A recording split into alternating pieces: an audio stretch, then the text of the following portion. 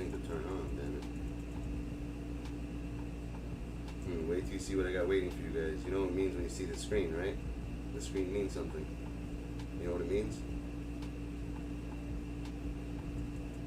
It means there's something waiting on the other side. That's what the screen means. What's up, Leo? What's up, Kyle?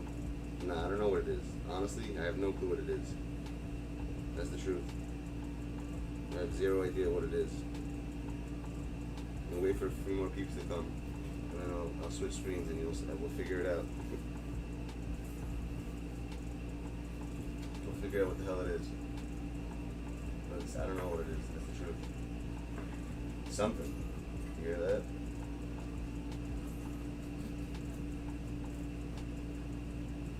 What's up, Infinite? Daniel, how you doing, buddy? What's cracking? How was your day today? My day was horrible.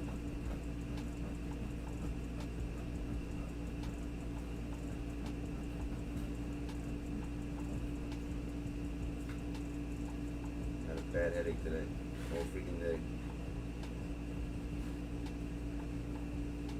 Yeah, we had rain here, then it was a thunderstorm. It was whatever. Maybe that's why. That's probably why actually I get a headache. It has something to do with that. Like the weather. Some nonsense. Who won today? The Bucks, right? The Bucks are 3-2 now.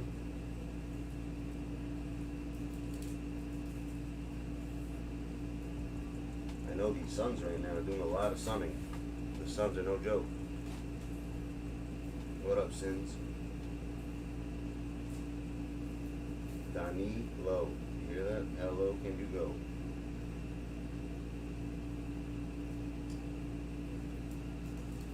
Nothing, bro. You want to hear it, bro? I got a headache, and the only way to take it away is to take these freaking showers, like these boiling hot showers to a point that it burns your skin. I'm not even joking. So I did it. It went away. I laid down. I fell asleep for like an hour. I woke up with the same fucking headache. I did the same exact thing. I jumped right back in the shower.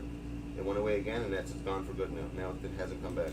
It's weird, bro. I don't understand why that hot water makes it go away. I don't get it. I don't understand what the water has to do with it. I don't know what hot water has to do with taking away headaches. I don't get it. Like steaming hot water, I'm talking about. Like, I probably wouldn't be able to take a shower like that. There he is, the legend. I wouldn't be able to take a shower like that if I didn't have a headache. That's how hot it is. That's what I'm trying to say. Just because the headache is so bad, that's the only time I won't even, like, I don't give a fuck, bro. I just know it takes it away. Could be. Alright, it's a good point. Good point. Good point. Well, check this out, peeps. We'll switch over to the next screen.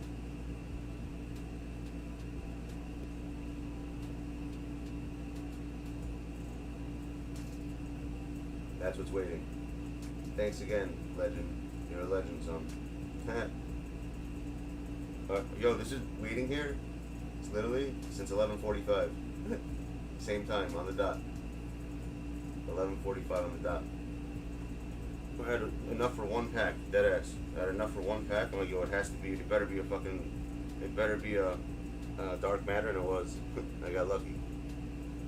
It ended up being dark matter, so I got lucky.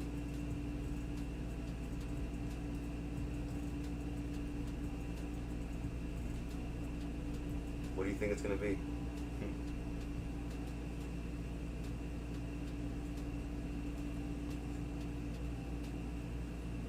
It could be a possibility of either Kyle Kuzma, Hardaway. I don't know who the third one is. There's one more, right? Whoever that third one is. Chris Middleton, Giannis, point guard, which I got already earlier. And I gave it to Nick because he was doing snipes. And who else? I think that's it, right? You know, I just told you who's in them. It's the what's it called? It's the. You think it's Middleton? Jaden's usually right. I don't think is Kareem in these packs? I don't know if Kareem's in these packs. So, well, what is it, peeps? What am I getting? Do you believe, then I'm getting it. If he believes it, I'm getting it. I don't have Middleton either. So you're just saying Middleton and that's it? That's all it could be? Or it could, I have a feeling it's going to be hard. I think it's going to be Hardaway. I don't know why, because that's what it seems that they're giving out. I hope it's not Hardaway though.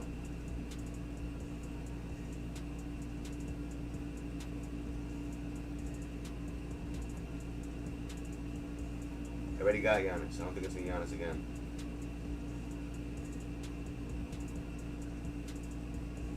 I don't know. Should I just flip it over now?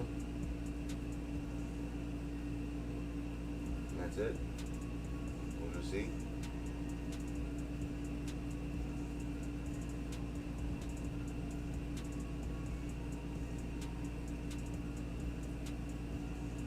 I guess we'll find out who the hell it is. Number 0. Who the fuck is number 0? Oh wow, someone said Kuzma. You were right. It is Kuzma. Huh. Look at that.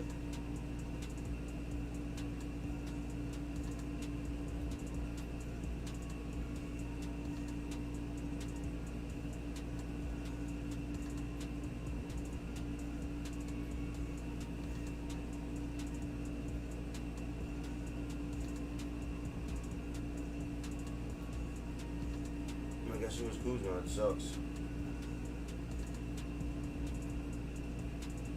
I have no clue. But someone said you get Kareem in here? For real? Where? Oh, you can. Well, yeah, but that's not a dark matter. That's an opal. How could I get Kareem? You could only get these. Magic looks like is one. One invincible. I guess this one. Dirk McGurk. And that's it.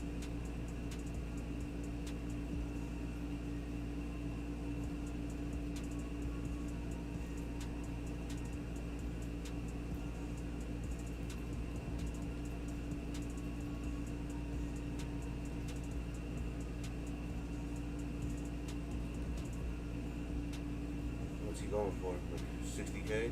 50K? 70.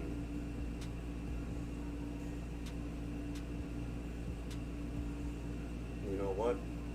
Fuck that, bro. I need the original owner one. This one has a shoe in it already. I'm not gonna fucking deal with that. We can put this one in there. Fuck that. If it's not saying it worth anything.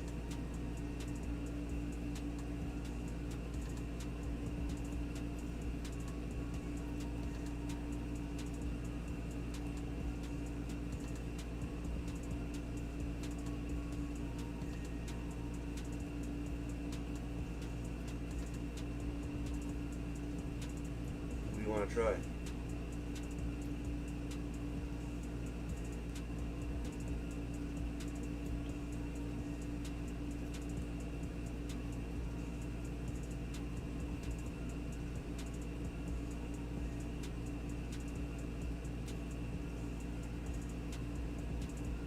I said 60, that's crazy. It's exactly what he sells for, 60 on the dot.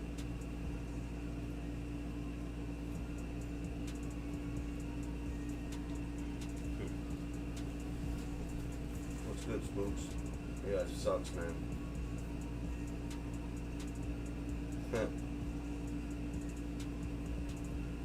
What's up, Jaden? You can't what?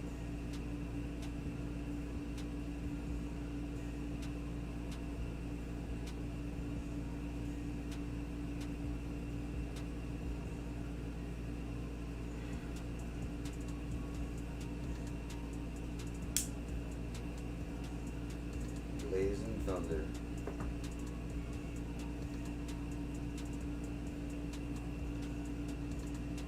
No one's buying that yet? No one wants it? I could open up 4 more packs. I know, right? I said probably 60K.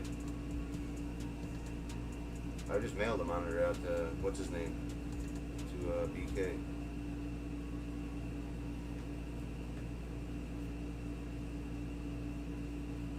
I know, right? I'm like, what's he go for, about 60? That's crazy, I had no idea.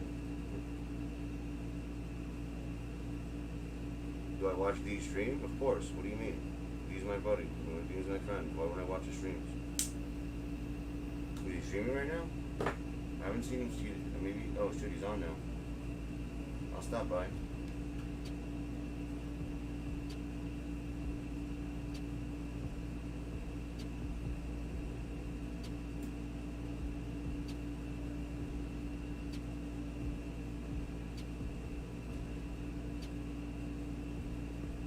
Yeah, I didn't even know he was streaming. I haven't seen him streaming in a while. It's an Acer card. It's a good monitor.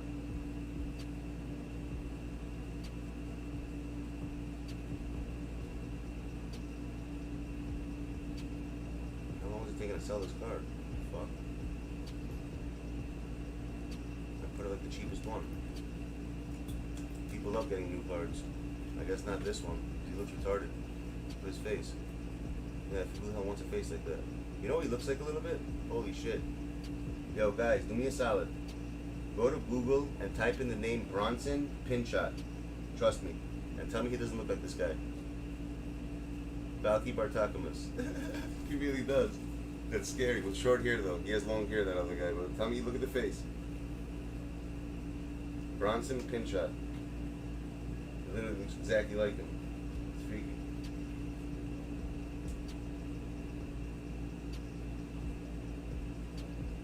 Taco? Why do you need Taco? Fuck Taco, bro. What the hell do you need that card for? He's trash.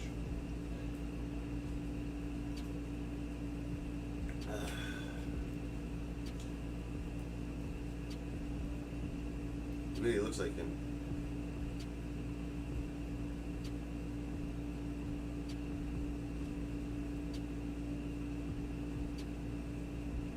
You don't think, who looked up that name? Bronson Pinshot. Balky, but he played in a show called, I forgot what the show was called, shit. Perfect Strangers, I think it was called. Some weird name. It's an old show. Legit looks just like him.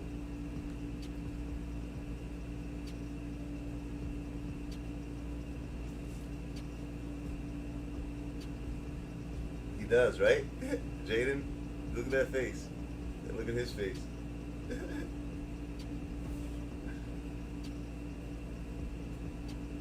Legit, he could be his like stunt double. That's how close they look. He literally looks exactly like him. It's kind of creepy. How I knew that, I have no idea. I just, for some reason, in this picture, he looks just like him. Damn, no one's buying it. Great. All right, I guess I'm not meant to open up more packs, I guess.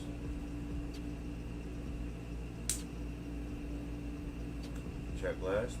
You love Wise in our game. The way I see it, Taco move. Really? What's so good about it?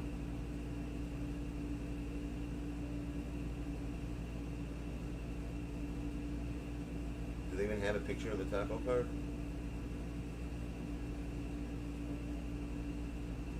AZ? What do you mean AZ? What's AZ?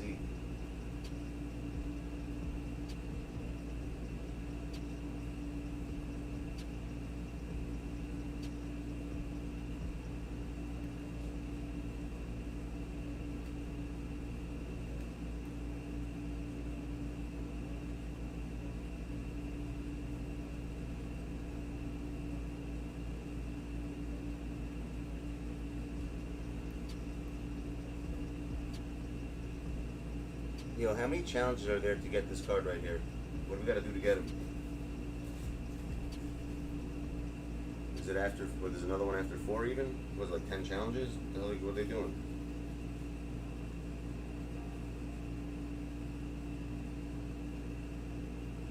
The time agendas? What the hell are the time agendas? I don't know what that means, the time agendas.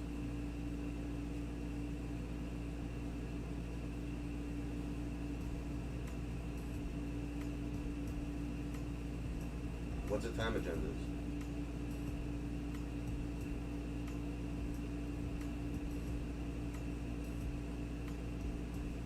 Yeah, but it doesn't show the card.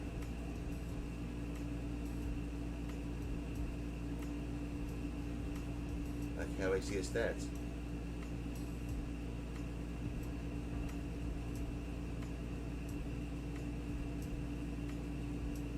$34.51. What's this? Fuck that. I'm not doing that.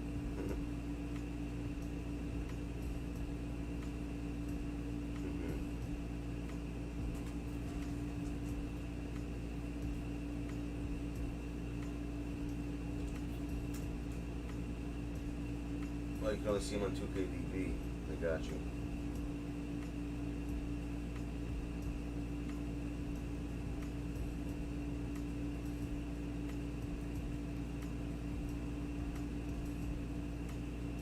Yeah, you can't see him. Damn, no one wants to buy that card. That sucks. Whatever it is, what it is. Welcome to the Motherland, he says. I hear that. Kinda wanted that card to be Chris Middleton. It sucks that it was freaking Kuzma. I don't really like Kuzma. The only reason why I got it, because I got it for like fucking 40k earlier. So that's the only reason why I got it.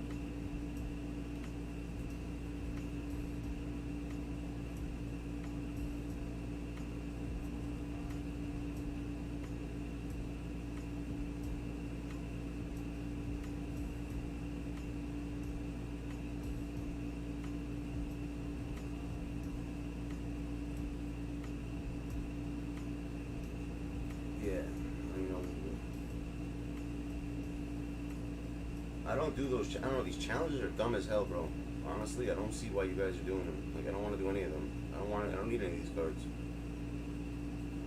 They don't look interesting to me. Any of them. Maybe just this one. That's it. But I don't even know how it's possible to do this challenge. This challenge is really hard. 20, 20, and 20 in fucking 5-minute quarter. I mean, the only thing I think that you could do is basically rebounds, assists, and points. But you can't really control how many rebounds you get. That's the only thing. Like, you can't. I don't see how you do that. That's the only one that you can't control. You can control the assists. You can control the points. You can't control the rebounds. So the rebounds would be the only thing that'll be hard, like, to figure out. Yeah, but how are you gonna get it? It has to be the same player, doesn't it?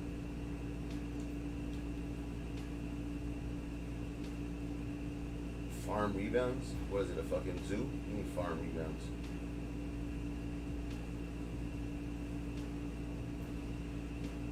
Yeah, but then you have to win the game, my dude. It's on Hall of Fame. You can't just miss shots in a Hall of Fame mode.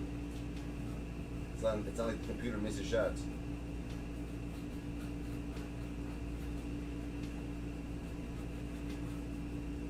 Do you have to win the game? Or you just have to get 20, 20, 20, actually? That's a good point, actually. It doesn't say you gotta win the game. Oh, it says win the game. There you go. Fuck, it does say win the game. Shit.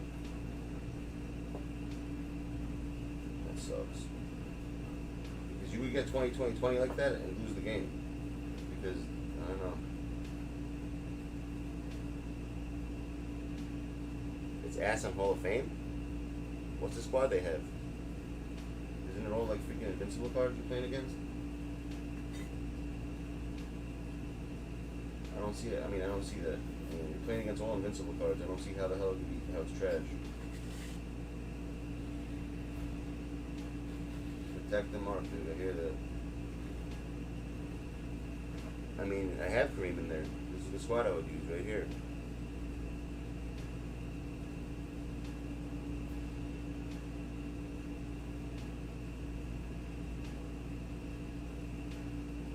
You're probably saying I should put Muggsy Bogues in the power forward position.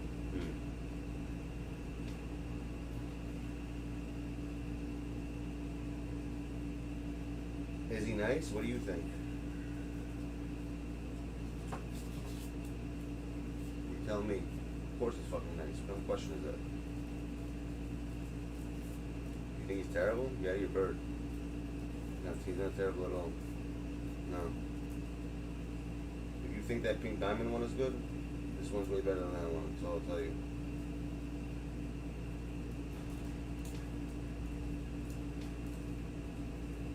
Is he?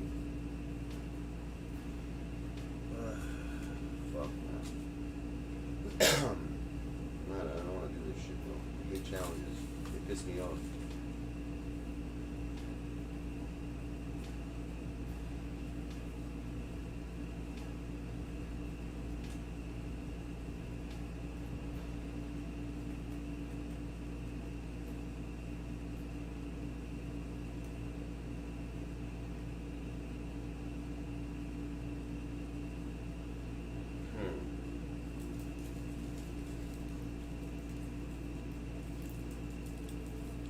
me for a second. What time is it right now? 12:15. Nah, it's nothing out now. What up, Cash Money?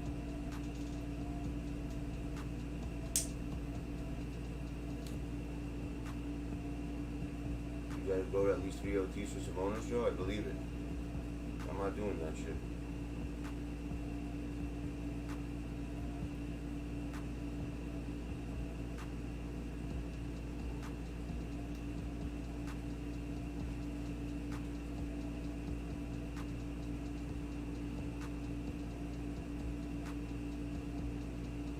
The Cash Money Heroes.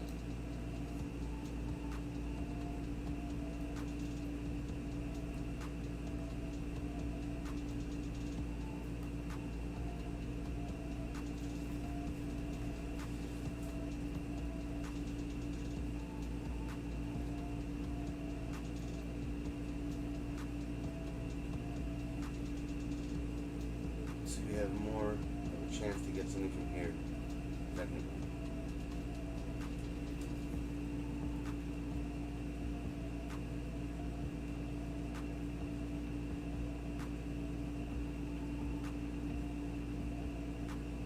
Which one do you think makes more sense? This one does, right?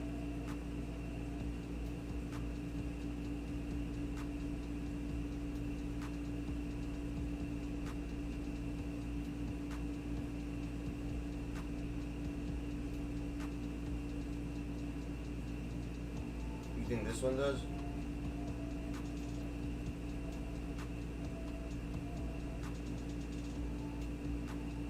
Yeah, Spire Zone.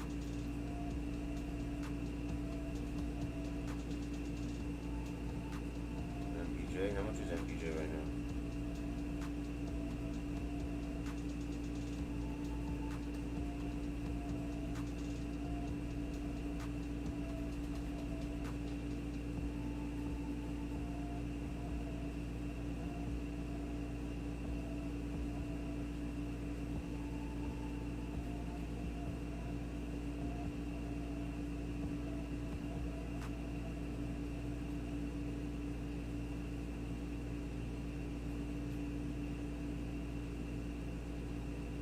Yeah, these ones make more sense.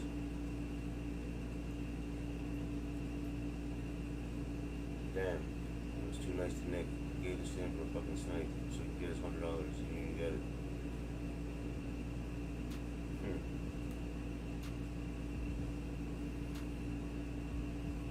Why? I don't save MT. Only on Friday they save it to give for you guys.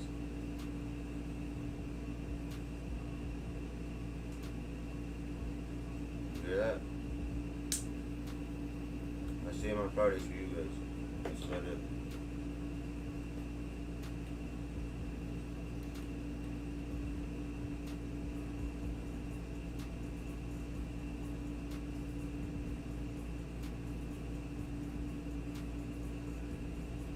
Cause chaos? What's up, man? I cause chaos. Makes sense.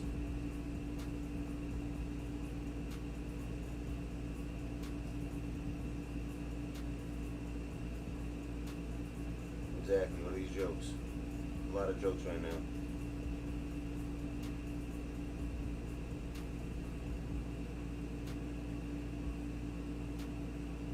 Yeah, Mikhail looks like very hard to get. Looks pretty hard.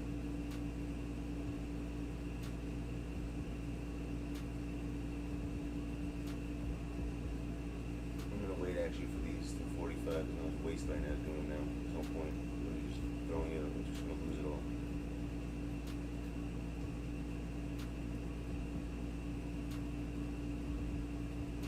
Who said they want to try some cards?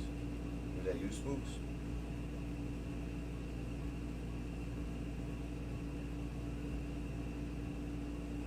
Oh, Jacob did. Someone said he wanted to try something. I don't remember who it was.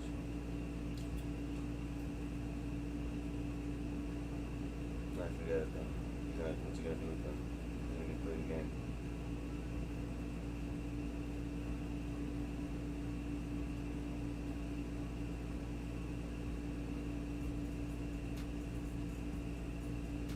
thinking about something for a sec.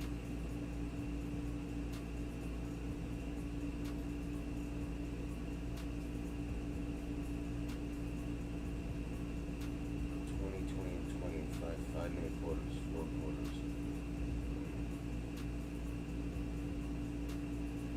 How's that possible? I can't see how that's possible.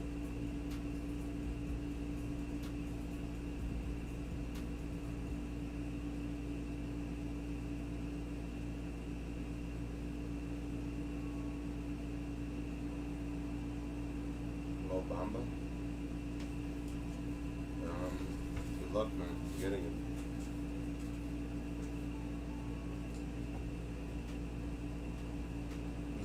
He's alright. I don't think he's that great, to be honest.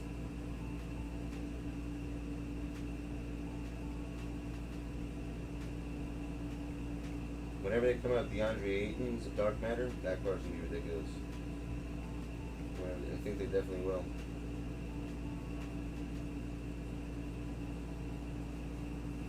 Unless they have, is it part of those challenges or no? Do they have Ayton in those challenges?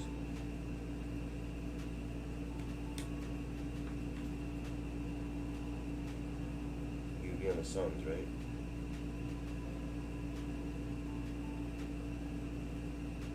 No, they don't. With Sean Marion.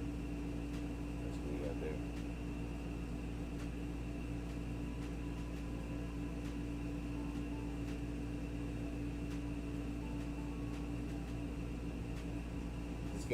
This game also is retarded.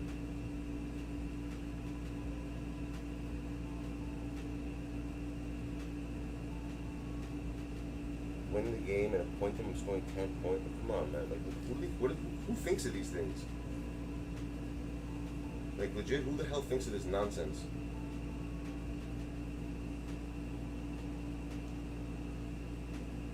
What's he on? Like, he was marking. What team was he on?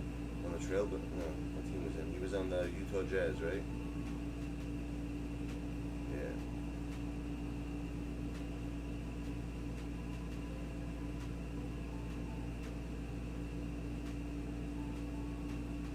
While recording 0 3-pointers as a team? What the hell? That's so dumb. How's that even? Is that even possible?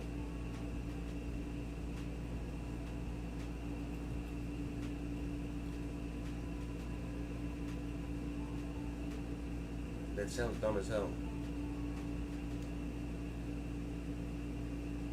So you people, I don't understand how the people actually did these things. You got him because he's the best? No, you're the best. I don't know. These challenges look crazy.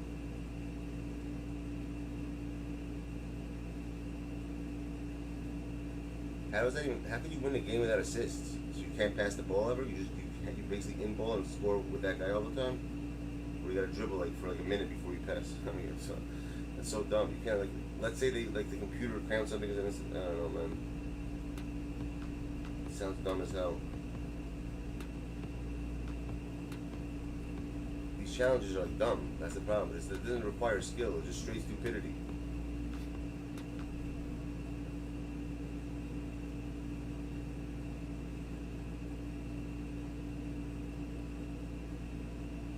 That's easy.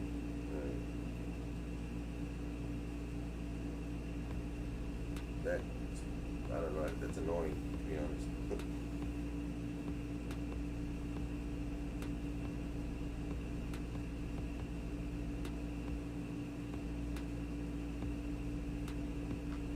No fouls? Let's say the computer, you see, that's the thing. Sometimes the computer fouls. Let's say someone on the computer fouls, you're screwed. You know what I mean? It's so stupid. You can't control that.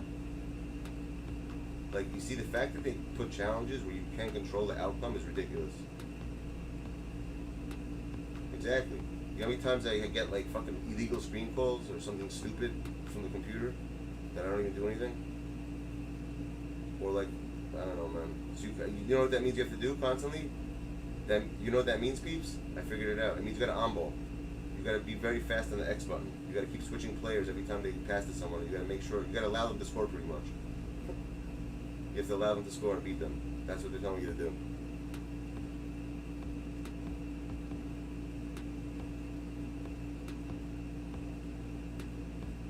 have to allow him to score and constantly switch to player. You have to on-ball the whole game and constantly switch. I mean, you can still get a foul that way, but that's the only way. Most likely, you might not if you do it that way. That's the only possibility to make it happen. No off-balling.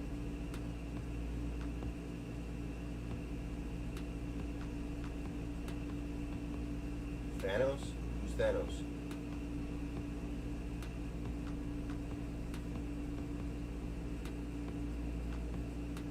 What do you mean Thanos tomorrow on my team? What does that mean? Oh, they already announced. Well, they announced who's coming out tomorrow. That's what you're saying.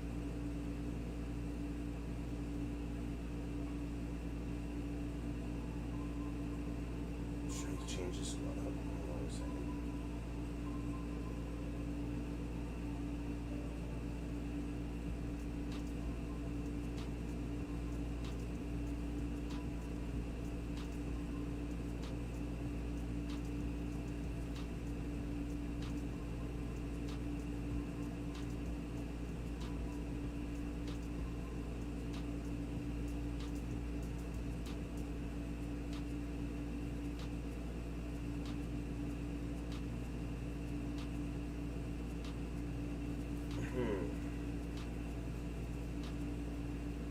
I have no idea what's going on. What's up, Tech?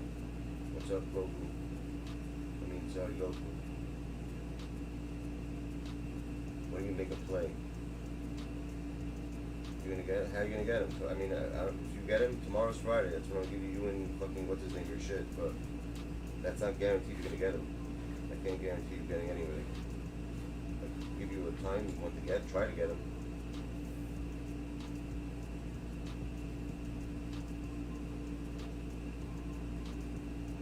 What does that mean?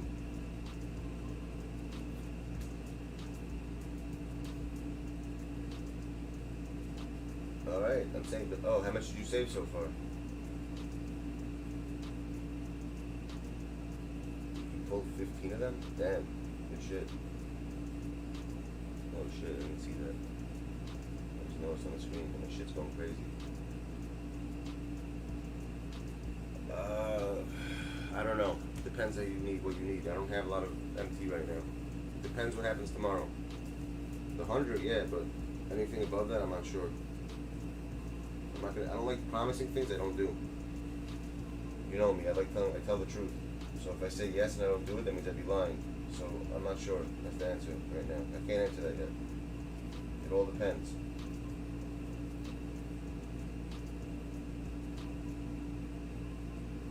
Yeah, and like an idiot, what I did was that's not an idiot. I was trying to help Nick make $100, and some of his people screwed him in his chat.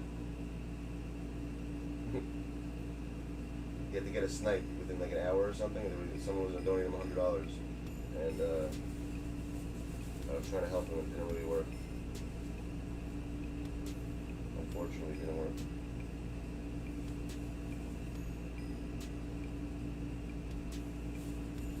Someone robbed one of his freaking people robbed him. And I gave him D-Rose also, actually. I just bought D-Rose back though. That was a waste, I shouldn't have done that. Because the other person literally said, oh, you can't do it anymore.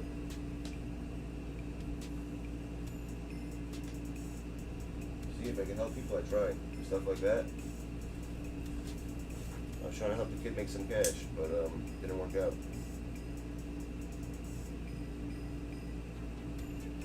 If that kid wouldn't have paid him, let's say he got it and that kid wouldn't have gave him $100, I would have been really pissed off. Really, really pissed off. See some people, like they say they do stuff they don't. So I don't know.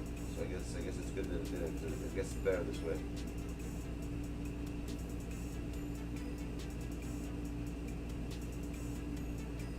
So what do you people think from all those cards that they gave for free? Right? Which one actually makes sense?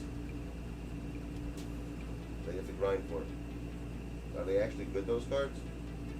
Or are they even like worth using, or they basically fuck their badges up, they fuck the stat? Like, what do they do to that? Did they mess the cards up somehow? Like gave them bad badges? They do something usually stupid like that with free cards. Buddy. So Wiseman, he's actually good.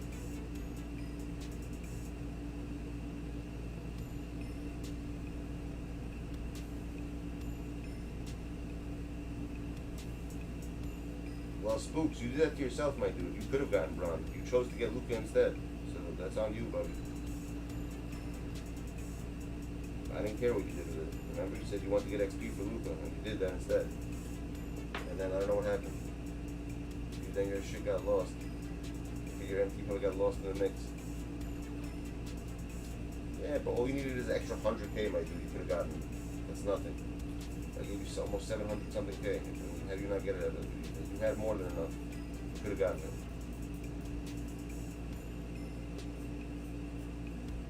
Some idiot jacked your card. Some piece of shit. You see, bro, there's thieves in this community. That's the problem. Someone put a post, literally right when you did, on purpose. Someone must have seen it and like copied your post. Which happens, unfortunately. Exact same everything. 100K is nothing. You could sell 3 of your cards, you would get 100K right there. That's how you get them.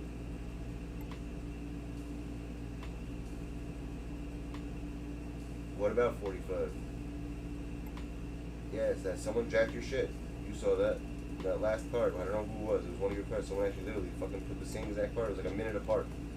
And I didn't notice it. That was pretty crazy. That happened to me before. It's happened before though. That I've gotten the wrong card because someone copied the card. Yeah, you're right. No, but it's not even about Twitter. What happens is people sometimes, they you know the people who snipe? There's certain kids who snipe. Like, there's certain kids who buy MT. So what they do is they know that. So what do? They try to look for cards that are shitty cards, like bronze and what's it called at 100K, right? They look for cards at 100K and they start copying and putting them so the MT sites might get confused and buy their card instead. That's what it's for. That's what the people do. You selling it? 45? Go ahead, peeps. Who's buying it from him? There you go, Pontraselli. Trying to make moves.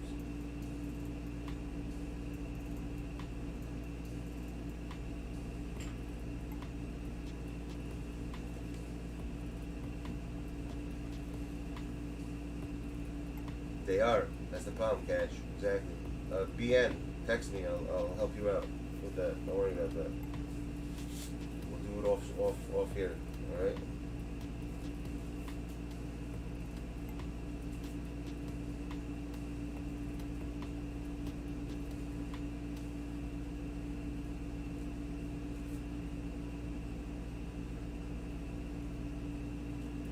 Man, you'll be good, Brando.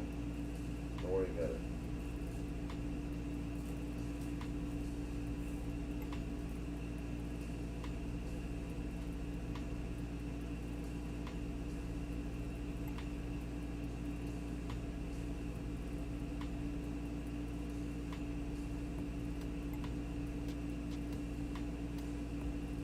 You might be in luck, though. You might be in luck, my dude. Alright, Brando, just text me and we'll take care of that. We'll figure it out. I'm the only person you can probably trust anyways. Half these other kids are gonna try to rob you.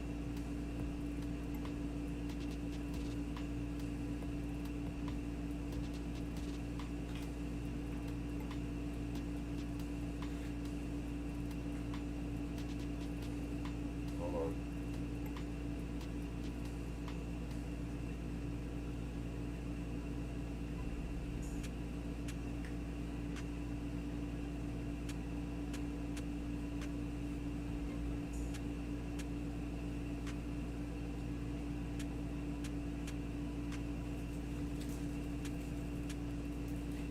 Yeah, Goki might be in luck, alright?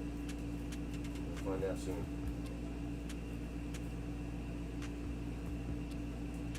Alright, so what are we doing today? We want to do some, shit, it's Thursday today, and I did Tuesday, Thursday yesterday. I'm an idiot. I did the wrong freaking thing yesterday. You want to do $5 games? What's the deal?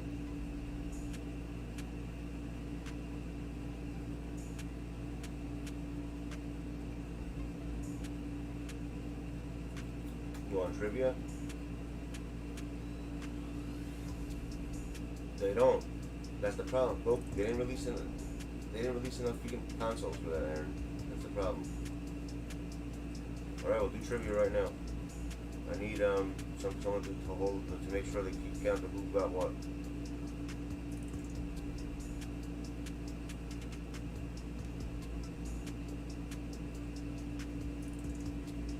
Where's Josh at?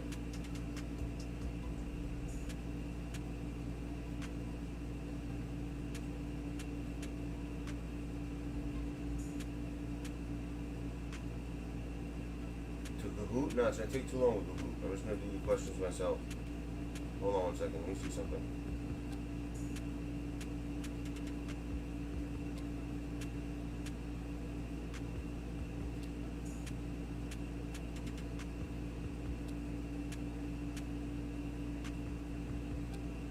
Yeah, Brandon, 1 second. Fine. Let's see.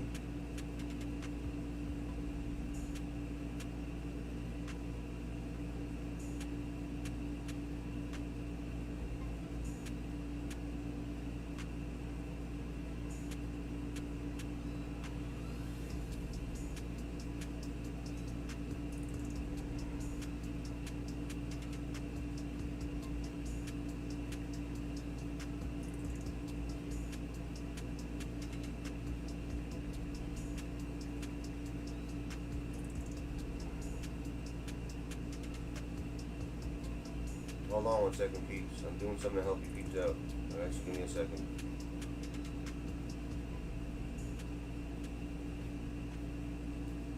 Give me a minute. I gotta take care of something for you peeps.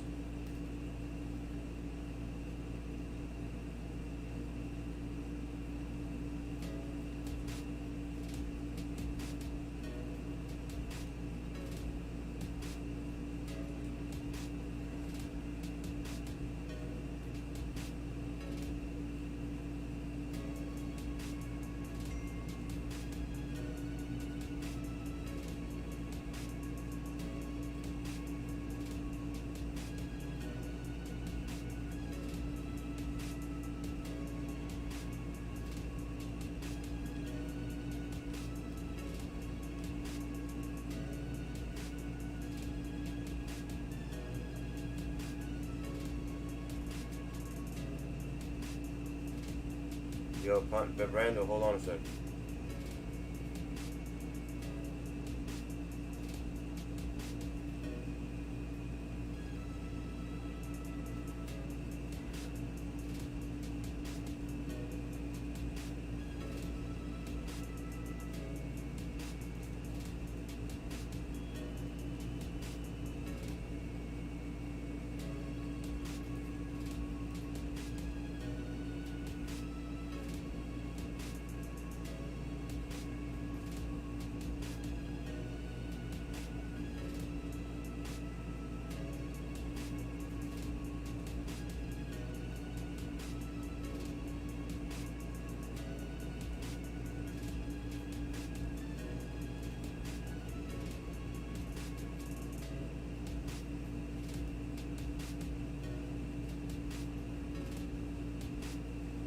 Alright, 1 sec.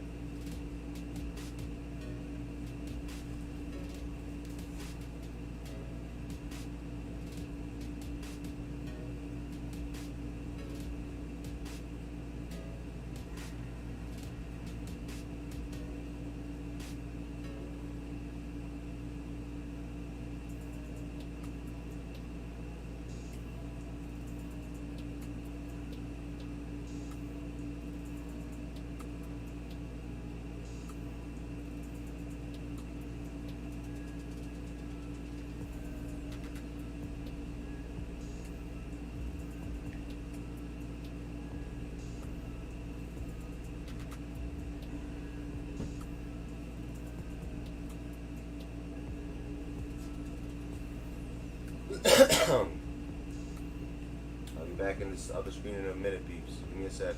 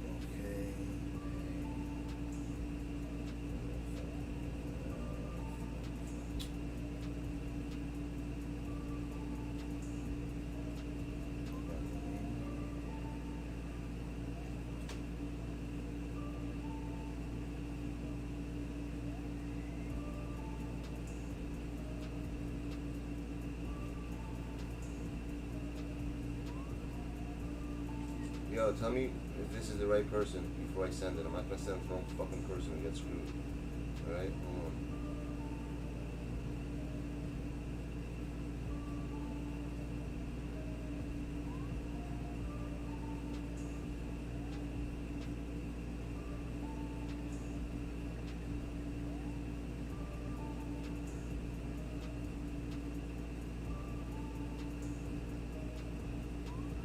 Brando.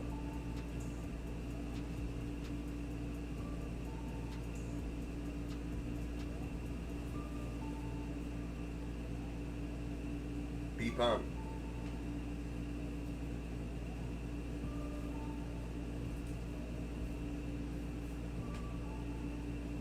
Alright, I'll wait for him to answer me.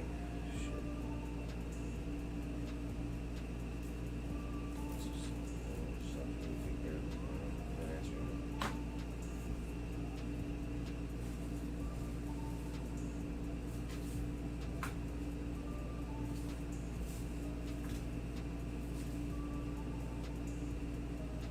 Brandon, where the fuck are you?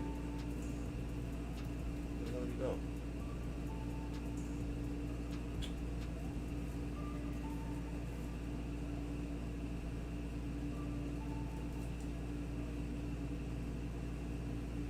Brando? What, are you banished or something?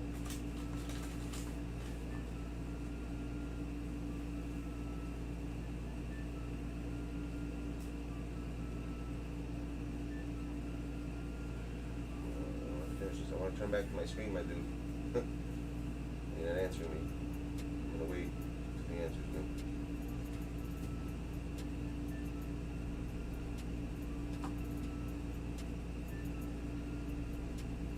Yo, Brando. Read your fucking text messages, dude. Shit. Okay, thanks. That's the right one. Alright, check right now in a second. 1 second, Brando.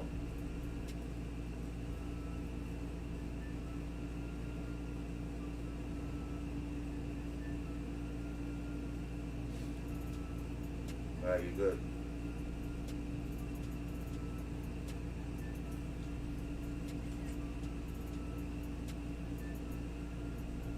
You good?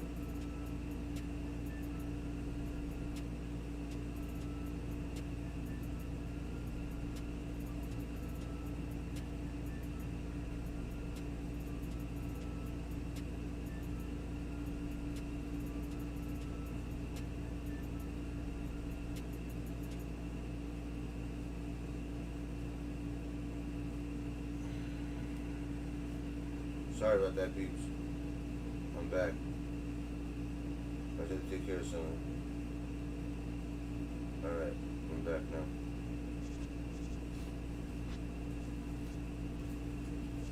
Nah, he's here. Don't worry about it. I'm not doing anything. I didn't do anything.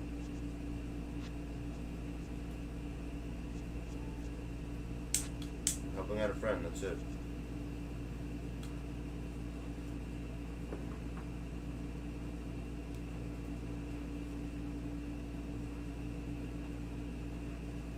What pack window? There is no pack windows. Yo, Brando, you good, right? Alright. Let's continue. So, I'm not doing these challenges, I decided. I'm not doing them.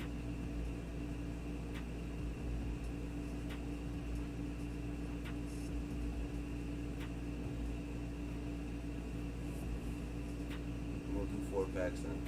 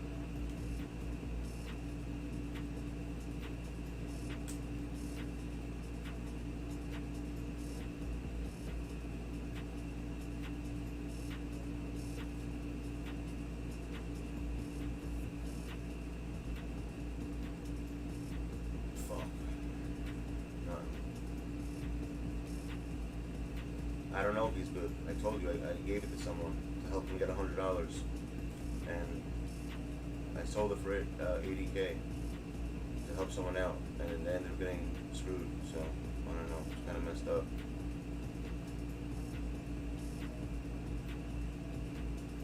Damn.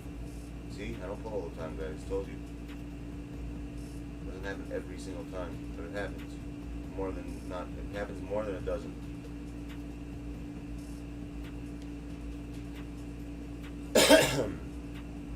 Remember when people used to go, yeah, he lost this exactly. Remember when people used to go crazy for this shit? For these types of cards, for opals? Now no one gives a shit about them. It's the funniest shit. People used to go crazy for opals, now no one gives a crap about them. It's like worthless.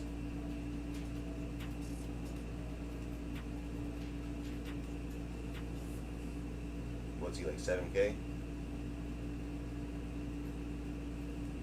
No, he's more. 7 something, he has to be in the 7s. I knew it.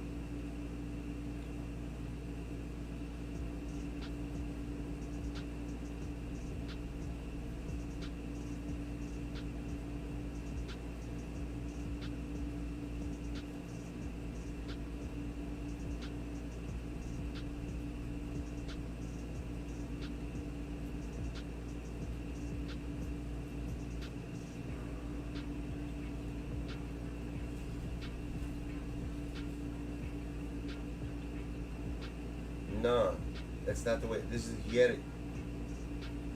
You fucked up? Why? What happened? It wasn't like that, by the way. What happened was, he had to get a snipe in order to get $100. That's the only, so. Oh, you fucked up? What, the last minute or some shit? They screwed you? No, that wasn't gonna help him win. He didn't need empty. He had to get a snipe to get $100 within an hour.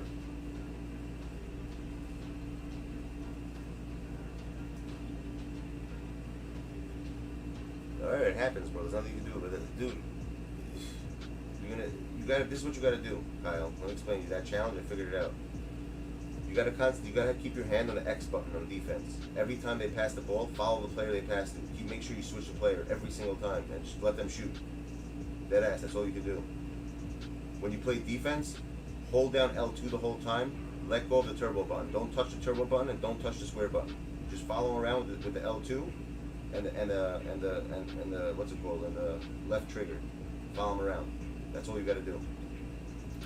You do that, you won't get no fouls. Unless the computer does something off ball which you can't control. Like, you know, like if they do something on the other side that you can't control, which happens still. That does happen. So I don't know how, you know, that's what I don't understand. If that happens, I don't see how the hell. Are we playing? I have no idea. You tell me. I actually have $5 left in $5 in cash out. Let's do a $5 game.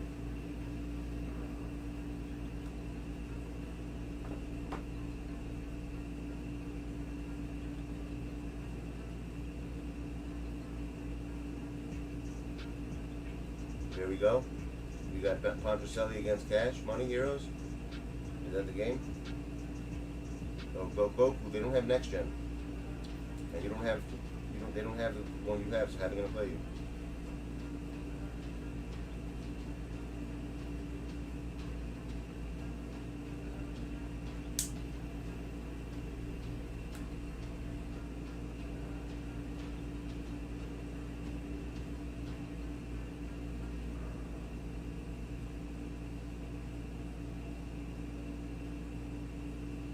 You gonna get the triple threat first?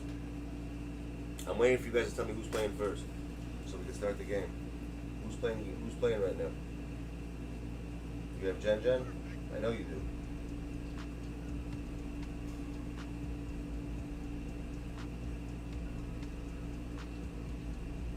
No, you're not playing in it because you're in Australia. You gotta play someone from where your country is. Because you're gonna have too much lag. It's not worth it, bro. If you find someone from your country, then yeah. But if not from, you're not playing from someone from America. It doesn't make any sense. I care about it because it's gonna keep disconnecting at the game. I'm not playing 15 games in order to finish a game. I'm not having someone play 15. You know what I mean? It doesn't make any sense. Unless you get someone. Is anyone in Australia? or that part of the world. Last time I did that shit, that's what happened. You know anyone who's from your area? Bryce, find someone from your area and I'll do it with you. I'll do it for you then, alright? Go find somebody. Okay, go get them.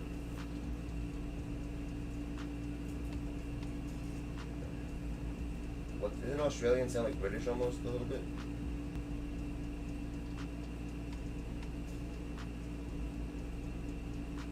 Okay, so I thought Australian like British accents are similar.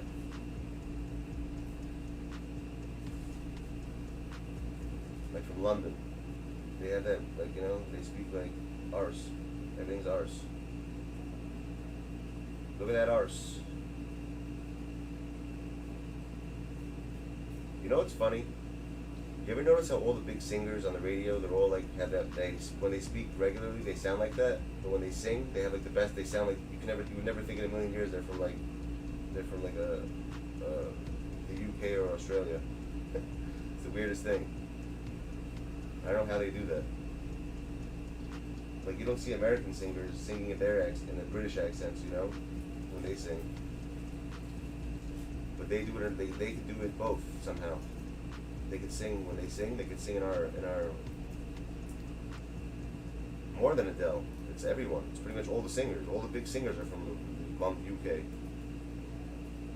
Yeah, no one would ever think it. Exactly. I wonder why why can't they sing in their own voice? Why are they gonna make it like an American sounding voice? You ever think about that? What, they don't like their country? Like, it doesn't make any sense. What's so good about having an American voice?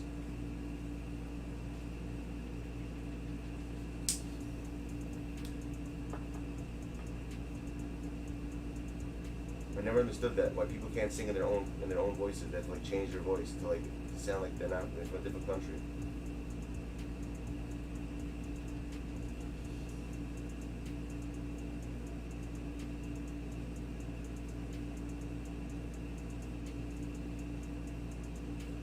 Who? UK Drills? Who the hell's that?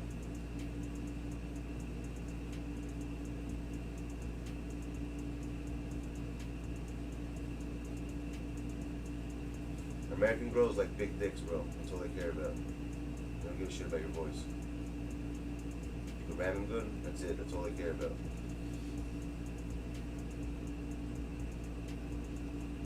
They don't give a shit about your voice. If they know how to shake the box, that's all they care about. You do that, you're good.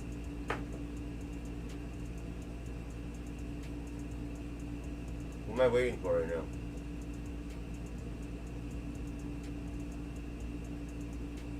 Yo, Cash Money Heroes, am I wrong? Think about that. Am I wrong?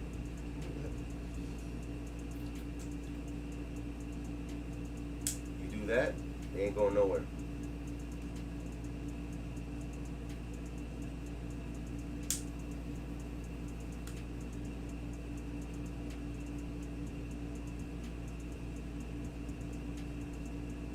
I'm waiting to share screen with somebody. Exactly, Daniel.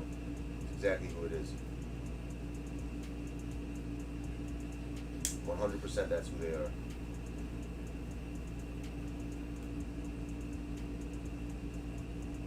What'd you get him for?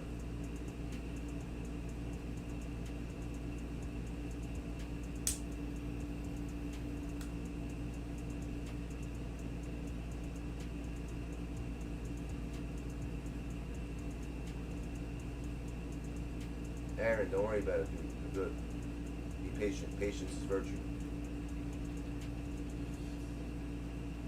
I don't get empty.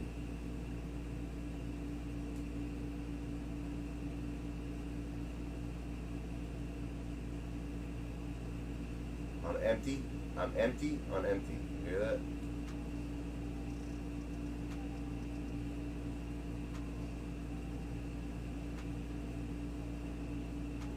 That's not bad. Does he have what? Which one are you talking about? You talking about the point guard one? No, I'm straight up naked, bro. I gotta get dressed. I'm literally sitting here with a fucking robe on. You know, looking freaking crazy.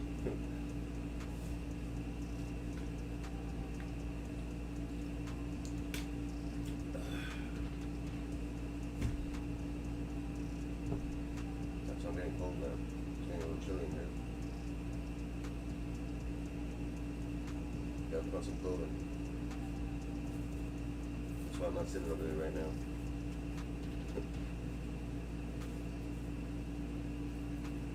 How good? Yeah, but dude, the Wiseman's deadly, but they're telling me there are cards out there that are not as good. Yo, you guys starting your game? Who's inviting me? What's the deal?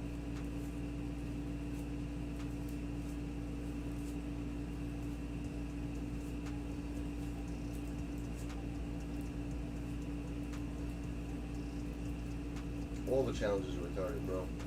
I don't even know why. I don't know. I don't know. I don't feel like doing any of those dumbass challenges. You know what that sounds like, Bryce? What you just said? That sounds very sword fighter-ish. If you knew what that meant, the way you said, "I need this Bobo." I need this baby dick, he says.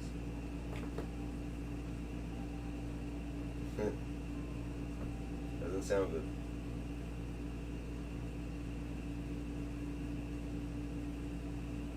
I don't know if he knows what it means though. That's the problem. I don't think he was here when I showed people what it meant. Bryce, when you get a chance, go to Google and type in the meaning of Bowl, and you're gonna start cracking up. Go to Google, type in what does Bowl mean in Hebrew, specifically in Hebrew, and go see what it means. You're gonna start laughing.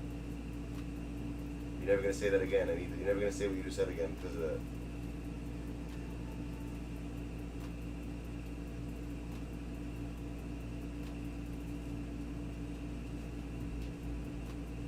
It means a baby's dick, bro. That's what it means. A little tiny baby's dick. That's when someone has a baby, like, look at this little bobo. You know, that's what they say. That's what they call it.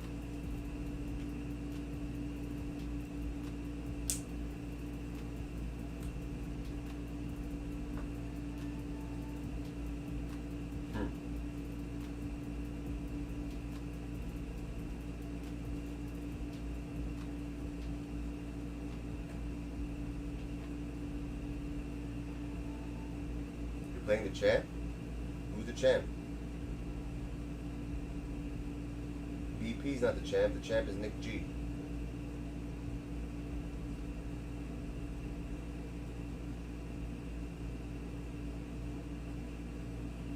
Yo, Cash. No, BP didn't win the whole thing. He got there though. He's good, but he didn't win the whole thing. Your eyes are hurting? Alright, Josh. Tomorrow we gotta do some stuff, Josh. So be here. There's some stuff I need you to do.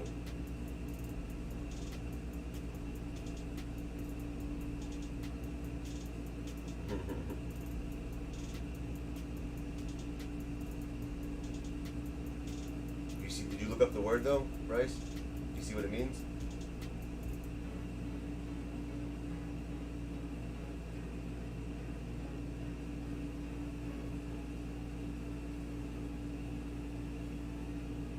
I told you I was going to help you, Cash Money. Did I not? When do I say stuff that I don't do? Have you found the time yet? I would love to see. I need evidence.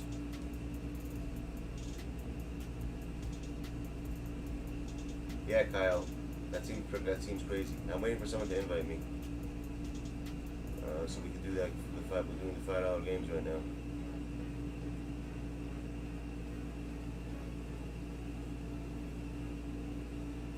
I don't know if I can get him those cards like that.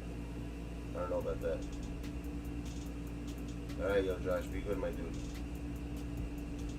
We'll get him good stuff, but I don't know if I'm getting him those. I'm not gonna make. I told you I don't make promises that I can't keep, so I'm not gonna make a promise to those cards. No, sorry.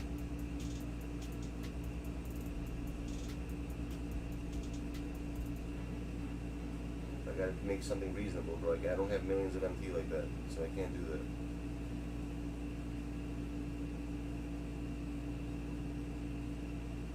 I have to help other people too. It's not just him.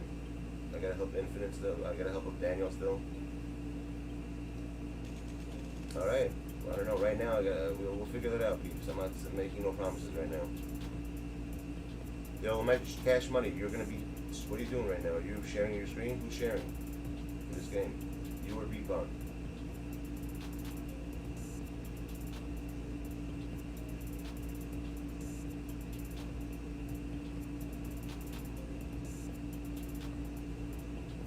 could be, listen, anything could be done. But it's stupid. Yeah, but someone's gotta invite me, my dude. How the hell are we supposed to watch your game?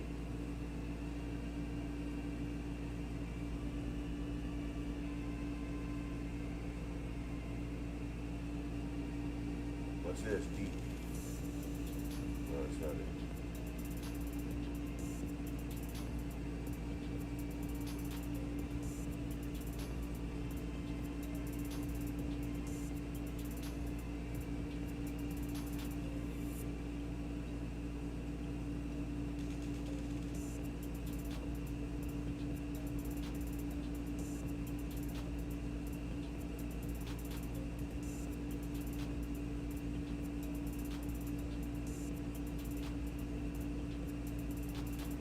Alright. You guys share your screen now, we're good.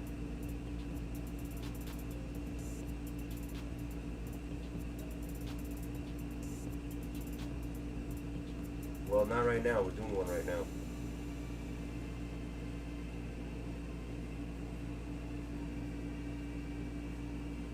Where the hell is the share screen?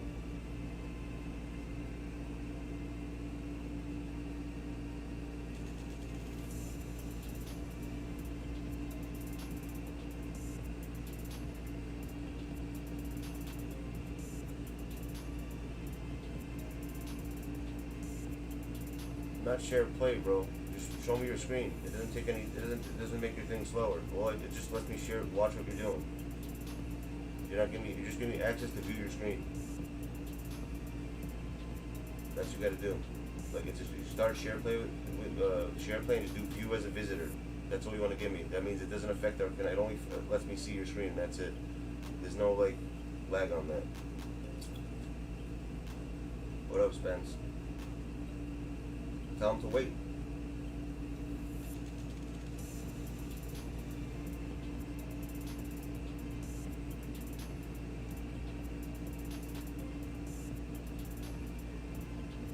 Whatever you guys want to do, I don't care. You guys choose that.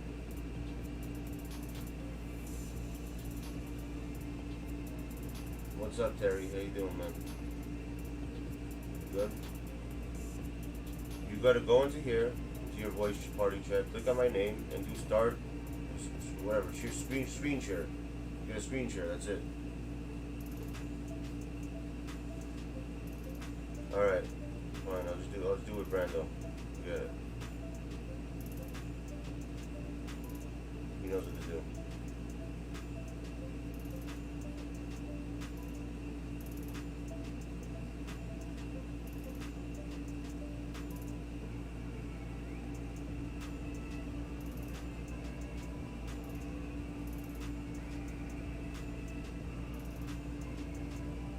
There you go.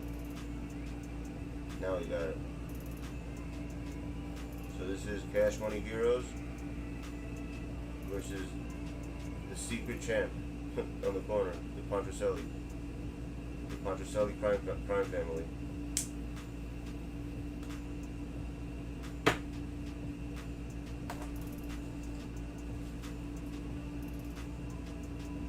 Yeah, but I only have enough for one game.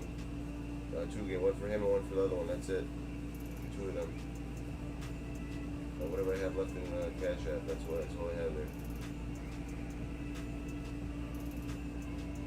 So who's winning this? That's what I want to know. Who's winning this game? What's the spreads? Is it going to be Pontracelli, or is it going to be that Ginobili card? I hate that card. Yo, be careful from that Ginobili card. Yeah, but what's the spreads though? I need spreads.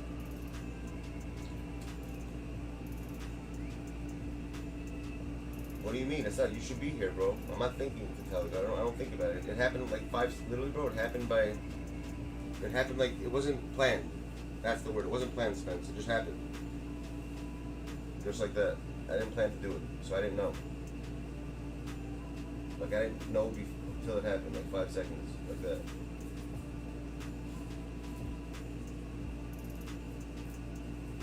Yeah, teams don't matter, that's true. They don't. Not in this game, of course, it doesn't.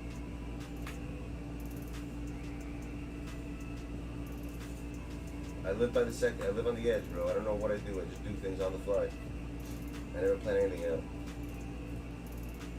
Exactly, Spence. That's what I'm talking about. That's what I want. We gotta have spreads on the game, but there's no spread. It's all about the spreads.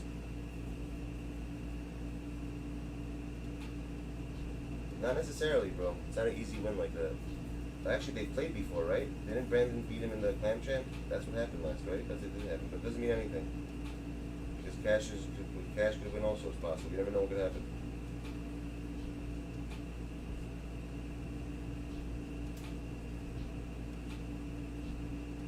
I don't think it's easy money, Spence. I disagree. Not so easy.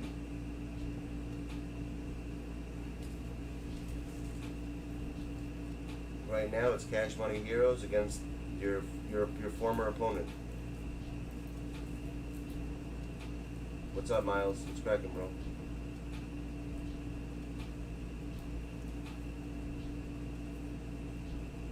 What have you been up to, bro? There he is. There's the real champ. The two champs are here together.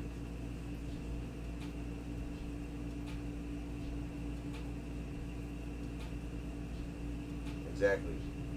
Possible. Anything's possible. I hear that. You got freaking Nick and ours, the two champs that. Yeah, actually, it's funny. You guys won clam champs the most. You know that? You and ours. Now that I think about it. Nick won. Actually, ours won. Nick has one above you though. Ours. I think Nick won 4 times already. This is Nick's 4th title. And you, I think, what, you at 3 now? Are you at 4 too, or you at 3?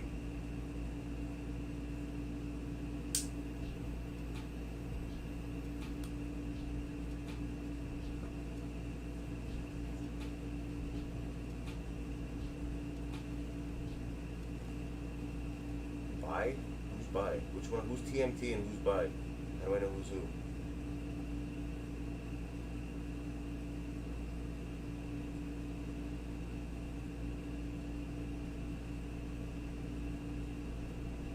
Right now they're doing a $5 game.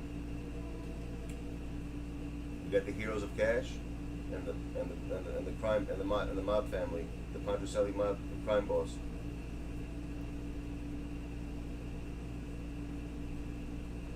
You bet cash? What does that mean? You bet him 5. What does that mean?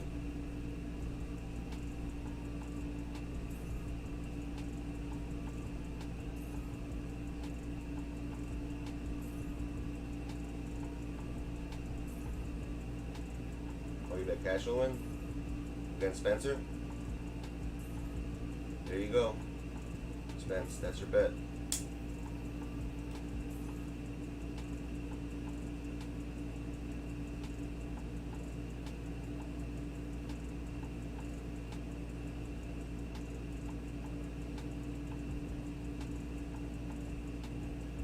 You have to make it official though. Spence, are you making it official with him or not? You got, because I don't want to hear later from. If he wins, also you can't say, oh, you know, just make sure that it's official. That's it. It's locked. There you go.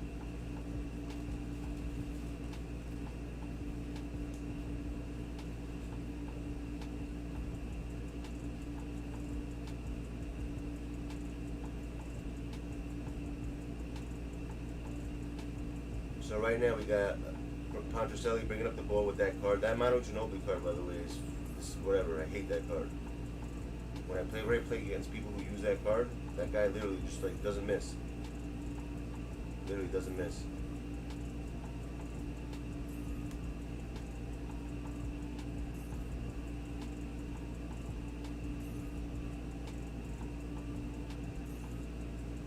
So far, the game's tied. Both sides are showing that, you know, they want to take this right from the start. But who has the willpower to win? You hate this game? I think there's a lot of people waiting online with you to say that. You're not the only one, dude. A lot of people hate this game. It's a very hated game. But yeah, we all play it. There's nothing else to do. There's no other NBA games out, unfortunately. Unless you're playing mobile. On the mobile versions, they got it. So Pondracelli's up by 1. No, he's not. Is that Pontracelli? Yeah, that is. Cash is the Celtics. All right, we got it. That was a foul. That was a foul right there, and they didn't call it. That's messed up. See? This is this game. They don't call like certain calls. He's taking it with Harden. He drives, takes it in. He's up by one now. They're trading baskets right now.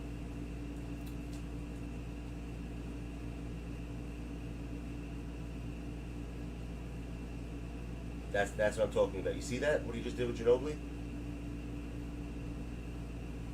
You see, I would put the special defense on the Ginobili card if I was you, Cash. Otherwise, you're gonna do that the whole fucking game and you're fucked. I'm letting you know right now. This is gonna happen.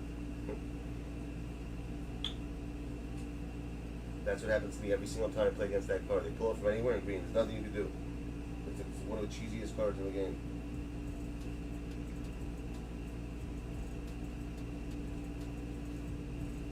It's ridiculous how cheesy that card is.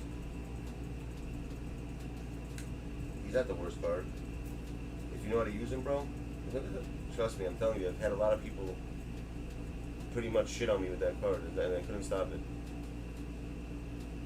Look at that, he's not gonna miss. He's gonna meet every fucking shot. I told you, man, that fucking card, man. I hate him. I hate that mono card so much.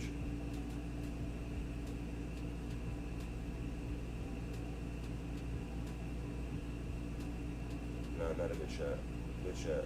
That was a good move. So we're about to hit the end of the first quarter. Pontracelli's up by 4. Wow, that's the first time I've ever seen that card miss. Shocker. Yeah, don't jump on this. Don't jump. Just play L2 on defense. Don't hold turbo. Hold L2 only. Damn. You should have done that. On defense, people don't know this. If you don't, you might know this. You might not. On defense, never hold turbo. Follow the player with the L2. Hold down L2 and follow the player. That's how you play defense in the game. That's how you play on-ball defense. And you have to have your hand, you have to tap the turbo button here and there to get a little boost, but never hold it down.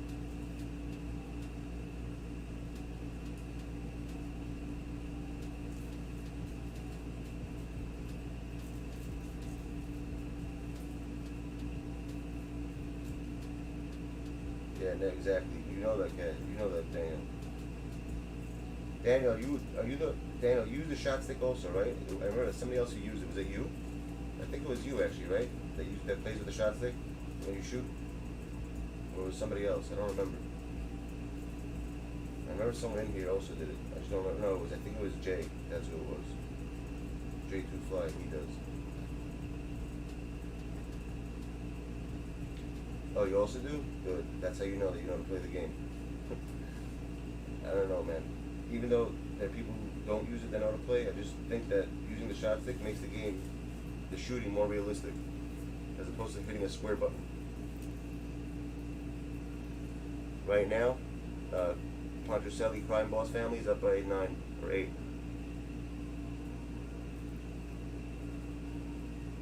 Oh, you did? What challenges did you do so far, Nick?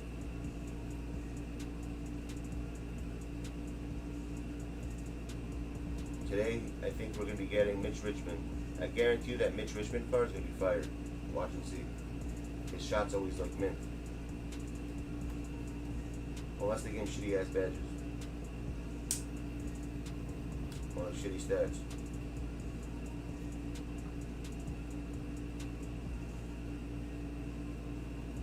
Really? How'd you do the reddish one? That one, what was that? The reddish one is what? You can't score, you can't foul them or something? You did something stupid.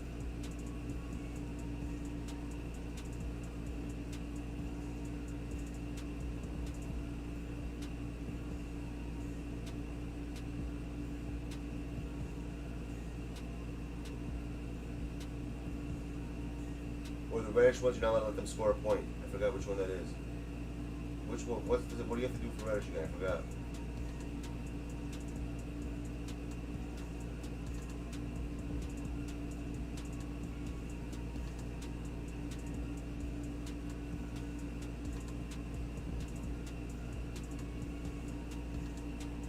Oh, that's the one we have to use all like fucking Ruby players or something? Something stupid like that?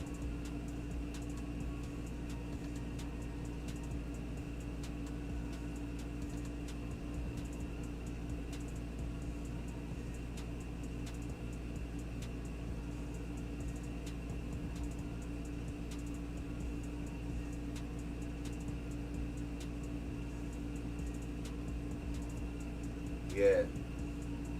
I don't know.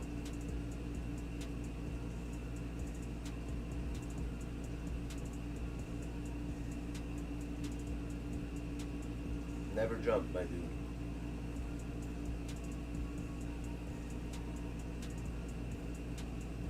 See, in a game like this, what I would do is, I do extended defense on the people we shoot threes with, only.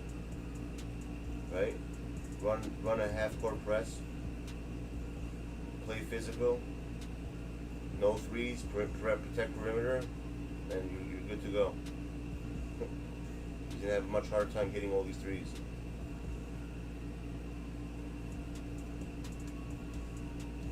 And crash offensive boards and defensive boards.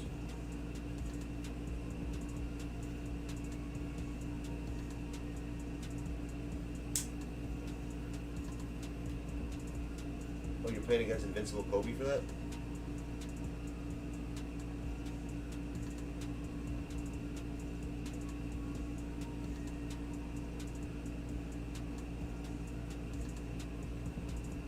Thank you. Exactly, Bryce. You didn't win yet. The game's not over yet. You never know. I've been down by 30 and won many times. I've been up. I've been down by 20 and won, down by 10. You never know who can win. It ain't over till it's game over.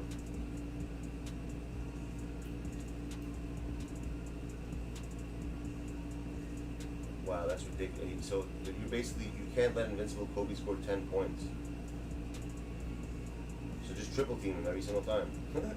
Put like, put the defense on, like put on extended pressure on him, and then just, and set it to automatically double team once you pass half court, and then do a 3-2 zone. There you go. That's how you do that.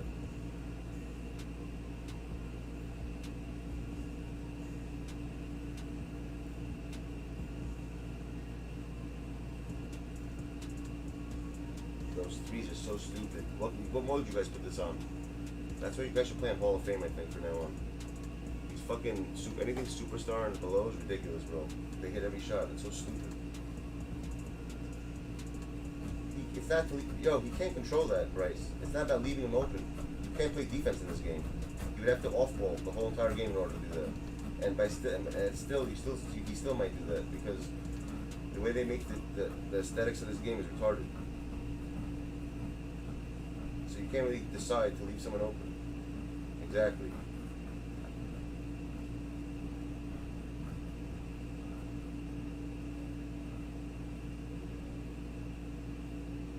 I think anyone could win.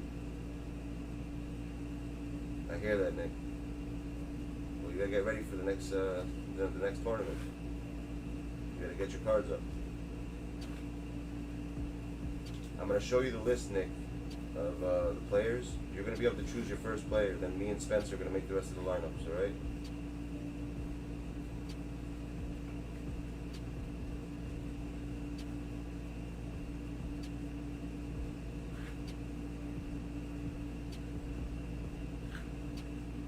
Since you won, okay, yeah, you're gonna be able to. I'm gonna send you a picture of it.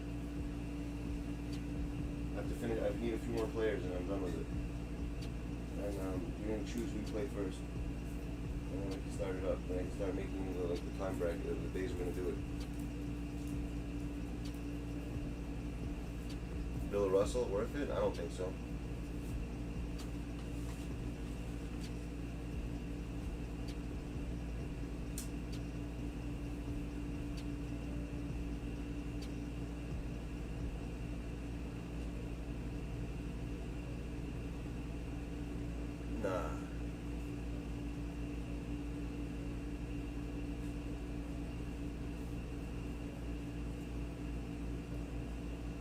Good defense. Good shot. You guys like that fucking the bar? I hate that shit.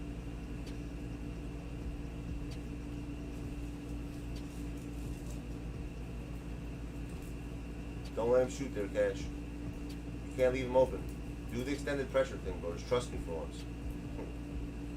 On the ones he's shooting with.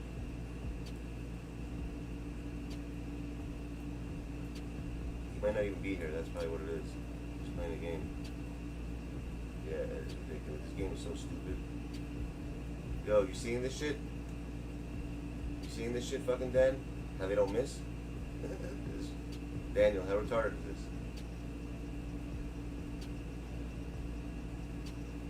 This is ridiculous.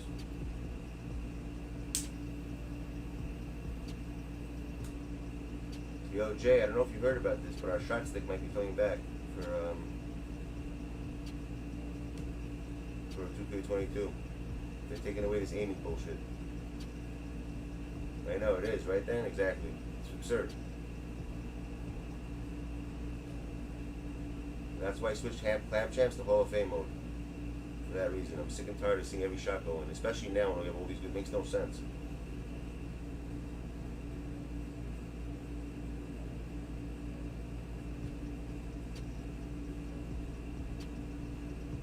Look at that. That doesn't make any sense.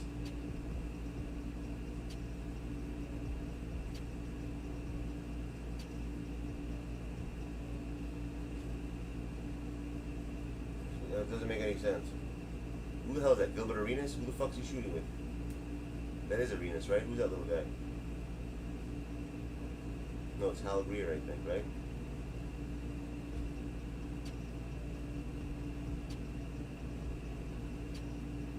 Val.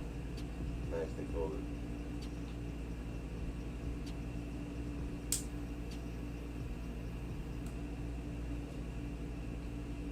Nah, he's not rage quitting. He's not a girl. He's not a girl, bro. He's not gonna rage quit.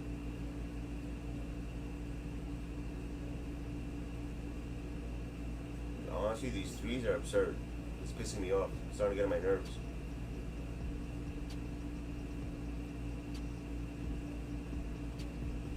They really don't miss. It's really insane how they don't miss.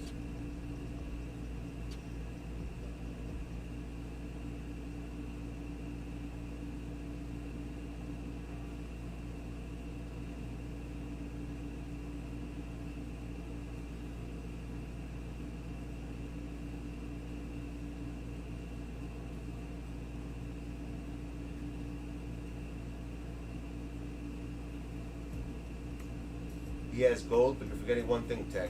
Look at that little red thing around his leg. The little red circle. That little red circle makes it that they don't miss. That's why. Why do you think people who use 5-men will always win? You ever notice whenever someone does a 5-man in unlimited, the reason why they win is because their players get that red circle on them the whole entire fucking game, pretty much. That's why it's more likely for you to win in a 5-man, because you just need 3 shots or some shit. You hit it and everyone gets activated.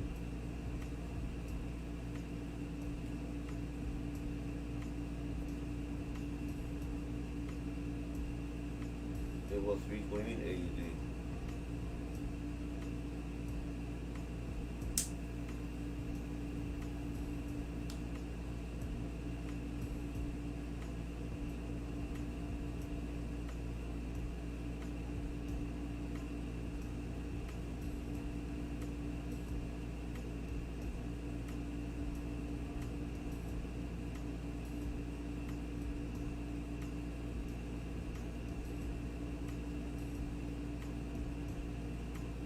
For me? What are you giving it to me for? I have nothing to do with this. I didn't bet you.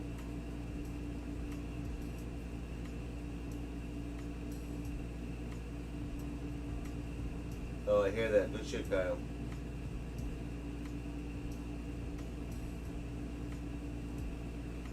Come on, Cash Money. You come back, bro.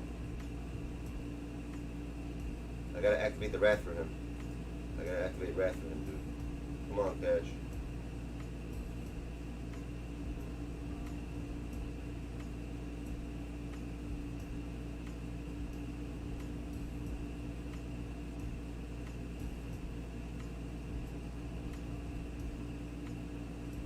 I can imagine, Kyle. I believe it. Why isn't Wrathman working? Just because I wrote something after it? I thought it doesn't matter. I thought as long as you write it, you can write stuff after it.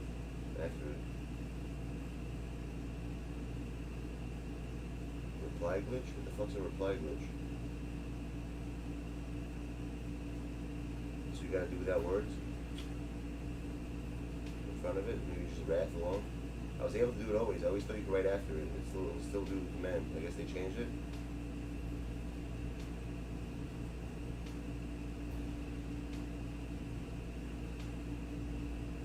It's not working. What the hell? Where the hell is Streamlabs?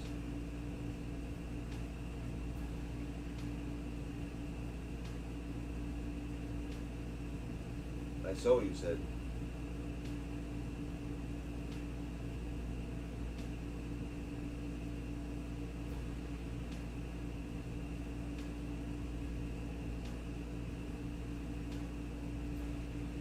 Yeah, PlayStation doesn't have any freaking glitches. Yeah, the Streamlabs isn't working for some reason. I gotta reset the freaking what's it called. I gotta fix it. Hold on. I'm gonna reset the what's it called right now. Fix Streamlabs up.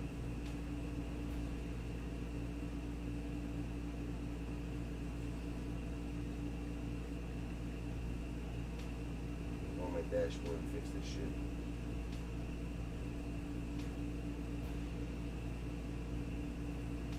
I have no idea why it's not working.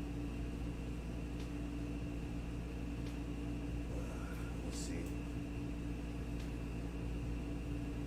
Where is it? Cloud dot. There it is.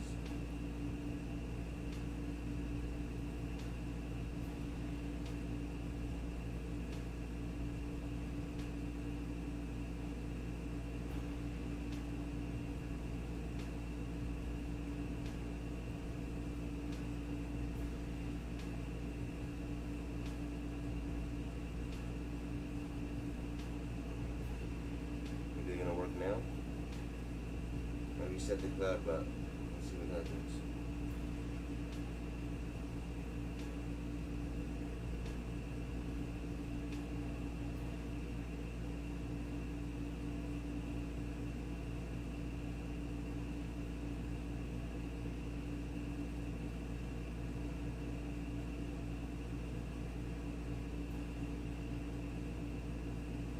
Maybe now it's gonna work.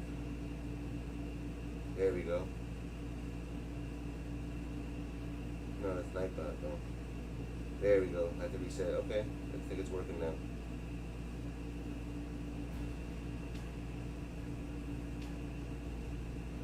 I just have to restart CloudBot. Alright, that's all it was.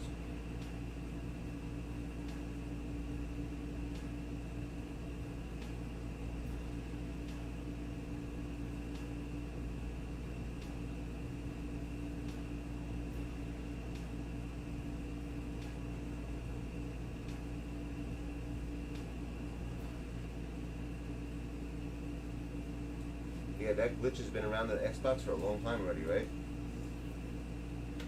Like you don't have to play your games or something. You just like press pause. You can like press pause or something, and like the time runs down.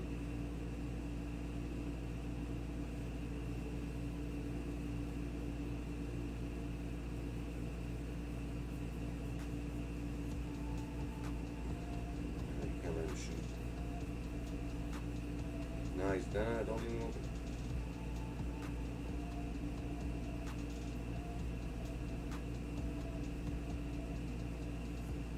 Good defense.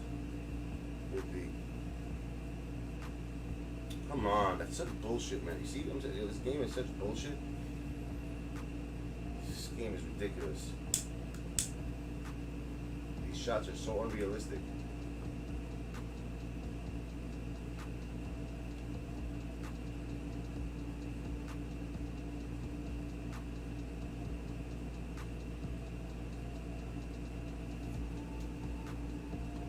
Why aren't you using directional passing? Because you had a guy open on your wing over there. I think it was Paul George. Wide open.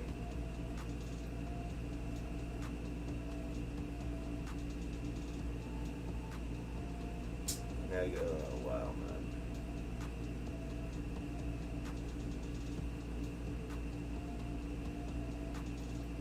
See, that's the problem with this game. Like, if you play against somebody, right? And like they keep getting offensive rebounds, like, and they're basically getting three. How do you win a game like that? It's impossible.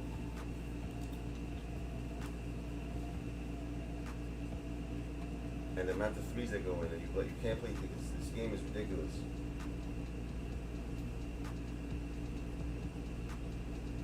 I wonder if they played in Hall of Fame or if it would have been different. I'm trying to think right now. I don't think so, Bryce. I don't think so. Well, you shouldn't say stuff like that. You don't. I wouldn't say that.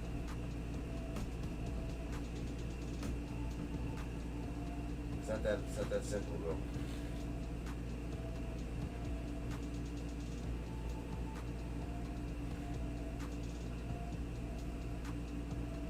You want to play? Go ahead. You're wasting your time, though. He's gonna like beat you by like 70 points, bro. He's not joking around, that kid. And all you're gonna say is, "Oh, my lag." I'm telling you, you're gonna complain about the lagging. I just know it already. I can tell. It's gonna lag and lag. You say, "Oh, it's lagging." I can't. You know, what's the point? That's why I said it doesn't make sense. Every time you play someone from the United States, you always have a lag issue, which makes sense because you're on the other side of the world.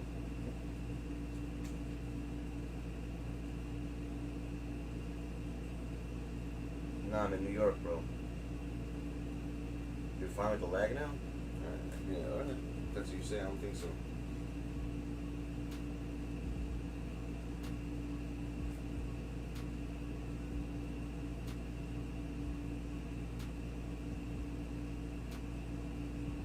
All the freaking challenges.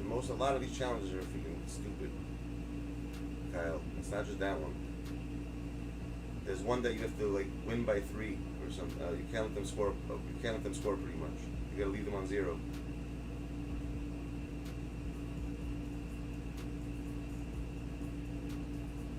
Yeah, look at the Halagir. It's absurd. How do you even get? Where is that card from? The Halagir. What card is that?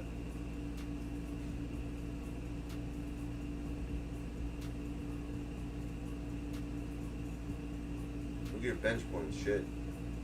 Second chance points. You see? That's what I'm saying. Rebounds. Look at the rebounding. Kill them on rebounds. You can't control that. You can't control this shit.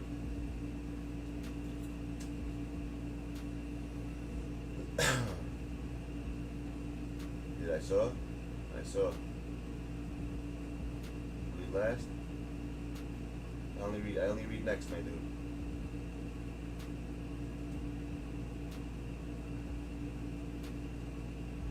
That Halagir card's insane. Look what he shot from 3. 9, that's insane.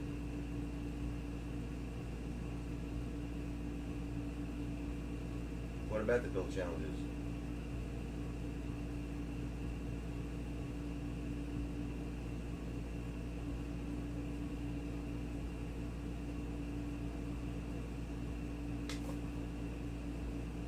Yo, B-Pong, go invite him. I gotta see this. We're still on share play. Go invite this kid. I gotta see this, Brando. It's gonna make me. I'm gonna have a good laugh out of this shit.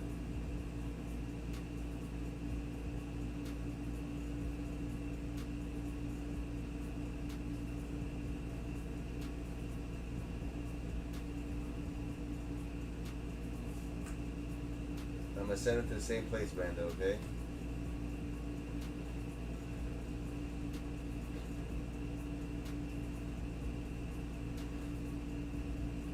I mean, it's like the president. Even when I lose, I win. You know what I mean? I'm the greatest there is. There is no better. I can't lose. Even when I win, I lose. Even when I lose, I win. Exactly. When I lose, I win. I'm undefeated. It makes sense.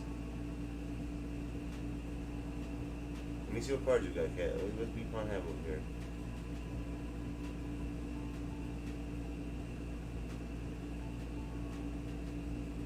Oh, you do 10-man? It's pretty much a free. It's all free. And you like Bagley? Really? That's the best center you got is Bagley? Interesting. Just trust me, B-Pom, play him. Please, you have to. Oh wow, smart. He's selling everything.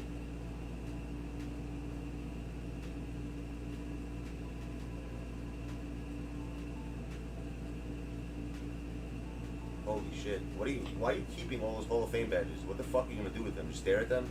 Like, I don't understand people. Like, what are you gonna do with all those Hall of Fame badges? Just look at them? It's already the end of the game. Why aren't you using them?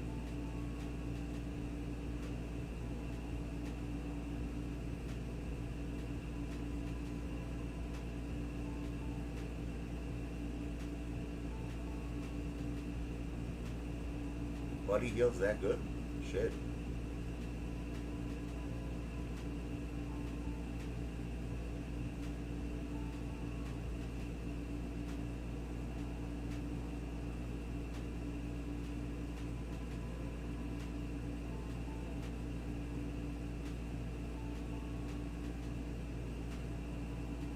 Just buy a card for 700, bro.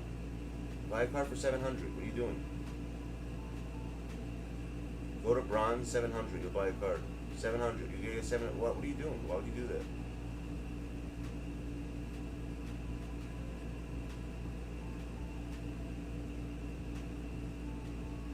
Oh, you even had cards. What the hell are you wasting your time for?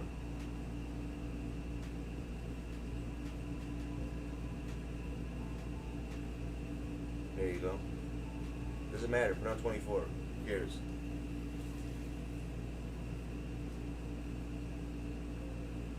There you go. Dork. 24 hours.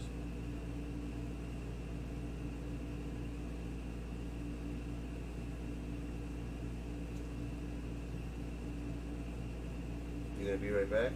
People are, listen, we got money on this game, bro. You can't waste time. People got hundreds of dollars waiting.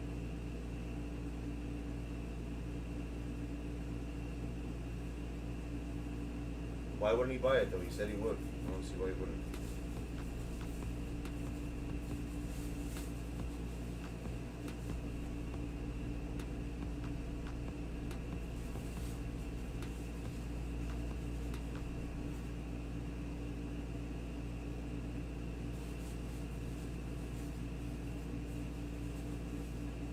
But who agrees with me, by the way, that they think that too many shots go in? You guys think that's not true, or it's true in this game? You don't think it's a little ridiculous how many shots go in?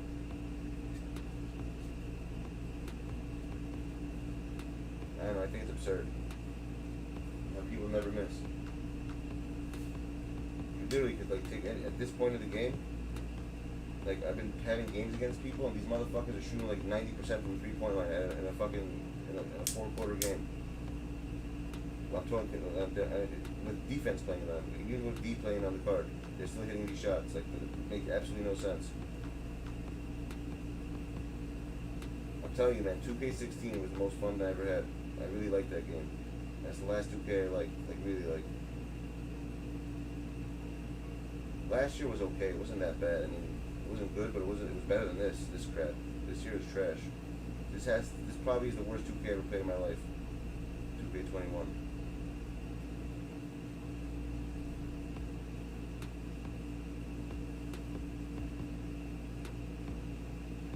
Last year was okay, as I said, last year was decent.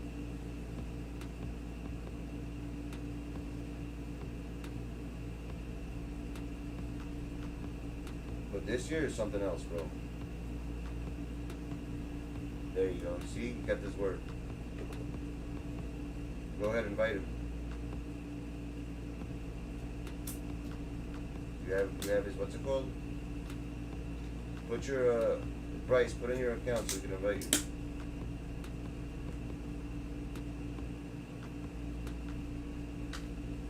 I know, just let him invite you meanwhile.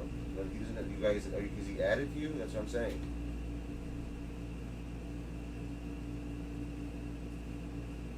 I believe you. I just said just put in your fucking PSN name. That's all I'm saying before you go.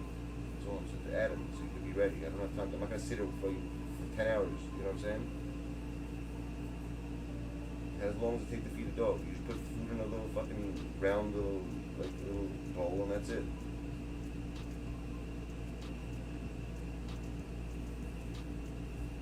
Takes less than 5 seconds to do.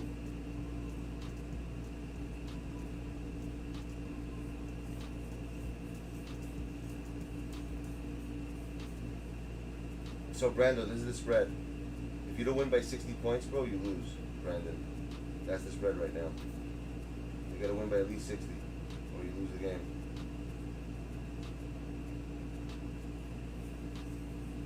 You know, I'll be nice. 50. When we get to 50, fine, I'll be nice.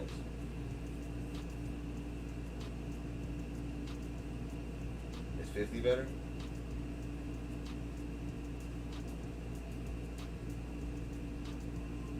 So what do you think is a fair number then? What should the spread be by then? 30?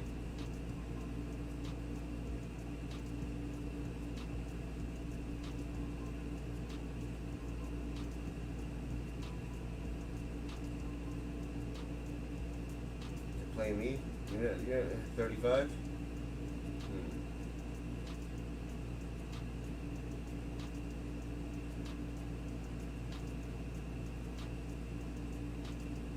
Okay, fine. I mean, but for the side bets I'm talking about.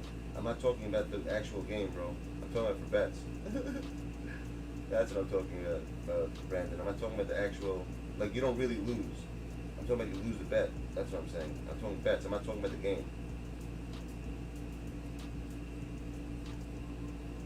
Yeah, Jacob, we do that every Friday. Almost every Friday.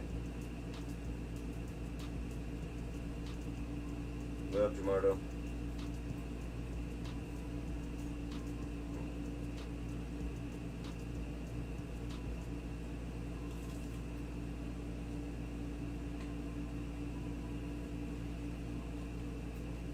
I just want to know what the freaking odds of the spread's going to be. Oh, he's in the game right now? You added him? Oh, here we go.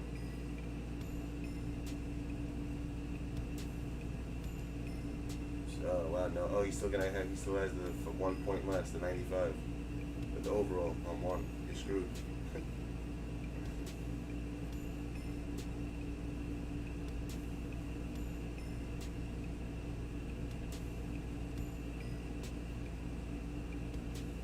So, what are we doing on this game, peeps? Spence? Spreads?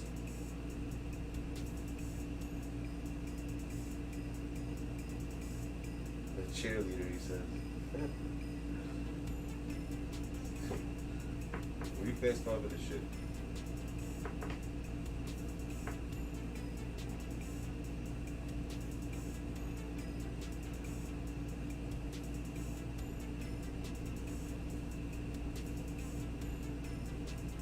Here we go. The wars begin, son. The wars begin. Battle of the Tunch.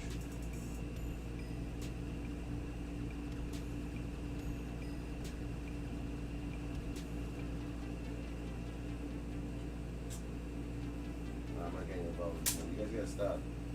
I know you guys are arguing over it. It's just a fucking game at the end of the day. You don't get mad, I don't get mad. People shit talk me all the time, you know what I do? Nothing. I don't give a shit. I laugh. Besides that one time when I was one kid, that retarded kid who was like, didn't make any sense. I don't even know what his name was. Mohammed or something. I don't know what his name was. That's only day.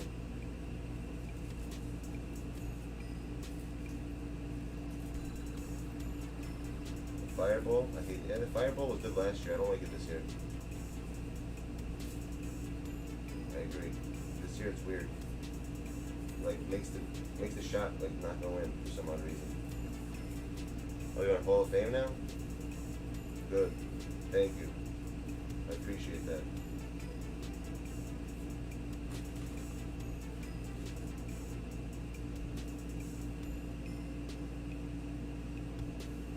What, someone's talking shit about the bodyguard? Tech could actually play the game. He's not bad at this game, Spence. He's pretty good. He knows how to play. From what I've seen.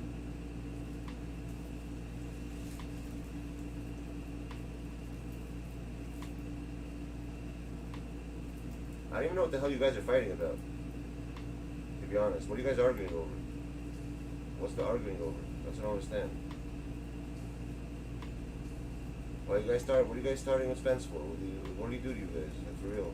I just see you guys like, I don't understand what the hell.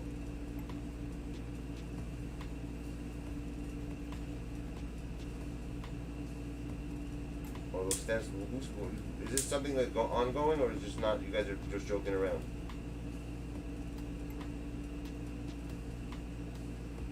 I hope you guys are just playing, and that's it. There's no reason to argue.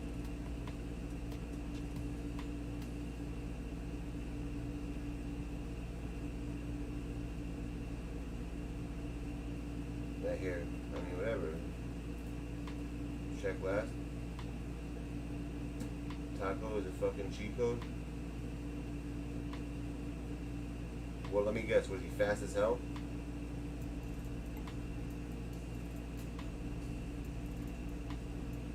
Who left the stream? What are you talking about?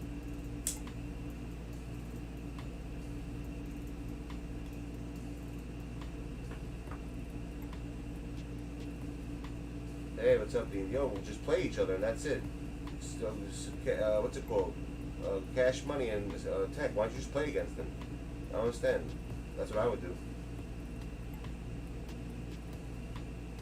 Remember when they had a whole? You remember the whole? You know, Spence. Who was that guy? Remember you guys were all? What was it, Lakers? When it was you, there's like 3 people going against Lakers, and he played against all you guys. I forgot who. What was that? Was that Lakers or was somebody? Was that Pontracelli? Same concept. Just play him, and that's it.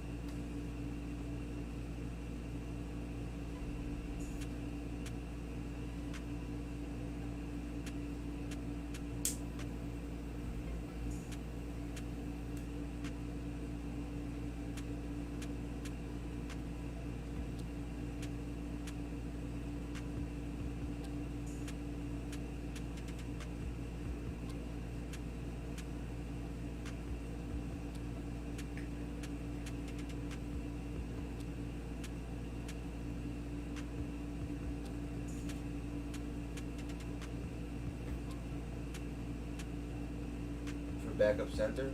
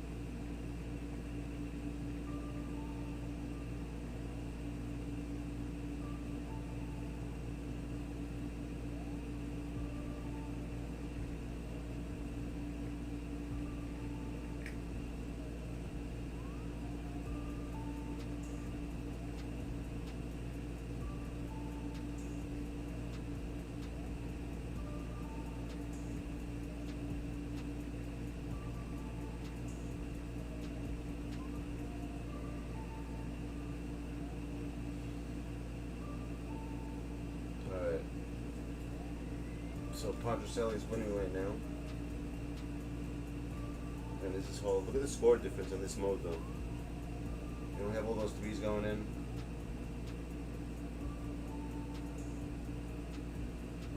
That's the way this is. I don't know. When are they putting up? When are they putting up 2K22 for pre-sale? Like any week, right? This is about the time they put it up.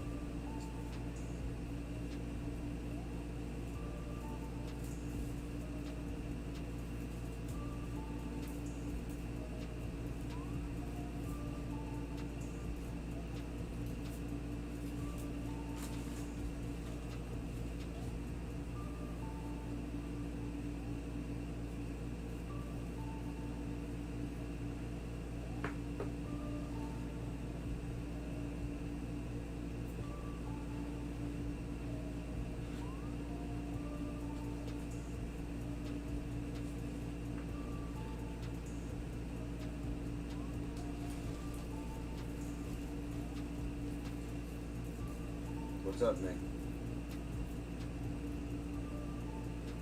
I didn't see what you said.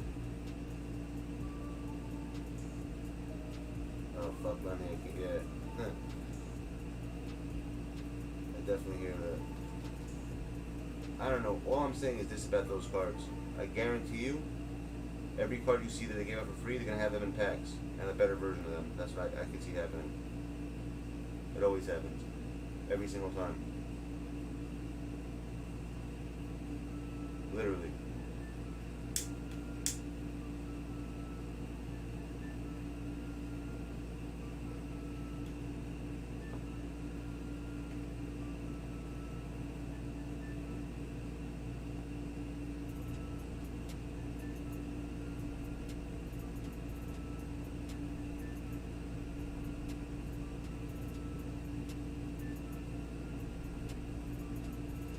Everyone greens everything, Leo.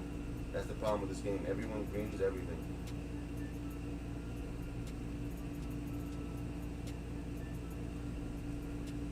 Every card in this game greens everything. Almost every card. Like the new ones that come out.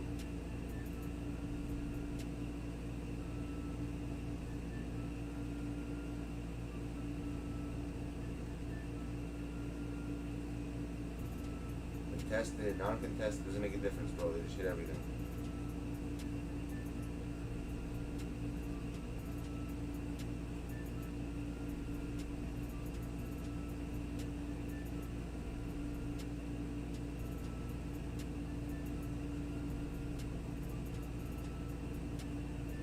Even in Hall of Fame mode, they still hit threes. Wow, that's crazy. This game is crazy.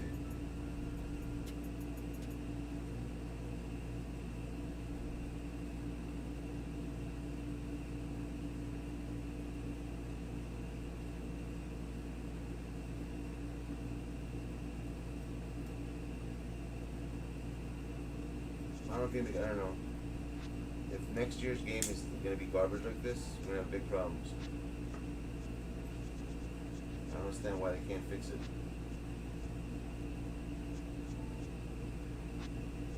You know what pisses me off too? How they ban people. You know, like there's such big VC glitches and all these stupid glitches you're allowed to do, but if they catch someone doing it, they get banned. Instead of banning them, why do you have those things available to do? You know what I'm saying? It's like they want people to get, like, you have something that your game allows. No one should get banned for that. That's your fault as a fucking person who owns it. You know, as a people who own the company, you should not allow stuff like that to happen. Get smarter programmers instead of people trying to, people that are smarter than your programs who figure out this shit. That's what I think is ridiculous in this game. Really?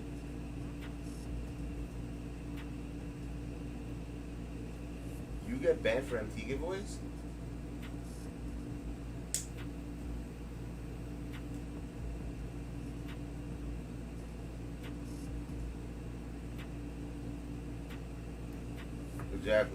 Exactly, Daniel. What happened?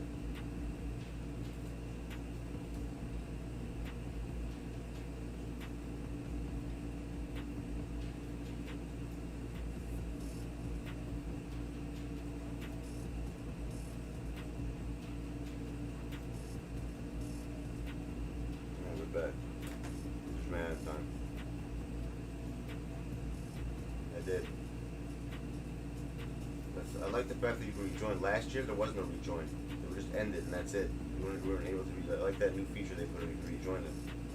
Makes it easier.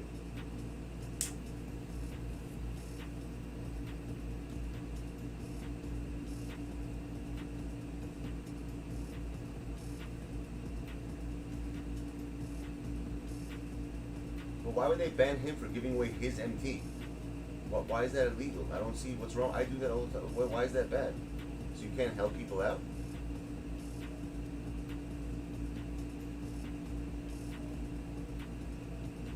So I'll probably get banned then also one day then, most likely, then, if that's the case.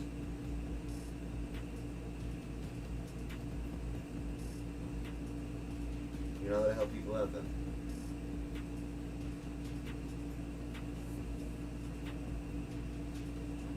Oh. Yeah, I don't buy MT. But how do they know if he buys it or not?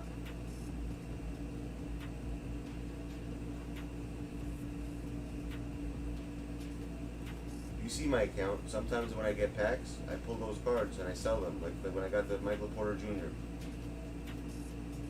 Right? I got a couple of, million I was helping people out. I didn't buy it. I didn't buy the MT. That's I can do whatever the hell I want. It's my MT. I'm the one who has it. Why the hell should they care what I do with my MT? It makes no sense.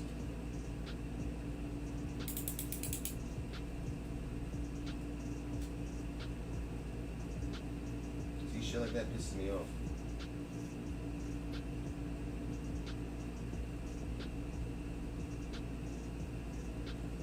It was a giveaway. You know how to do giveaways now? Since when?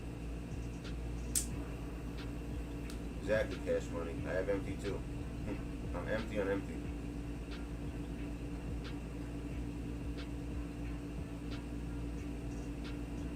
He's an MT site?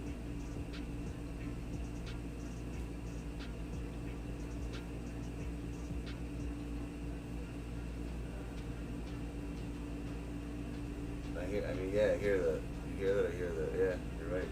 It's illegal, but legal, but it's illegal, right? It's stupid. It makes, honestly, everything that happens that they do, it doesn't make sense. As a company. Like, you have something, like a glitch, let's say, that people do for VC and stuff, that's your own fault. You shouldn't allow these things, you have your programmers fix it so these things wouldn't be happening, instead of banning people. I don't understand, like, you're banning people for stuff that's wrong with your game. Here we go. He's not gonna be hitting whites. This is just play the game, bro. Don't make excuses. Everyone hits whites, bro. We hit whites too sometimes. It happens to everybody.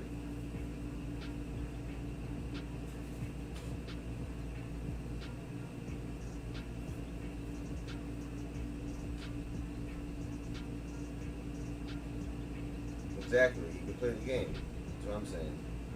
He's actually good. He's not. You're saying that he's not good. He is good. Why would you say he's not good?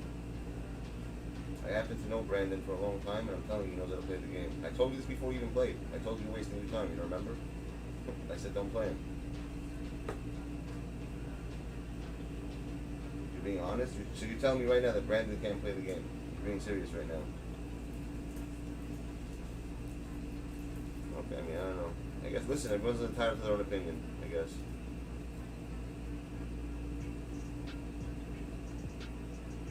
I don't think be honest, I disagree with you. Exactly. He's getting lucky? I don't know about that. I don't agree with you. Well, you're entitled to your own opinion, If that's your opinion, you can think that.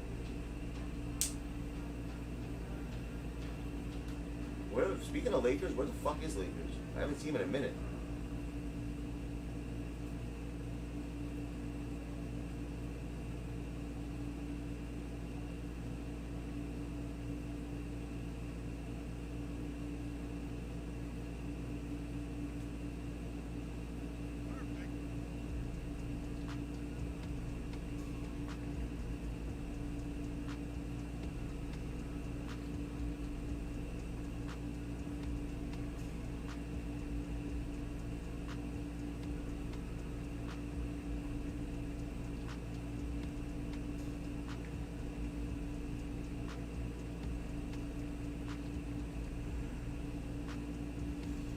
just messaged him. We'll see if he responds. Might be. I mean, what time is it there now in Cali?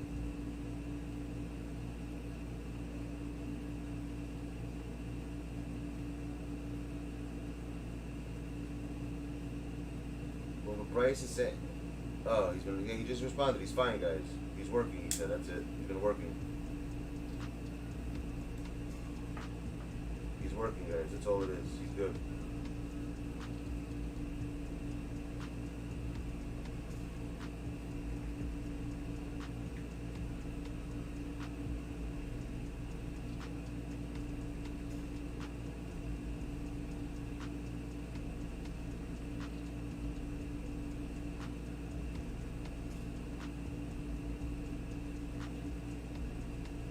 Exactly, Nick. He is. I agree, but listen, but people have their own opinions. I'm not. If that's what he thinks, let him think what he wants. I'm not mad at him for what he said. People can say whatever the hell they want to say, but what I think is what I think. That's what I always do that way. Not everyone has to agree with what I think. If he thinks he's not good, then it's his opinion. I don't agree with his opinion. That's it.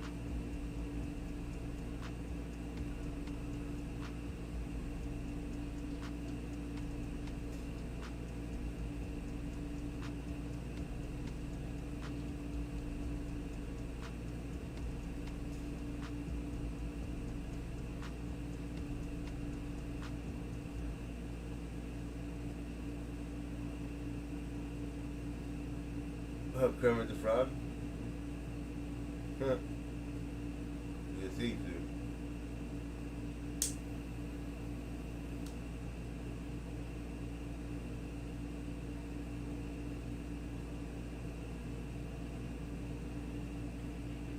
You know what I'm actually wondering, Cash? Who has actually won the most $5 games out of everyone? I have no idea.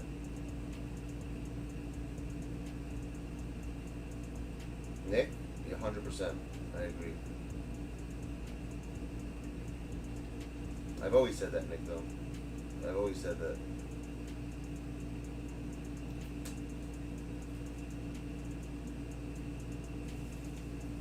In my opinion, whoever's won the clam champs more than once like that, those are the best people. If they won it once, it's like something, but more than once like that, I mean, you can't, it's undeniable. You and RZB are the two best, in my opinion, for that reason, just because of that. You can't be lucky that many times, is what I'm saying, There has to be a point that somebody has, you know what I'm saying? Someone can say, oh, he got lucky once, but you can't get lucky 4 times. You know what I mean?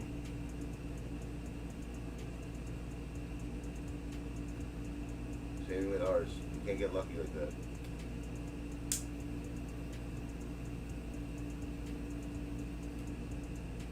It takes how? What do you mean?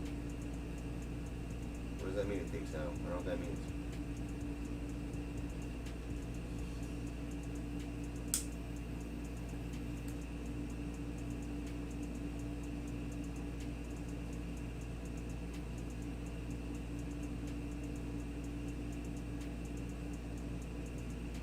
Ours is mad good, yeah, of course.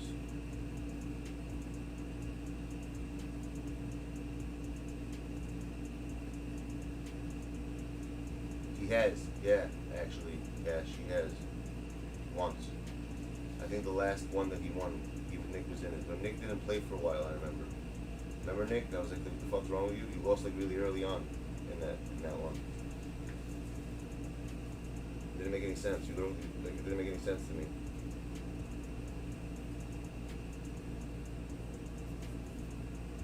Exactly. In the beginning of the year. I thought Nick was going to win. I'm not going to lie. I did.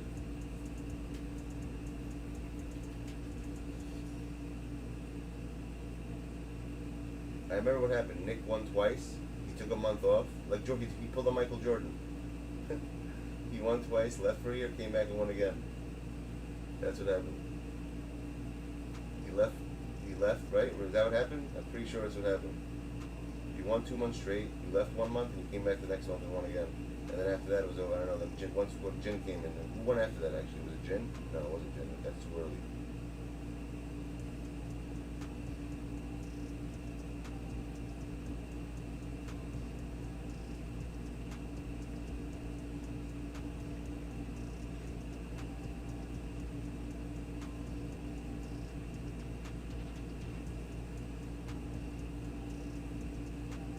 I don't understand. Why are whites not allowed to go in?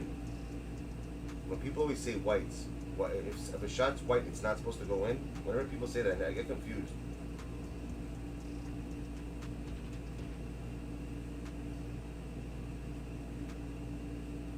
Like whites go. What does that mean? Whites. I'm not talking shit now. I'm being dead serious. Like it's not only. I've heard that many times from many people. Like, oh, all those whites are going in. Well, are they not supposed to go in? That's what I'm saying. Oh, so you know what I'm talking about, Cash, right?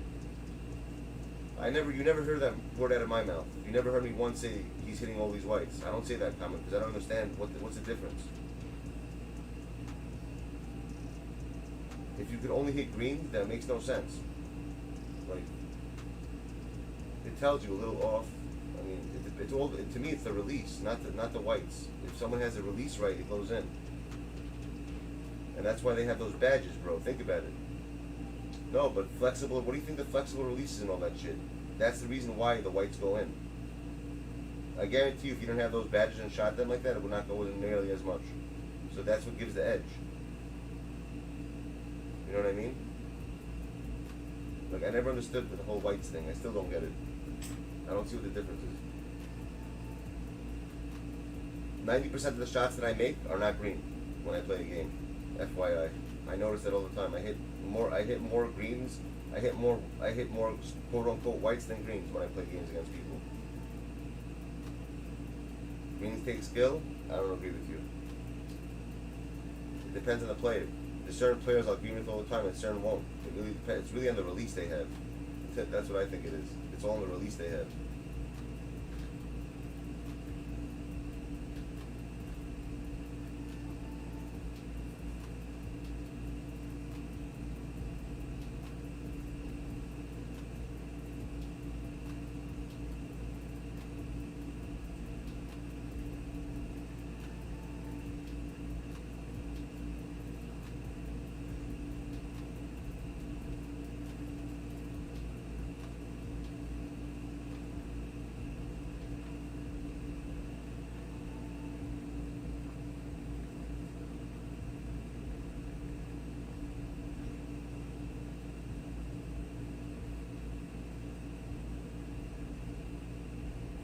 Like, think about it. Like, when you guys play honestly,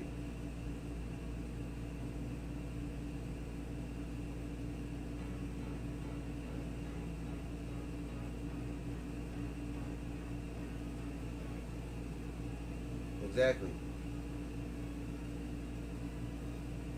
I never sent it yet. I didn't send. I know I didn't send it yet. What do you think? I'm not gonna send it to you, bro? I'm talking. What do you do about? What do you think's gonna happen? You think you're gonna get robbed? This kid, dude.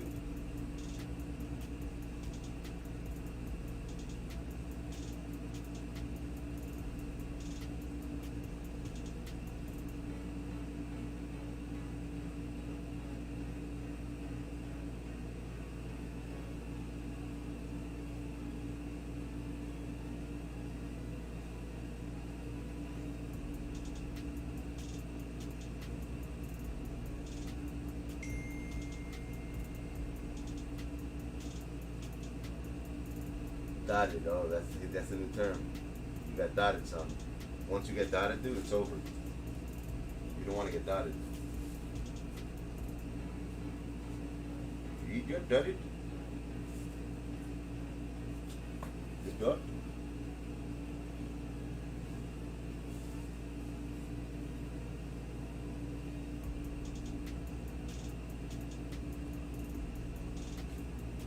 The dream?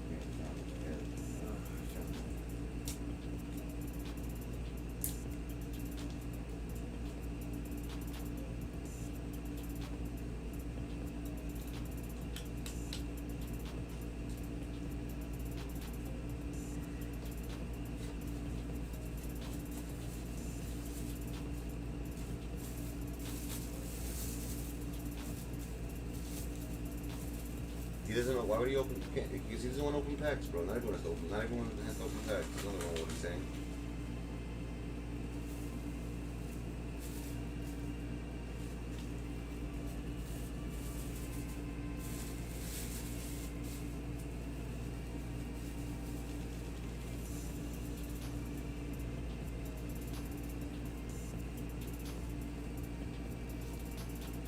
Rivalry, he says. Rivalries.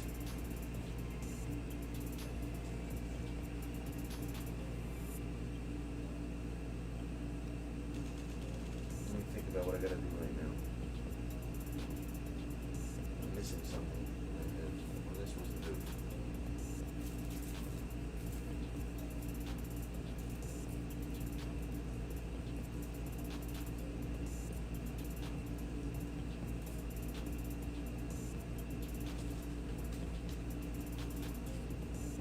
That's what I always say, Tech.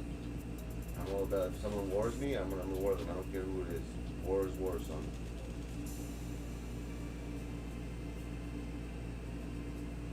This whole YouTube thing that I started over a war. You know that, right? With that kid J2Eazy, that's how it all started. He was warring me, and honestly, I didn't know what was gonna happen when I played him. But I'm like, you know what? He was getting, like, you know what? I'm just gonna play this game and get it over with. If I lose, I lose. I win, I win. I don't care. I ended up winning. So I don't care. I'll play anyone. If someone challenged me to war, I'll play war, dude.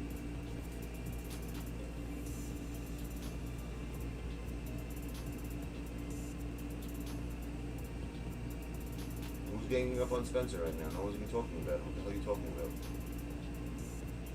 Will you see his name?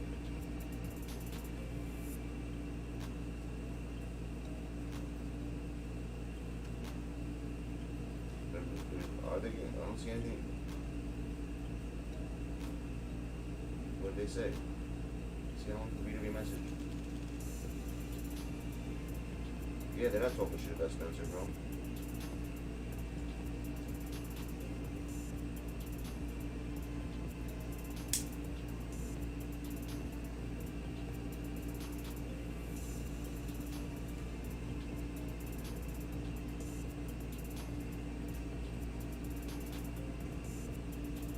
This is my thing. When it comes to people arguing, I don't get involved in that sort of shit. I don't believe in arguing. There's nothing to gain. So.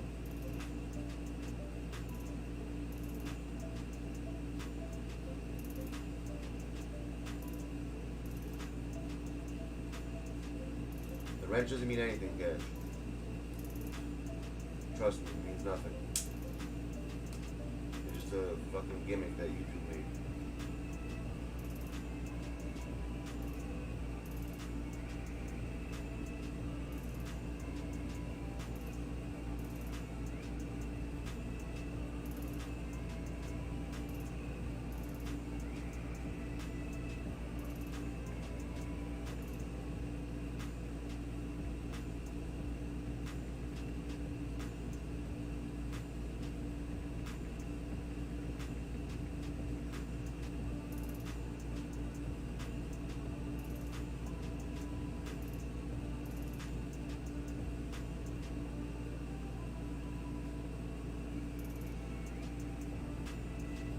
Getting back to the whites things, actually. Getting back to that. No, seriously. Are whites not supposed to go in?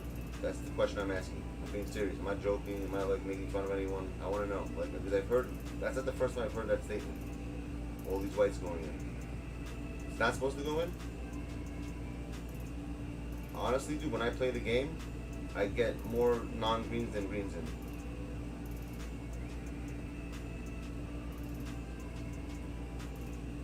I think most of you guys do. When I watch, honestly, even people I play, more shots go in non-green than green in this game, overall. You guys see, watch my limited games. Watch all the opponents I play. Everyone hits whites.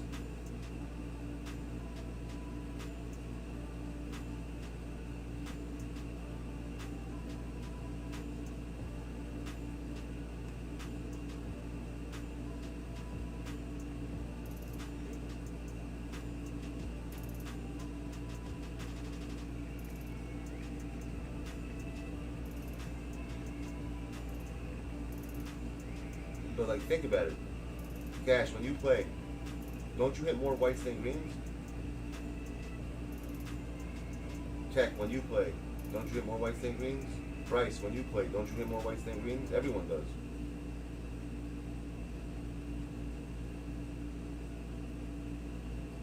That's my point though, so like I don't understand what the issue is, but I hear a lot of people do say that though. You hit more greens? I don't know. I personally hit more whites. I mean, obviously when it's green, it's gonna go in all the time. But I'm saying overall, more shots are white than green that go in. That's what I'm saying.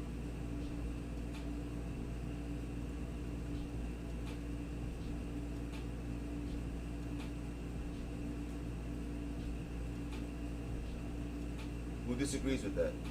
Anyone who plays 2K right now, I want to hear you tell me, I want to hear you say that when you play a game, most of your score are greens, most of your points are green shots over white shots. I don't know, it's impossible to say. I haven't seen one game ever that a person greens more than whites, ever. Even when you play the computer, even when you play the computer even, it's like that.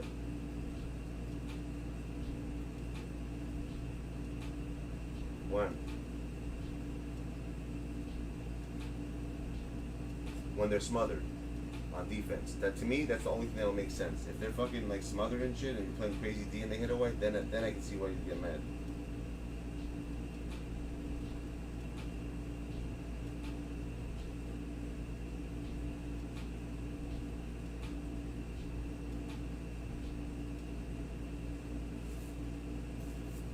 Other than that, I see no reason. Like it's the game. Everyone I play against hits whites. Literally. I'm gonna go get some iced tea. Hold on.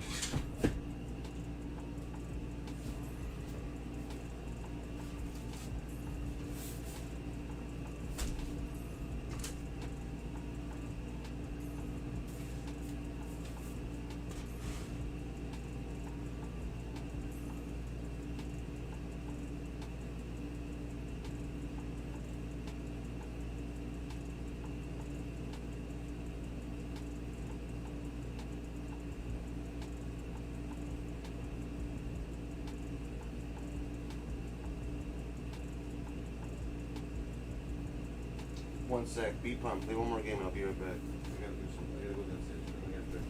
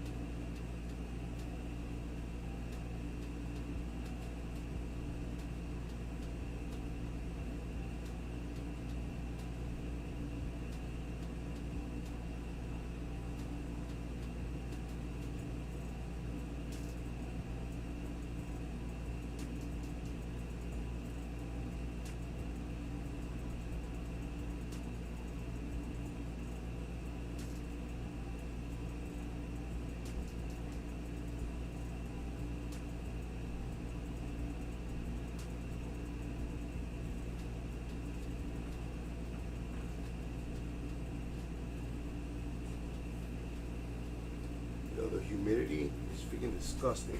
Ugh, it's like nasty outside. Straight disgusting. Alright, Brando, you should be good right now.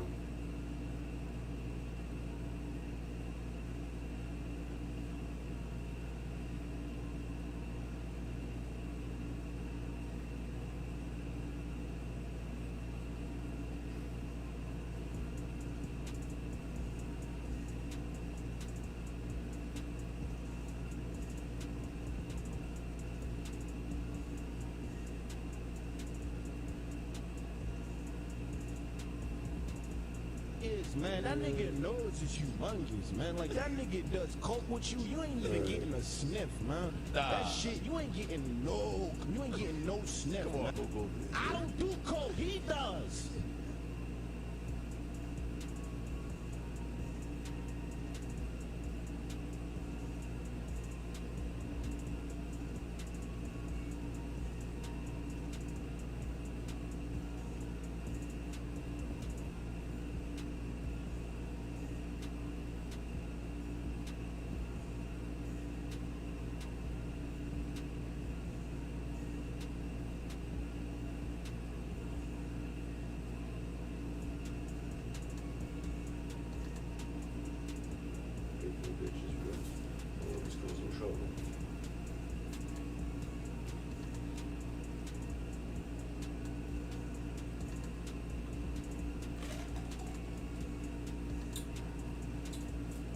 Yo, Pondracelli. Brando, you good or no? Check your text message. Where the hell's Spence at? Yo, Spence, where you at? Check him. Let them know if they went through.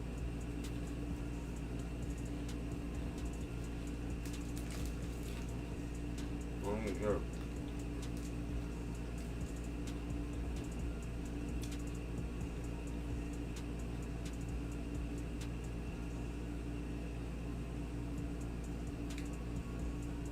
What up, Spooks?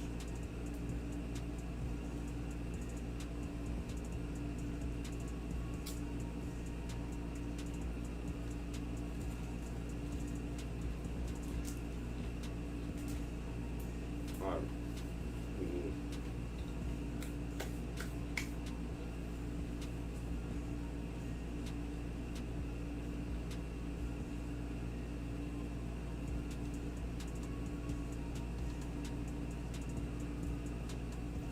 Who got banned?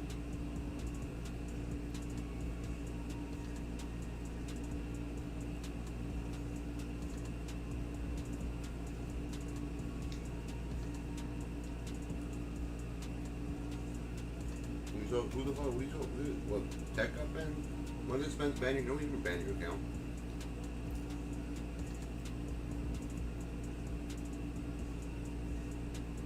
You can't ban him, he's a mod.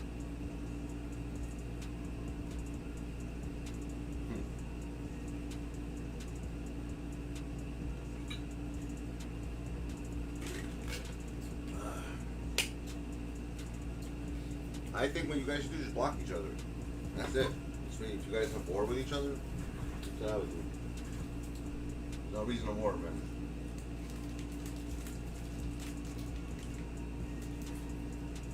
Actually, I never block anyone.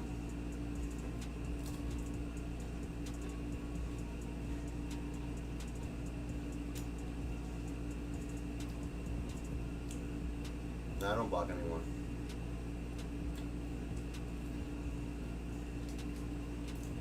I just don't like when my friends argue, that's it. I'm friends with you, I'm friends with Spencer, and you guys are arguing, I don't like it, that's it. Nothing wrong with that.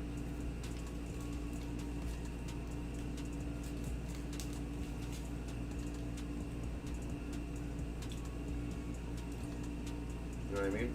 Nothing wrong with that.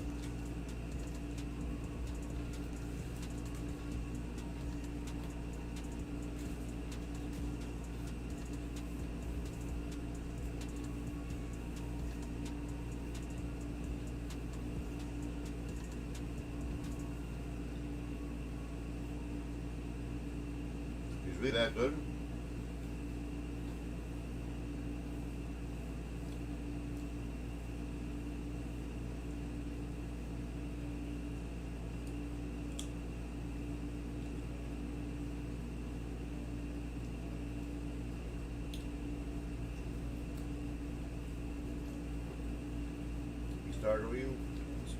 said, I didn't see it, to be honest. I'm not gonna lie to you, but it's possible. I didn't see it though. I can't scroll back to up to a certain point.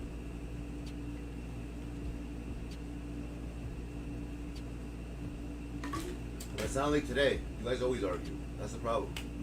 Forget today. You guys are always arguing for some reason.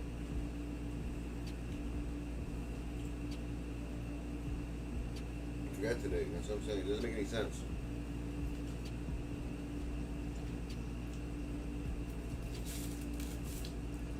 You got, what the hell do you gotta go to work so 5 a.m. I do? Fuck, man. That's crazy.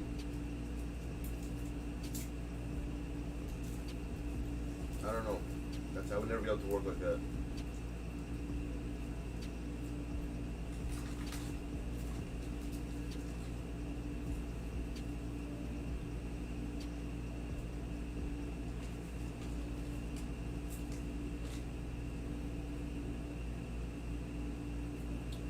I'm telling you, bro. I personally know Spencer, bro. He's not a bad. He's a good dude, bro. I'm telling you.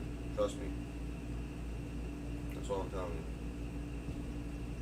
That's why I don't understand the argument. I know him, but I just know him. I know he's a good dude. That's all I'm saying. How you gonna tell me that I talked to him, bro? What do you mean he's not? He's not a bad person, man. Just because someone argues with someone doesn't make him a bad person.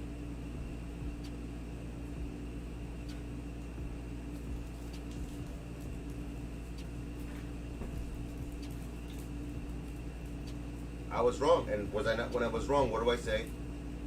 What do I say when I'm wrong? Okay, very good. Continue that.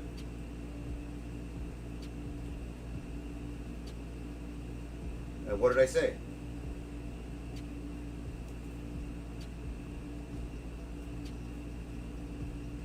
Exactly. So right now, I haven't seen a thing that he's ever done wrong to me again. That's what I'm saying. So if I'm wrong, it will come out. That's all I'm saying. It always does. The truth always comes out. You hear what I'm saying? But I'm just telling you, for now, and I'm not gonna judge someone on an assumption, bro. That's the way you can't live life like that. You hear what I'm saying? I don't see him like that. Okay, you're telling me I'm wrong, but I just, right now, like you said, I disagree with you. That's it. And if I'm ever wrong, I always say I'm wrong. Do I not? I don't always say I'm right. When I'm wrong, I say I'm wrong. Well, every single time I say I'm wrong, I say I'm wrong. I'm like, yo, I messed up. You know I was wrong. I make mistakes. But I don't think he's a bad person. That's all I'm saying. At all.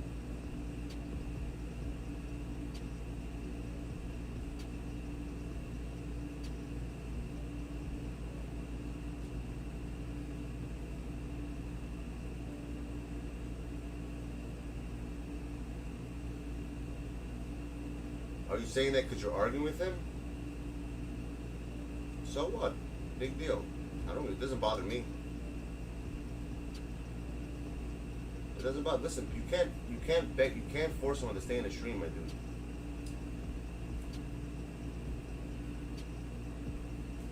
I don't get mad over that. Then people will get mad at all of us for doing that to other people. You know what I mean? That's all I'm saying.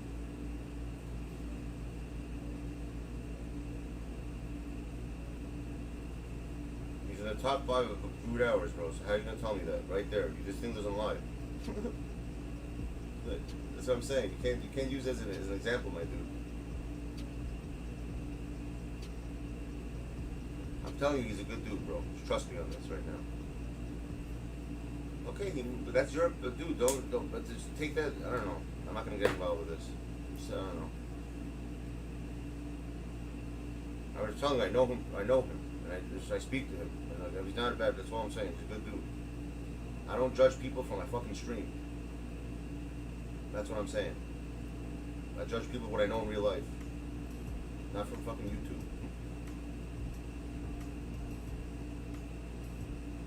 I know you for a long ass time, Cash Money. You know what I'm saying? It's different. It's very different with certain people. I think I know you long, probably more than anyone in here, right? I don't know. Cash Money was one of the first people I remember I spoke to.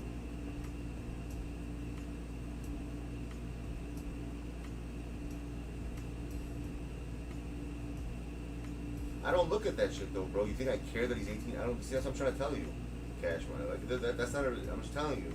someone's hours doesn't show. I know what you mean though. I understand what you're all saying, but look, for my personal thing, I think he's a good dude. That's it.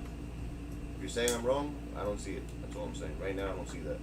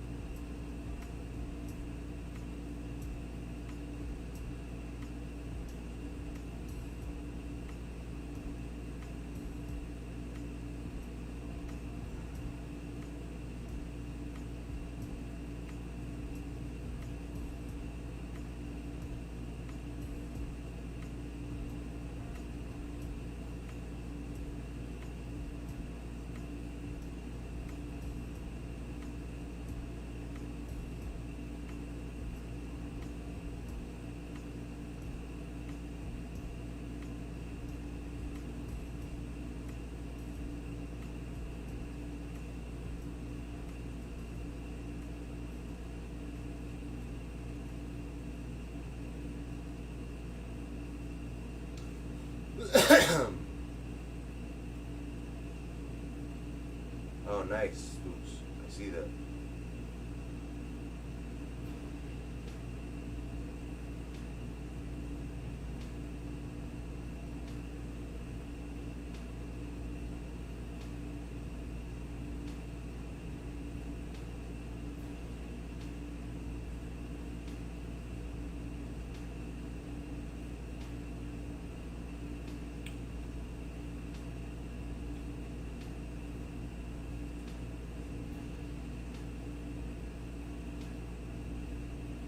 Yes, I do.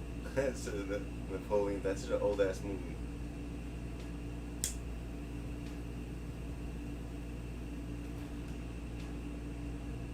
Nightbot's the most. It has to always be that way.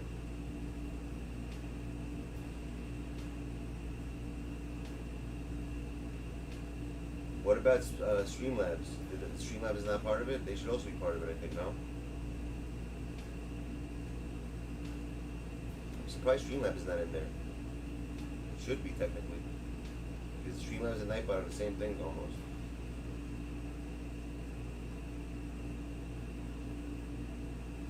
That's weird.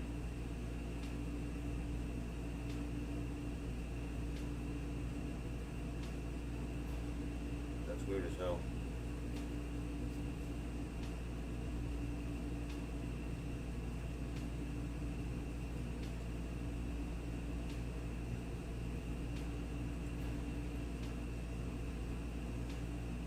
Yeah, Nightbot's weird. I mean, Streamlabs is weird. That shit's always broken, I feel like. I actually wonder, does anyone know, you know what, I'm gonna look into that shit. I wonder if there's a better app than Streamlabs for doing this shit. I was looking into this, Timmy was telling me something about something called, you guys ever hear of something called Stream Elements?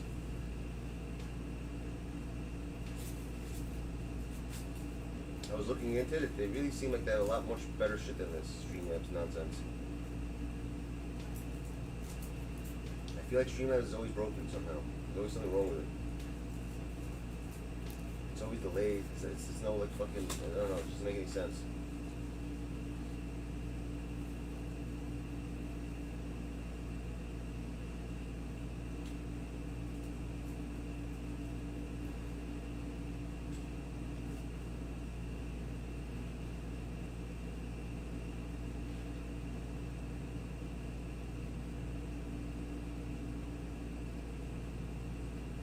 I should go to war with Streamlabs? I hear that. That makes sense. Yo, do you guys remember my friend who I always talk to over here? My friend Sean? The guy who always called me up about tell me all about his dates and shit. If you don't remember that, you definitely have to remember that kid. I mean, he was literally always while I was streaming, he would always be here on the phone with me. You guys would hear all the crazy stories he would tell me. So the last girl he was with, bro, legit is out of her mind.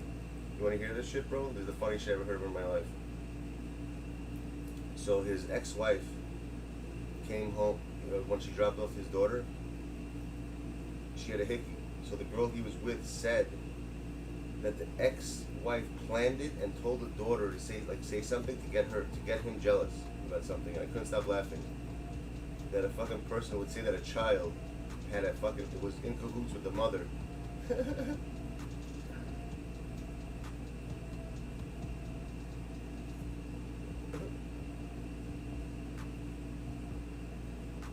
Amazon, what do you mean?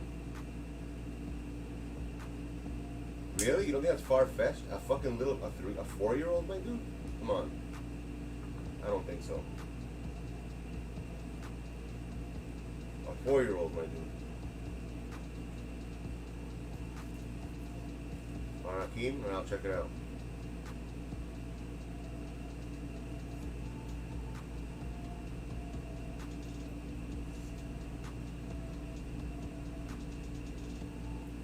Nice.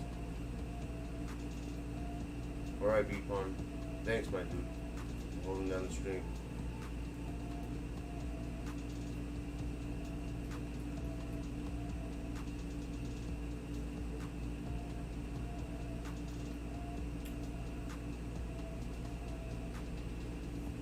I want to watch some videos soon. You guys down to watch some good videos?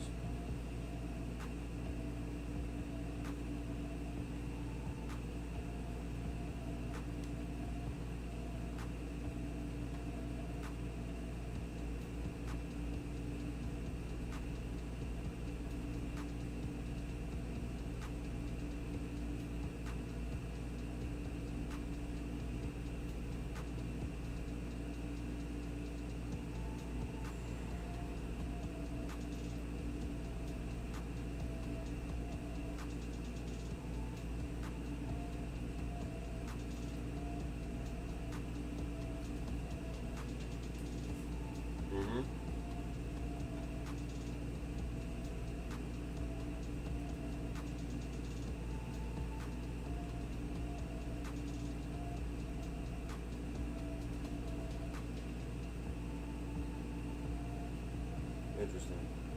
Nice squad.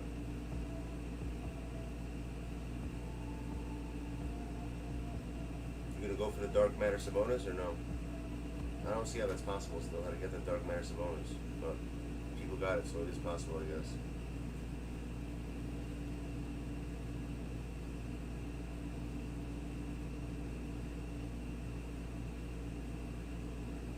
Yeah, Allen Houston I think is easy to get. He seemed easy to get. He had to like score like 37 points or something. It didn't seem that hard.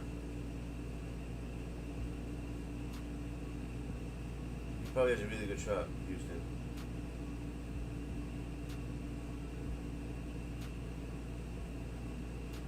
The Cam Reddish one seems hard to get though. I don't know how the hell you can get that card.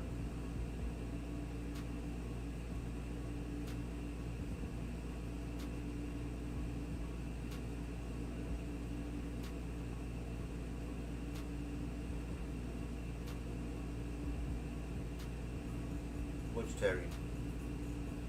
Oh, this changer? Is that the dentist?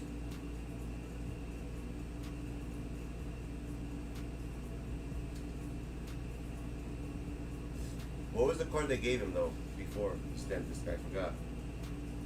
Was it an opal or was it a pink diamond? I don't remember. I wonder what the stats are. Do you have both those cards? I wonder what. Compare those two stats. What's the difference between them?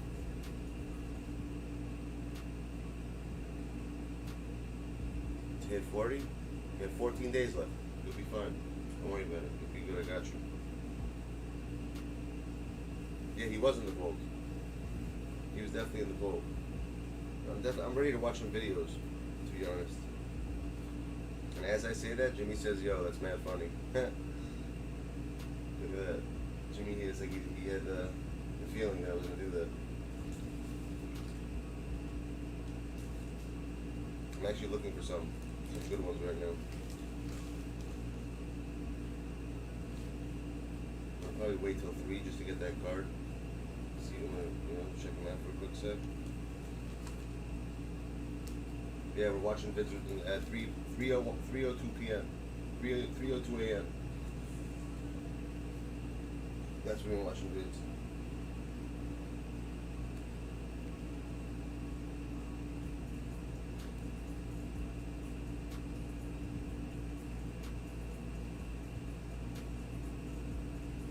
Which Giannis you want?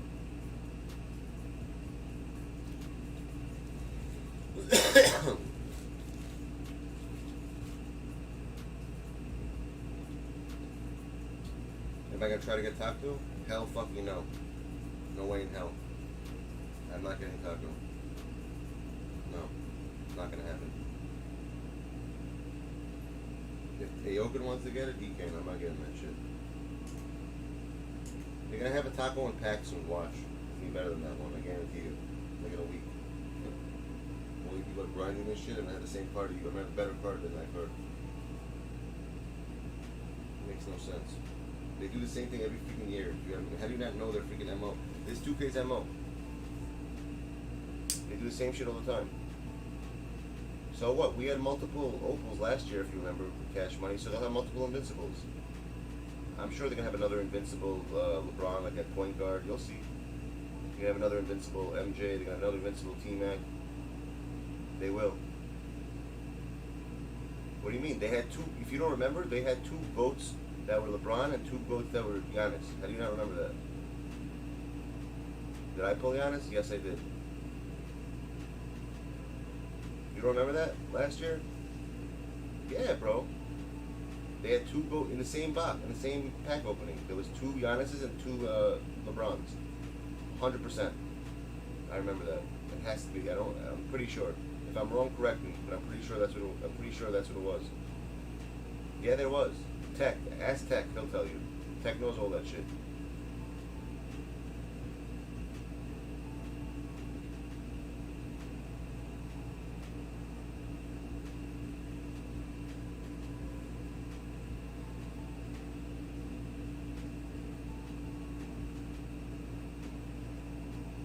See? Told you.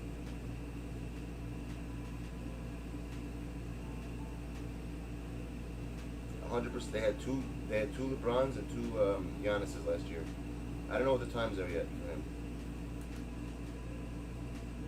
No, we're not doing that. We're doing videos in a second, Jacob. So no. We're not doing that. Right now. Maybe another time we can do that. I'll let you check that, alright? Right now we're doing something else. We're doing videos. Flixtor.it. FLIXTOR.it. It's full a lot though, because it's such a good site. That site is filled a lot. I always see that it just gets filled. Like it says, sorry, too many people are here. After a certain time. Right now they should be good though. Usually around like between 10 p.m. to like 2 a.m. it's hard to get into that site. Because it's such a good site. It's very hard to find sites like that. Really? That shit's creepy? What do you mean? The strange and dark mysterious is creepy? That's what I like about them.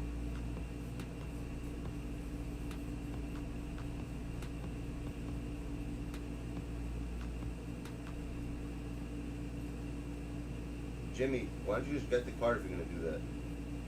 Honestly, because you could just get it for that. What you're about to do, you could just get it for that. Is that how much MT you have right now? Is that what you're saying? Before you do it, hold on. Don't do it yet, Jimmy. Let me check something for you. 1 sec. I'm going to try to figure it out for you right now. That one's a little hard right now at this point because not many people are opening packs, so you're not going to see that many pulls with him. At the end of the week, it's very hard to figure out. It's like 9 to 6 hours left to the packs change, so it's just very difficult. It's pretty difficult to figure out usually with that because not many people are pulling them.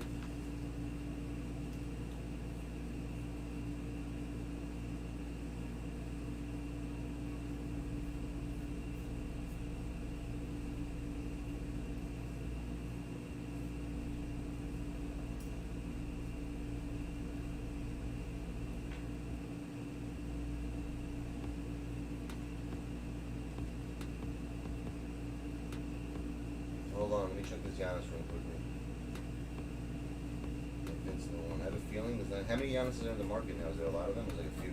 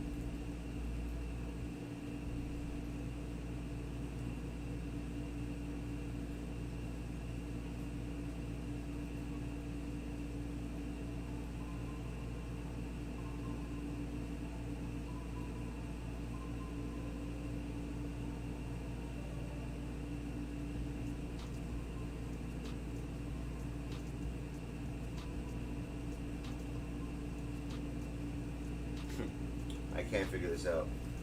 No way. There's only 2 times in there. That's literally, it's like, what is that? One of them was exactly literally 2 hours ago on the dot on 0, 0. So right now, actually, would be the time to pull Giannis according to this. According to this, right now would be the time to pull Giannis on the hour. That's what it shows. Showing it out on the hour.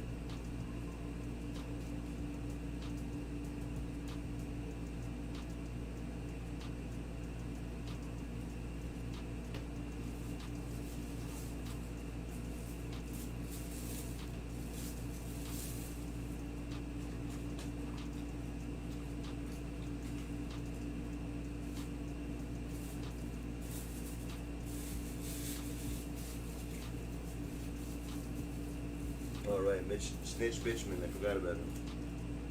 There we go, I'm about to get him also.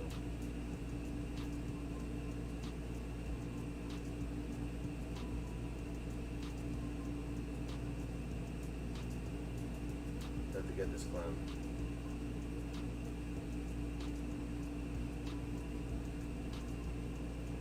I don't understand this whole wheel thing, it makes no sense. You're spinning a wheel and every single thing is the same. You should give him the damn card. Hell, what's the point of doing this? So stupid.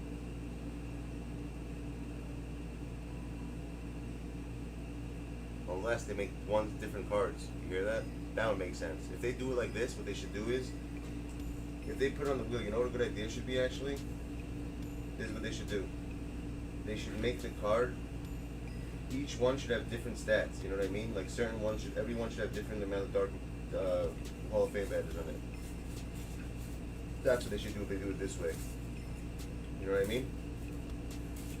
Like some of them will have everything Hall of Fame, some will have less, you know what I'm saying? That's what they should do if they do it like this. That makes sense. You're gonna do that on the wheel. If it's the same card for everyone, it makes no sense. It's Snitch Bitchman. Snitch Bitchman.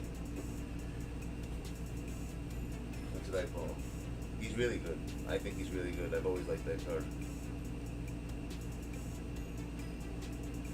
I just want to shoot with him quickly. Oh, good.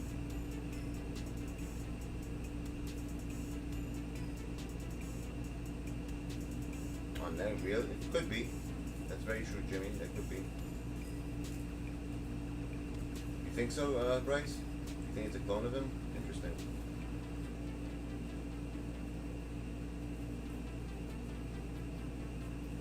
Chris Kaman, I will use him. I have to use him, you're right. But first I want to use Snitch for a second.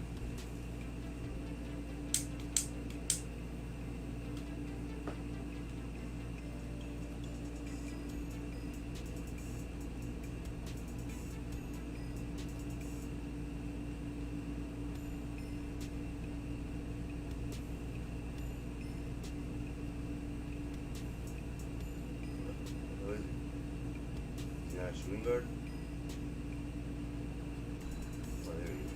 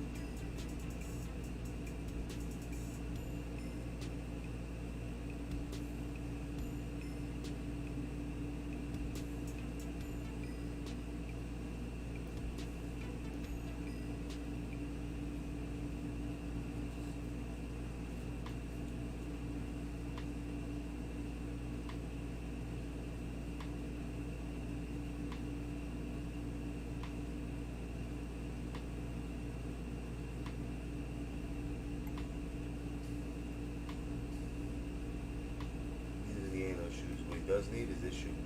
That would be good for him actually. Watch. This is the best shoe to give him. If you can give him a shoe, he's missing strength only. I see. That's like in the 80s. The only thing that's in the 80s. One of these shoes has it. The one with the purple one, the orange one.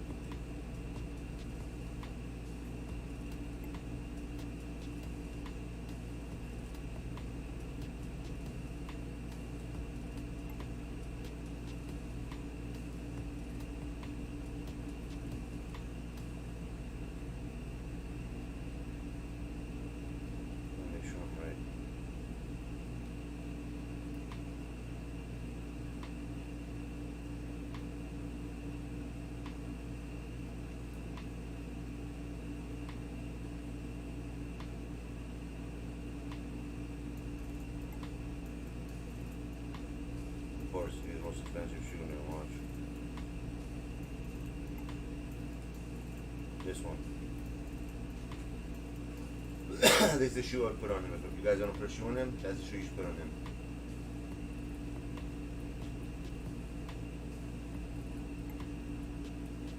Is he?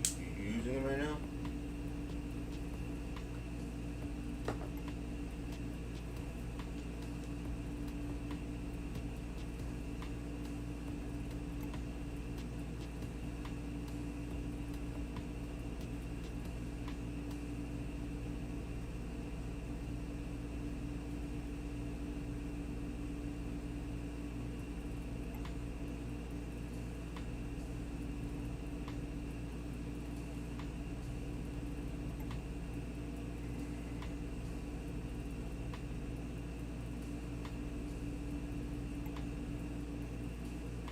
I can afford it.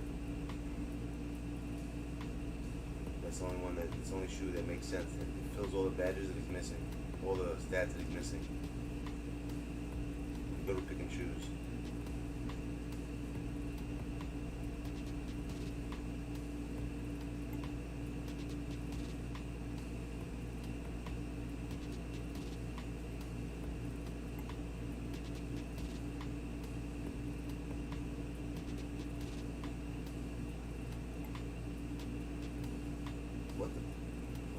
This one's a pretty good. Oh, guys, this is a snipe for you. There's a Wesley right here.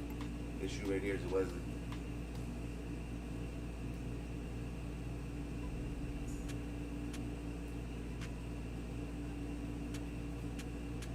Might as well get that one instead.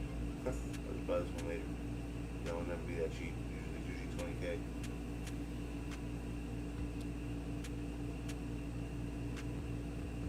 I told you he's good.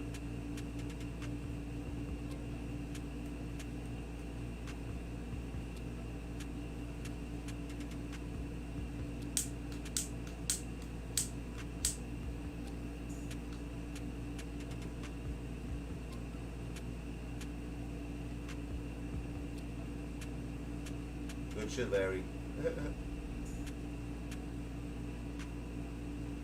Oh, he does? It's fast too? That's what I'm talking about.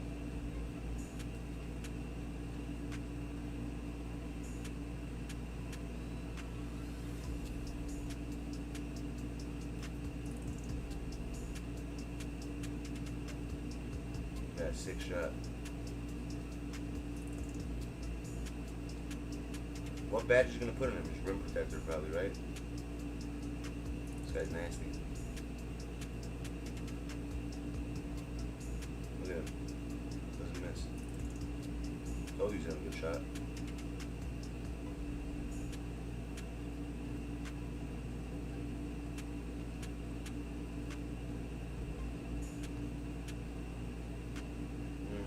Not that fast. Ah, those are the ones that get blocked all the time. Retarded dunks. They're not that fast, but that's not fast, dude. I don't think that's fast. Some of that one is, but some of them are not as faster than that. Carry disc changer. Look how he dunks. That's fast. That's still a little slow. Dunk package are definitely nice. It's nice dunks though.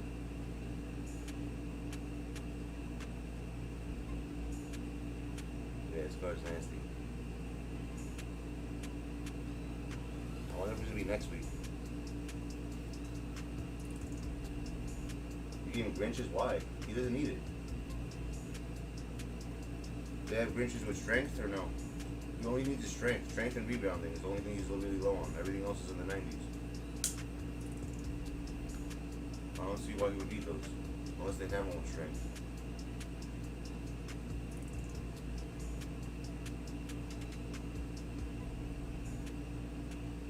Beard?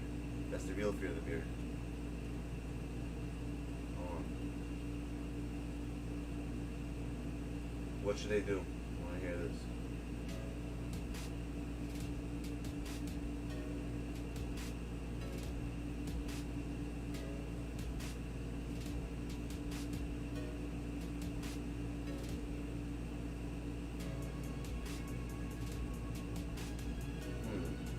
I don't see how though. A limited game right now? Alright. Just one, because I want to do videos.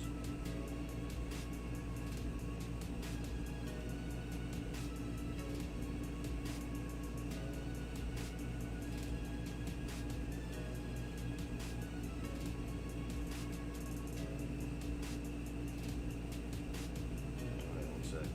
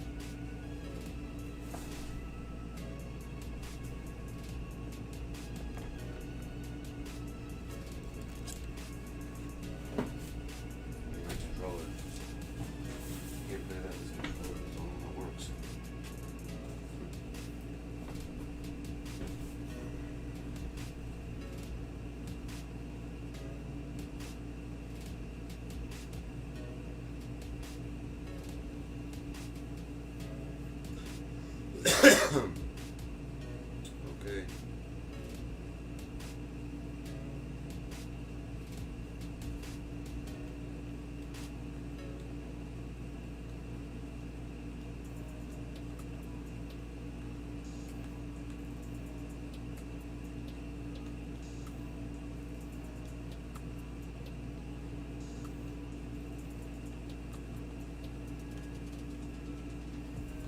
One sec.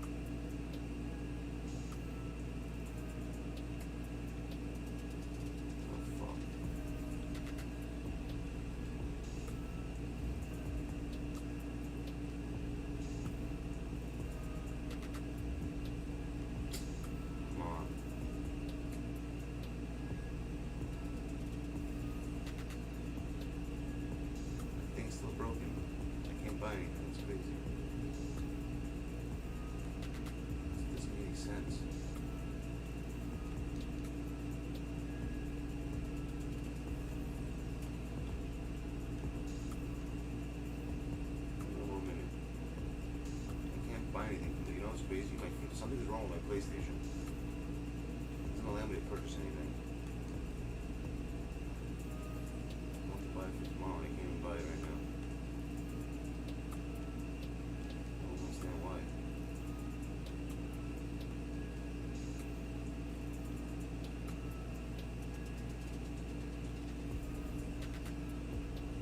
Try with this thing in this card instead. Let's go on with this one.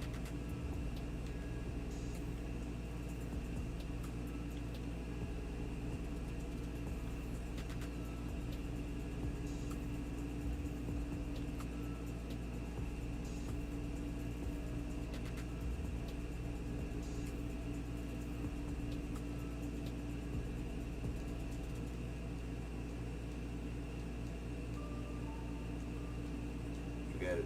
It's not working. I don't know what I was doing from Amazon. Fuck that. I don't have time for that shit. It's not working. It's real pen day.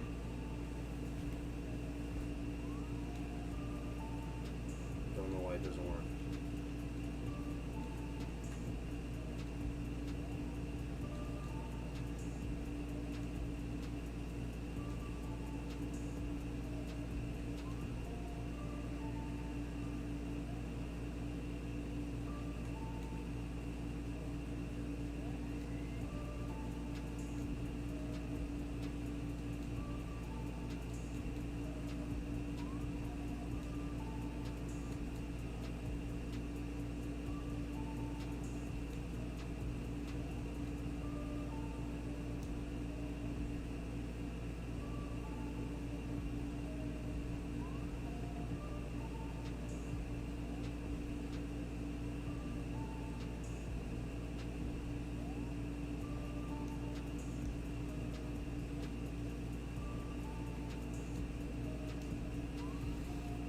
Alright.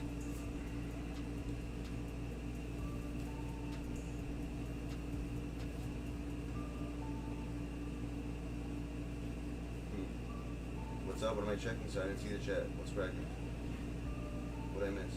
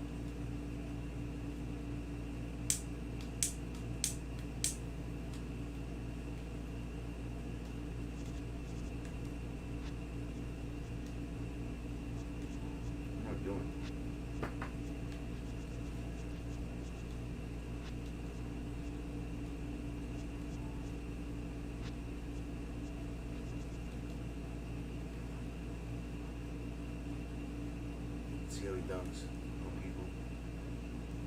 He doesn't get blocked.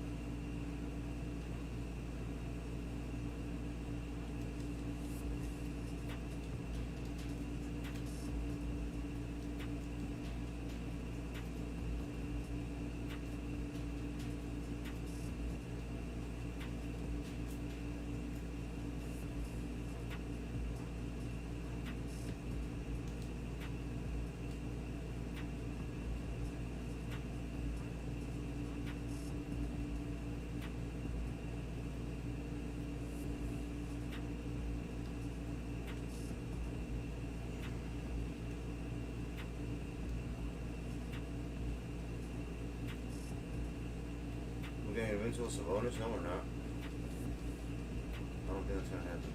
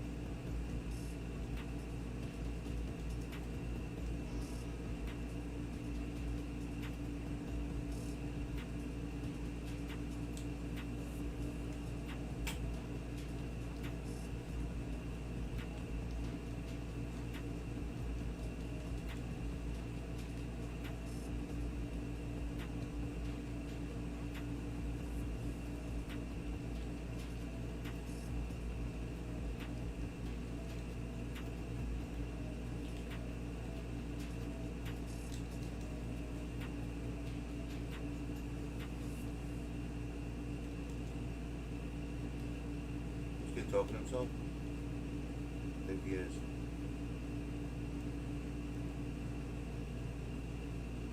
He made a ball time now. Exactly.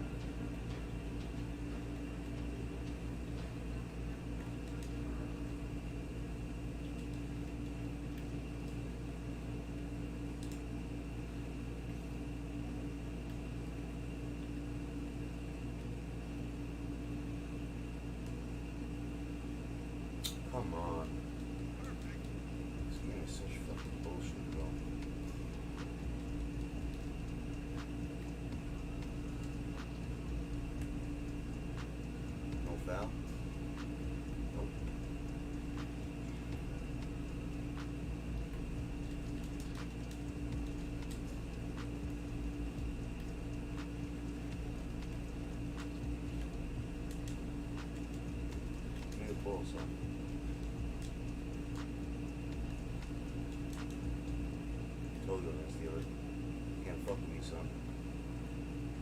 I want the bull, I go for the bull.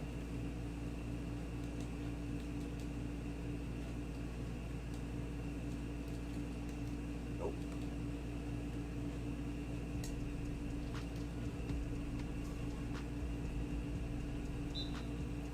Yep.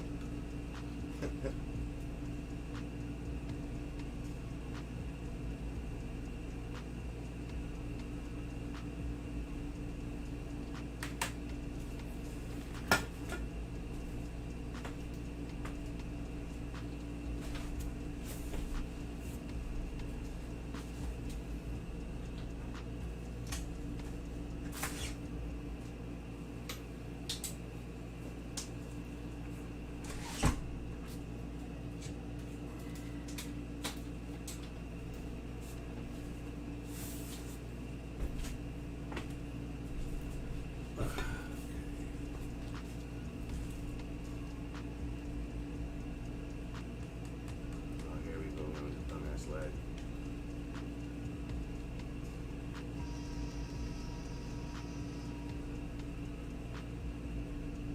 What's up, Ben? Is he good?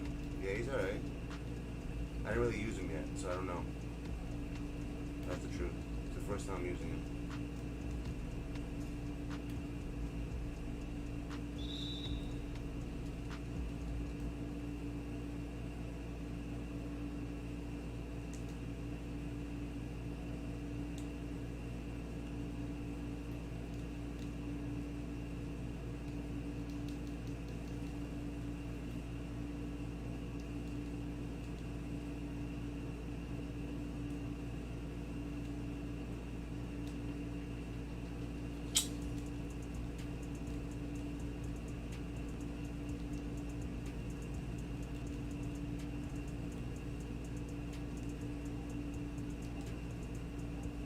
What the hell was that?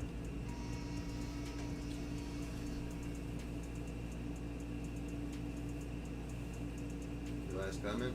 Foul for excessive trash talking? Who? This kid?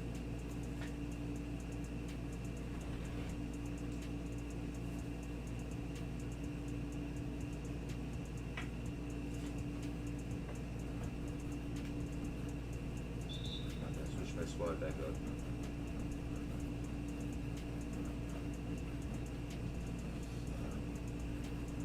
I understand why this shit lags all the time lately at night. People still probably do these dumbass challenges, that's why. Same exact shit like yesterday. Didn't fix. Look at the menus again, look at this. Look how long it takes me to switch, like, look at that. Look how slow it's going. Again. It's freaking absurd. One more to the side, please. Jeez. Come on. Ugh. Damn, bro. Shit's absurd. It's like it's, wow. Shit literally goes in slow-mo.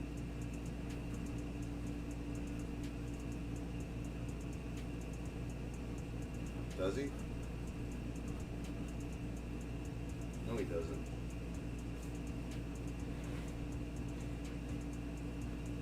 The reason why people want Taco, by the way, is because he's fucking 7'7", or whatever. However, that's why he's 7'6". He's a giant, bro. That's why. That's the only reason why they want him. All right.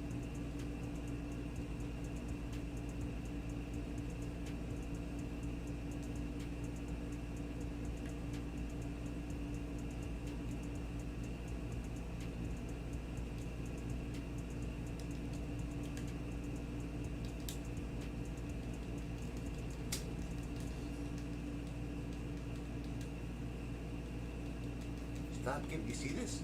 Every other fucking rebound he gets. How do you stop that? How do you win a game when someone gets every, like, 4 or 5 chances to score?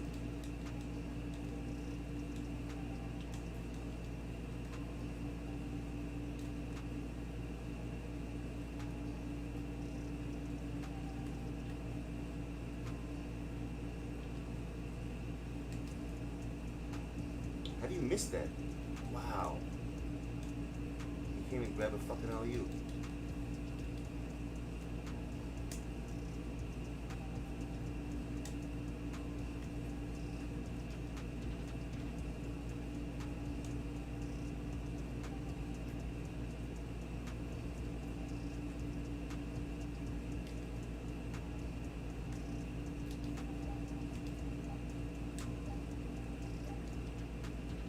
Shit, boo.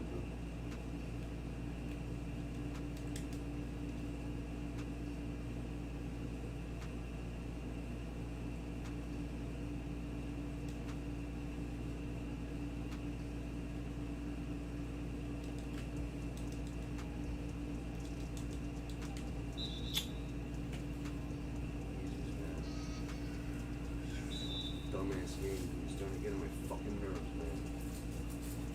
Little slowness. I don't even know why the hell it just called timeout. I didn't even call timeout this time. It called timeout. You see this bullshit?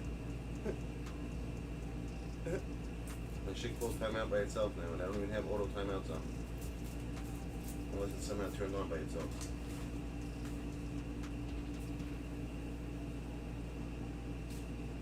Yeah, I never have auto timeouts on. The fuck? Why did you just call timeout for me?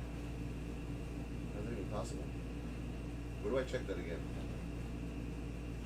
That's in the coach settings?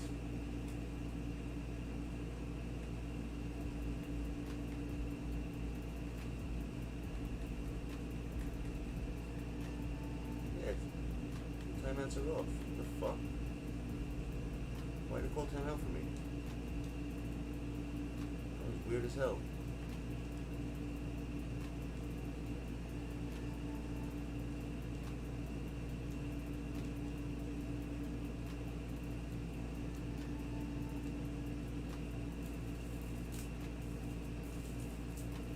Typho's not the GOAT, bro. Get the hell out of here, bro. Kyle, you're crazy. There's no fucking way he's the GOAT. You telling me it's the best part in the game?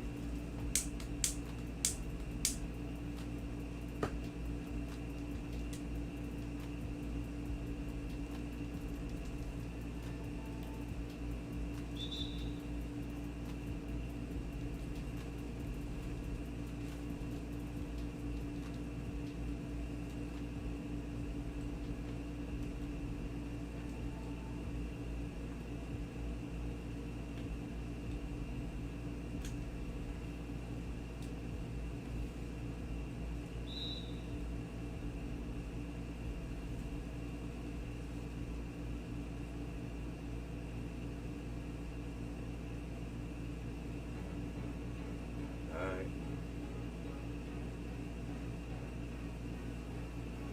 Mr. Ravon, I hear that.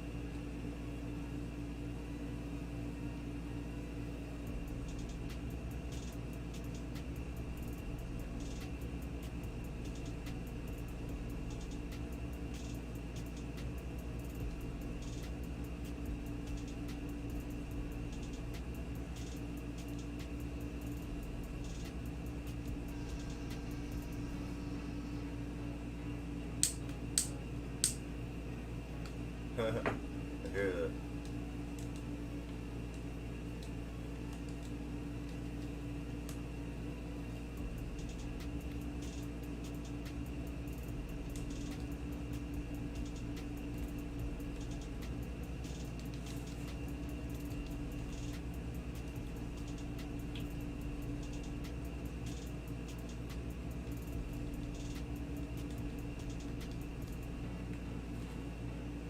Good pass.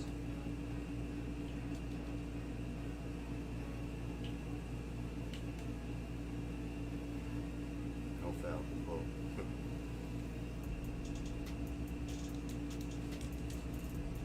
Shit.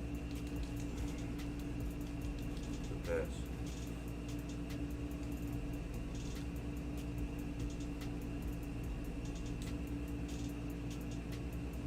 Good shot.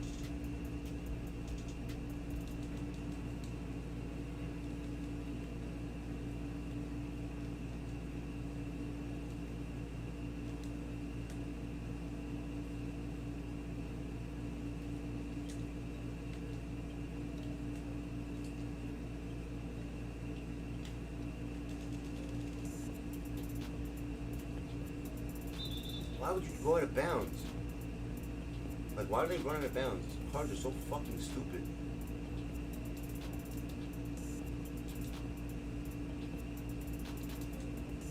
Bad.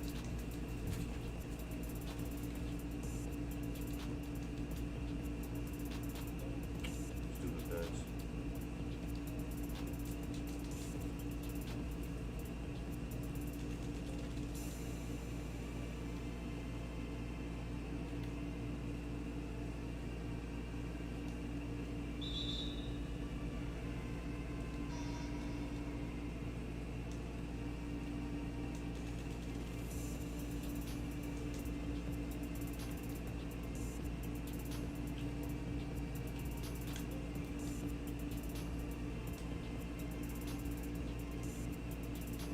you play basketball.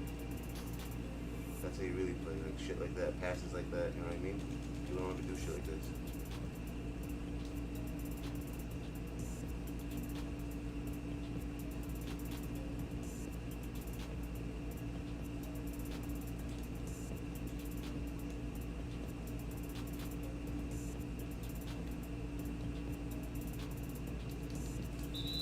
It wasn't a foul. Bill can always go hard, son.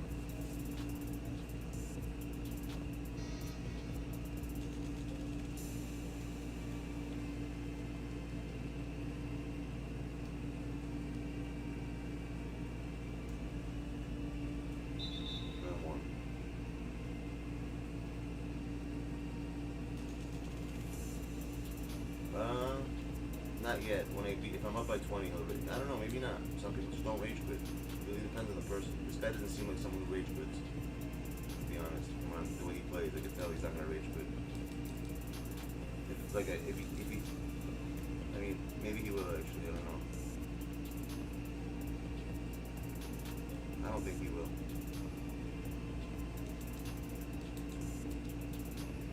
Just my defense is too good. That's what it is. I play really good defense.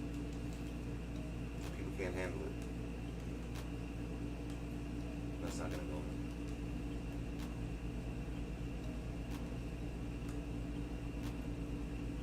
I have court vision, really good court vision. And my shit's still lagging. I don't even know how the hell I'm winning. I'm lagging like crazy. Literally. I think he's lagging too though. I'm not gonna lie. It looks like he's lagging. I can tell when he's stopping. I guess he is a rage quitter.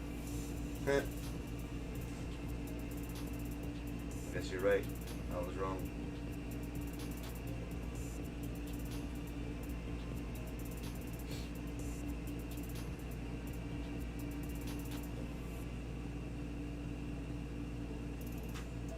I was wrong.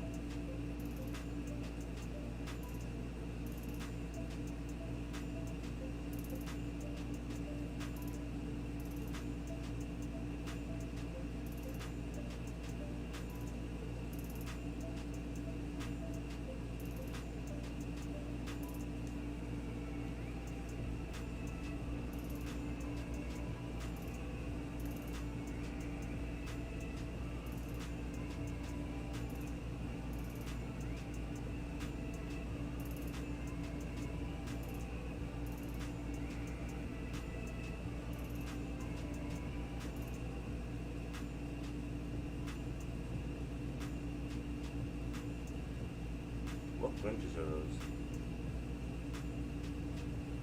I don't even know what shoot you've done. Oh, let me see something. Driving down below right now. The string. Not that one. Yeah, we're doing it right now. I'm looking for a video right now.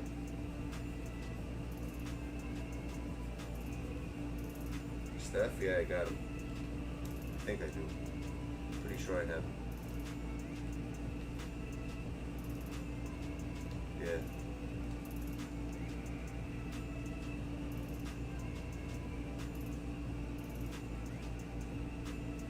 Almighty 9.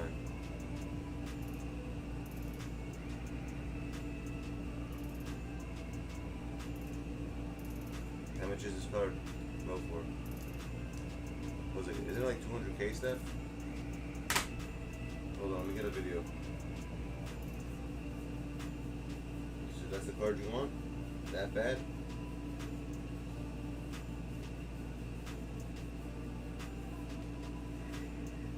Alright. So be it. That's what you want.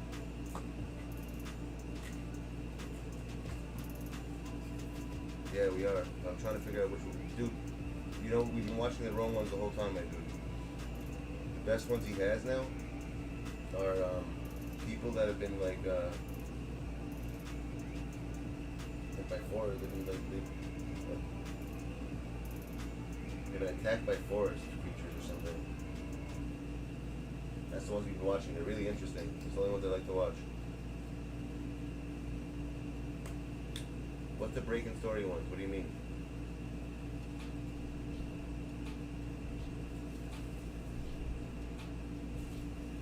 I don't know what that means, the breaking story ones.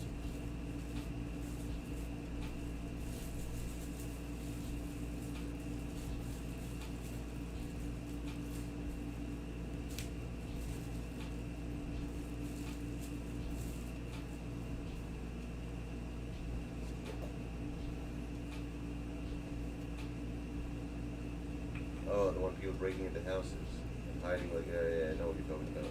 I know what you're talking about now. I'm looking for him right now, give me a sec. I'm looking at the videos right now, good one that we can watch. Why people gotta be assholes, Joe? That's a good question, I have no idea. I was trying to help someone out before, and people basically screwed him over, so he should have won $100. Kind of pissed me off they did it to him. I don't understand people either, bro.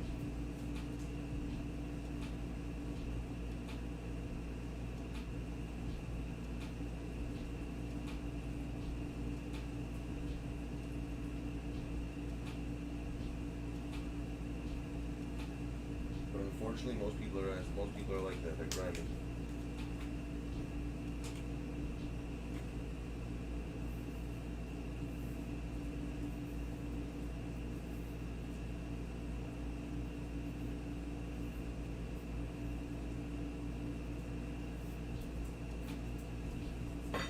Alright, let's go get this video on.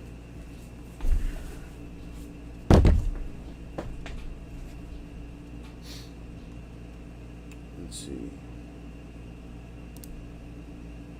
Mr. Ballin. Which one can we watch?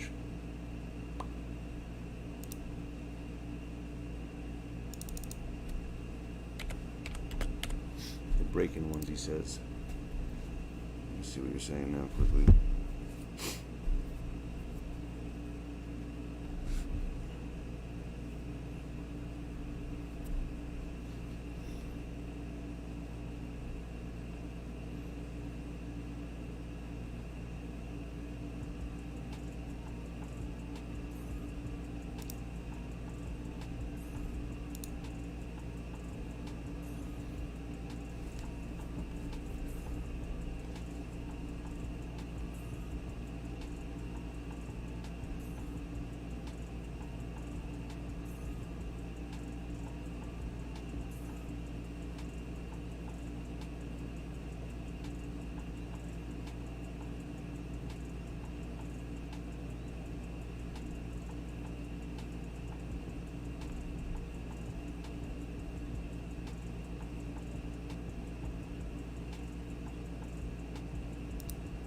Sometimes the truth is stranger than fiction, and today we're going to look at 3 stories that demonstrate that. But before we get into those stories, if you're a fan of the strange, dark, and mysterious delivered in story format, then you've come to the right channel because that's all we do, and we upload 3, 4, even 5 times every week. So if that's of interest to you, please offer to take the like button out on your boat for a scuba diving trip, and once they get off the boat and they go underwater, just turn your boat around and head back to shore. Also, please subscribe to our channel and turn on all notifications so you don't miss any of our weekly uploads. Stories that sound Alright, fake let's get that are into real, though. today's So you stories. might have to press the mute on this because nobody can hear, like, fucking head. We gotta figure that out still. Keeps doing that.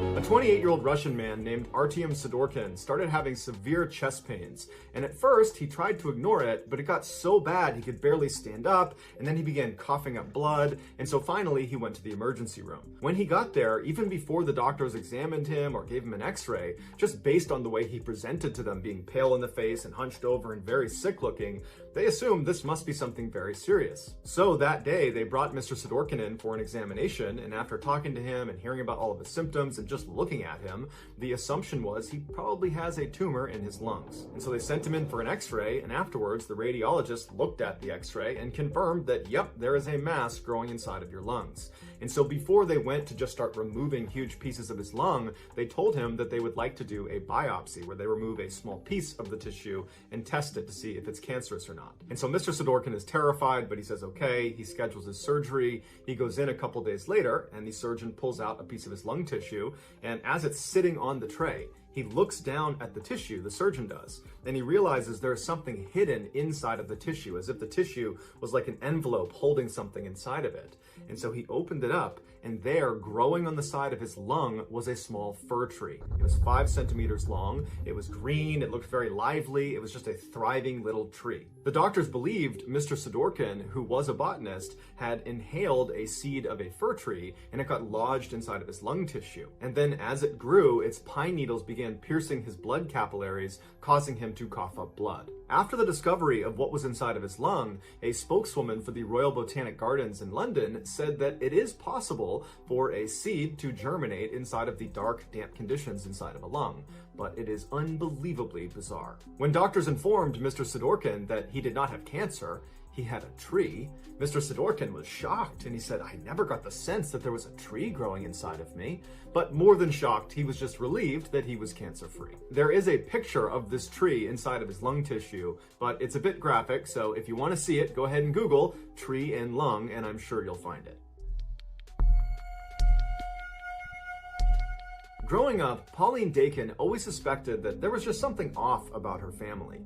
And years later, she would find out she was right.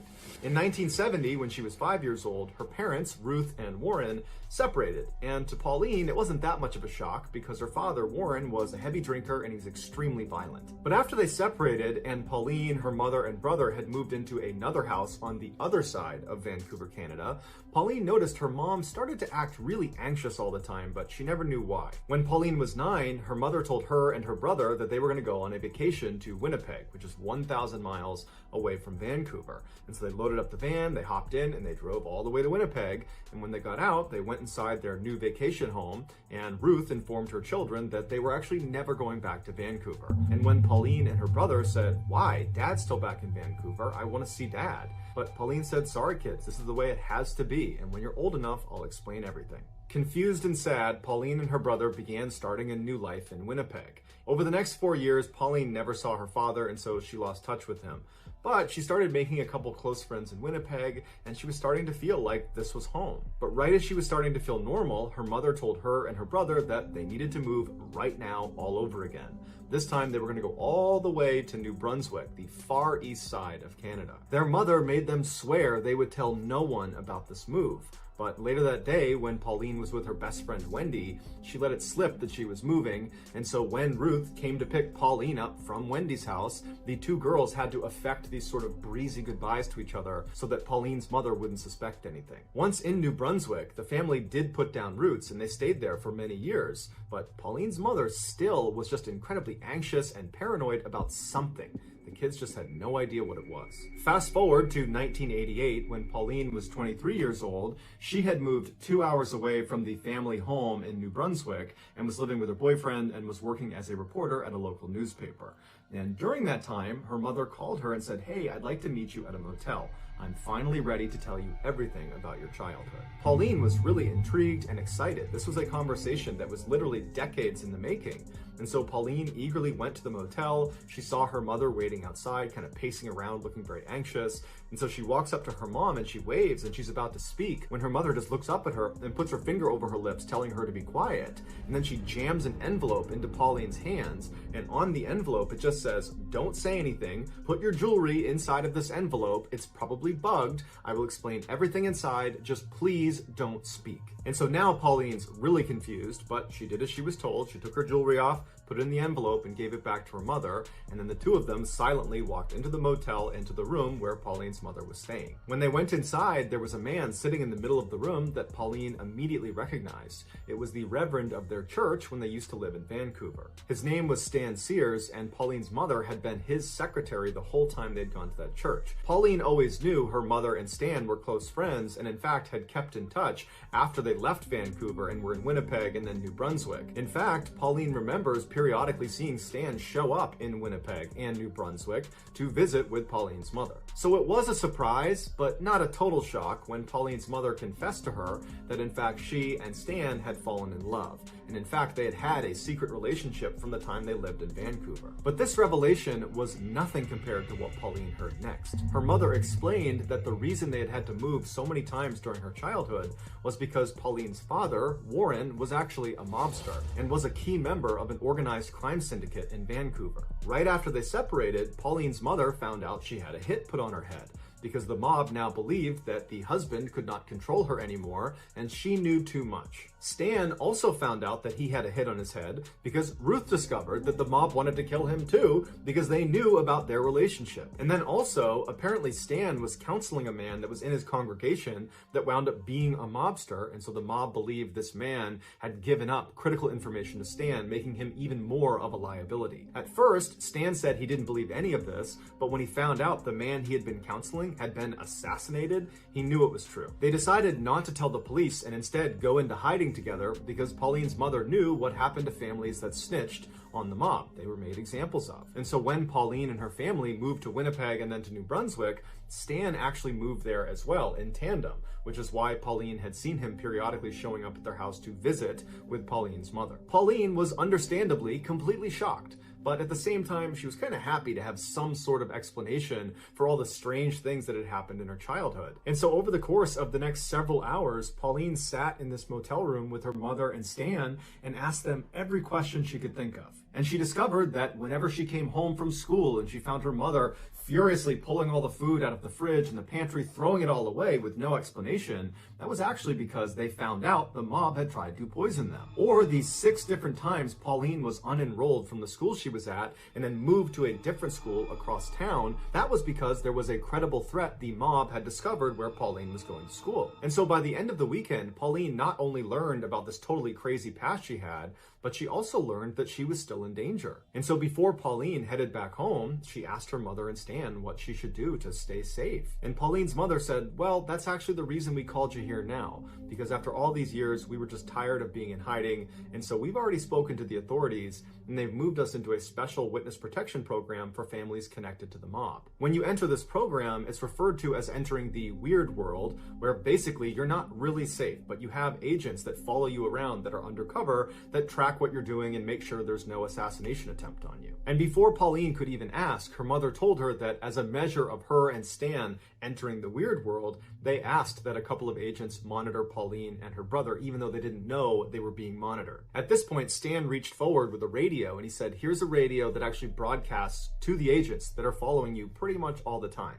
But you should only use it if you're truly in a desperate situation, because as soon as you call out for help, there are going to be people that are risking their lives to come save you. As Pauline is holding this radio, she looks at her mom and Stan and she says, well, what happened to Dad? Is he in jail? And at this point, Pauline's mother says, no, he's not. He's in the weird world too. And she handed Pauline a letter that was from her father addressed to Pauline, and it basically spelled out that he had been moved into the weird world and he was looking forward to Pauline joining them at some point when she was ready. So now Pauline has this radio and this letter, and she's looking at her mother and Stan, and she's just totally overwhelmed, and her mother just tells her, go home, think about what you want to do next, and if you want to join the witness protection program and join the weird world with us, just let me know and we'll make it happen. And so Pauline, who's in a total state of shock, gives her mom a hug and gives Stan a hug and says, okay, bye, I'll be in touch. And she leaves the motel and she gets in her car and she's about to back up when she looks and sees Stan running outside holding something in his hand. And so Pauline stops, Stan runs up to the window, and he says, hey, I forgot to give you this. And he held up this round piece of metal that he told her was a GPS transponder. It was magnetized, and she should put it out of sight underneath her car. And what it does is it constantly gives off her location to the agents that are following her. So if she was in trouble, it would be easier for them to find her. And so Pauline thanked him, put the transponder under her car, and Stan went back into the motel. And so Pauline went back home with the intention of just digesting this information, knowing that she was being watched, she had this radio, she was, relatively safe, and her plan was to just give it a couple of days before she committed to joining the witness protection program and joining the weird world. But after only a couple of days, her paranoia was so high that she dumped her boyfriend, she quit her job, and she moved out of her house into a separate apartment, and she called her mother and said, I can't take it anymore, I feel totally unsafe, I want to join the weird world. Her mother and Stan were delighted at her decision, but they told her it wasn't a simple process getting into the weird world, that a lot of people were involved in her basically giving up her old life and entering this new one. And so Pauline's mother told her that she would be in touch with one of her agents and they would contact Pauline when it was time for her to go. And so anxious and scared, Pauline began to wait and wait and wait. And her mother said, oh, just give it some time, they'll be in touch soon. But the waiting dragged on for 5 years. And in that time, Pauline met a new boyfriend, Kevin, who became her husband. And in conversations with him, Pauline started to doubt this whole mafia thing was even true. And so she decided, in order to find out if this really was a real thing, that the mafia was actually after them, that Pauline would need to set up a sting operation on her mother and Stan. And so Pauline called her mother and very convincingly told her that, oh my goodness, someone just broke into my apartment. I think it was someone from the mafia. I don't know what happened, but can you tell me what to do? Should I call the police? What do I do?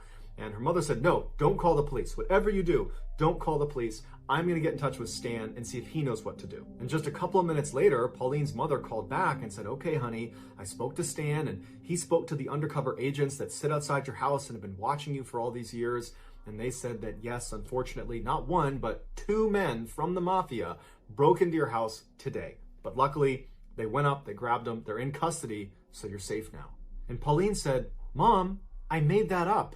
No one's been in my apartment. I've been here the whole day. I lied to you. No one broke in. And it was at this point that Pauline realized her mother and Stan had been living a lie since she was 5 years old.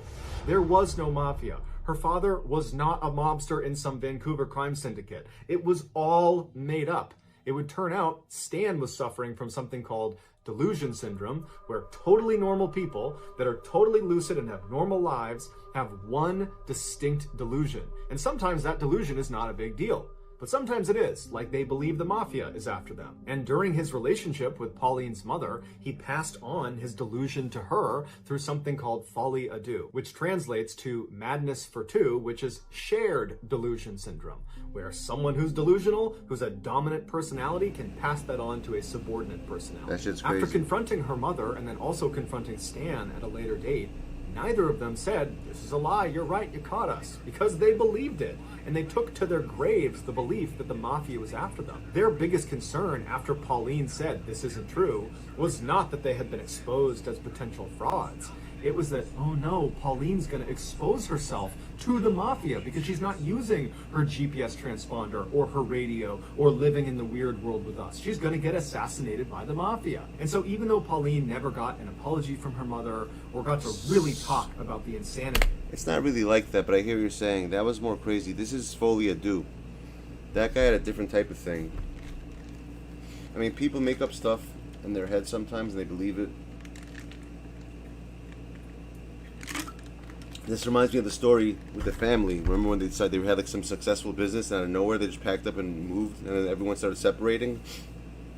No, that's something different. That's what this reminds me of. The story with the family that separated, remember that? And the father and the mother and the kid, they were all together, then the girls left and they ended up heading back to their house. That's what this sounds like. It's one of the first ones we heard, that story. Of this whole situation because, again, her mother and Stan took to the graves the belief that the mafia was in fact after them. Pauline ultimately made peace with the situation by writing a best-selling memoir called The church Run, dude is Hide, part Repeat. of It it. is linked in the description below. Check it out. That's nuts though. In November of 2004, 52-year-old Peter Porco and his wife, 54-year-old Joan Porco, were like so many other middle-aged, middle-class Americans. They lived in Del Mar, New York in a comfortable two-story home and they worked for a living. Peter was an appellate court clerk and Joan was a speech pathologist. They had been married for over 30 years and they had two sons. Christopher was a 21-year-old student at the University of Rochester and his brother, Jonathan, was a 23-year-old naval officer stationed at a submarine base in Groton, Connecticut. On Monday, November 15th, 2004, Peter woke up to start his typical Monday morning work routine.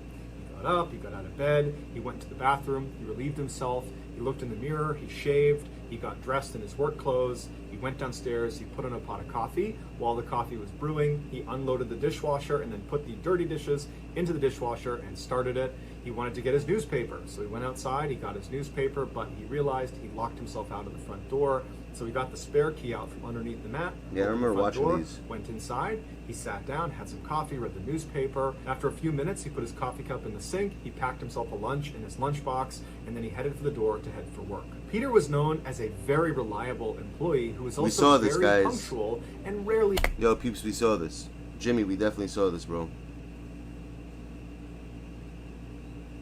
That's the one with the son, remember? And the mother was going to take him at it. I'm telling you, we saw this.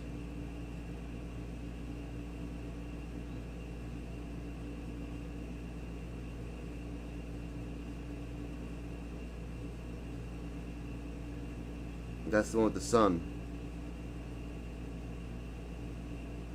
When he hit the father with the axe over the head, and then his mother bailed him out of court, even though he had life prison. We definitely saw this. I remember this one. Folie à deux, which is a French term that means madness for two. And what happens? Oh, that's is why. He has it in 2 different spots. No wonder why. We never saw this one though. Sometimes the truth is stranger than fiction, and today we're going to look at 3 stories that demonstrate that. But before we get into today's stories, if you're a fan of the strange, dark, and mysterious delivered in story format, then you come to the right channel because that's all we do, and we upload 3 or 4 times every week. So if that's of interest to you, please tell the like button you're taking them on a week-long vacation to Universal Studios, but instead take them to the dentist for a root canal. Also, please subscribe to our channel and turn on all notifications so you don't miss any of our weekly uploads. All right, let's get into today's stories. You can't watch these, bro.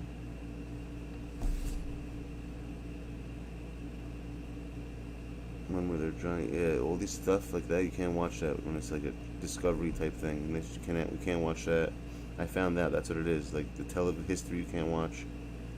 These are all like because they have television stations. That's why. It has to be a guy like Mr. Ballin that has to do it. And I found out if you see CC on someone's channel once, ever, and there's someone not on the others, it doesn't mean you still can't watch those videos. They just forgot to put it. That it means. That's what it means. That's why that we didn't see CCs on certain when we got, and I got the message. So if you see any CCs on someone's channel on any video, that means it's safe to say that all of them are like that. What's up, Isaac?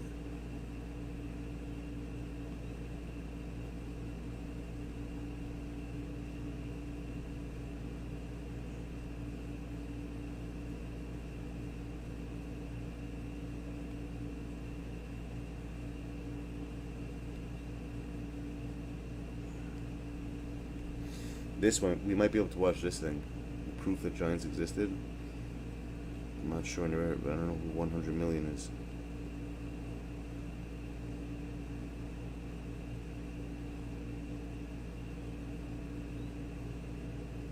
Nah, all these are copyrighted.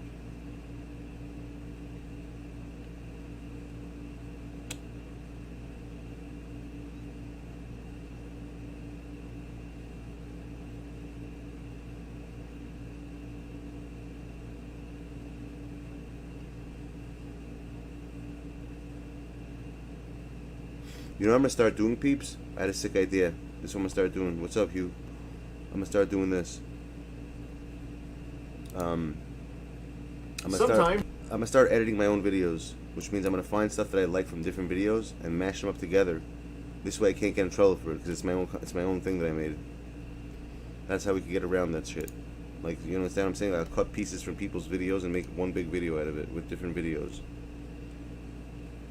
With whatever I think's the best. I think I'm gonna start doing that. That's how we get around. That's how we get around watching those videos because it won't be tagged to their channel no more. Because I'm setting up the video myself. Yeah, it's not gonna be reading off that unless it has to do with the words, and I don't know how that works. I gotta look that up. I gotta look that up if I could do that. Let's continue this one. The truth is stranger than fiction, and today we're going to look at 3 stories that demonstrate that. But before we get into today's stories, if you're a fan of the strange, dark, and mysterious delivered in story format, then you come to the right channel because that's all we do, and we upload 3 or 4 times every week. So if that's of interest to you, please tell the like button you're taking them on a week-long vacation to Universal Studios, but instead take them to the dentist for a root canal. Also, please subscribe to our channel and turn on all notifications so you don't miss any of our weekly uploads. All right, let's get into today's stories.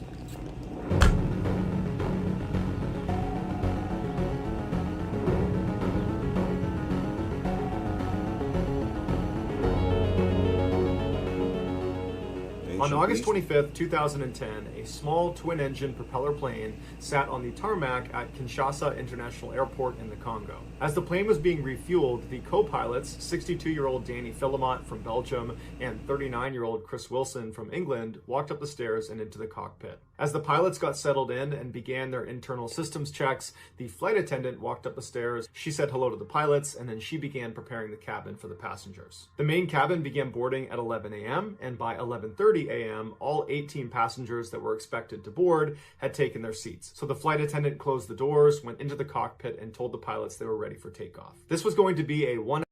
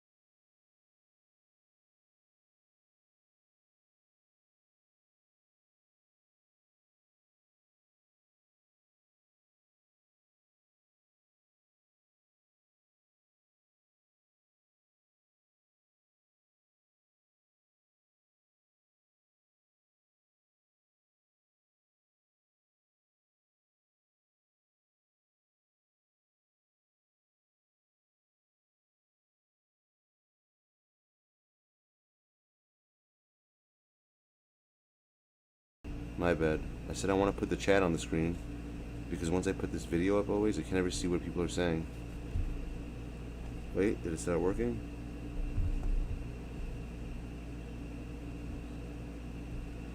No.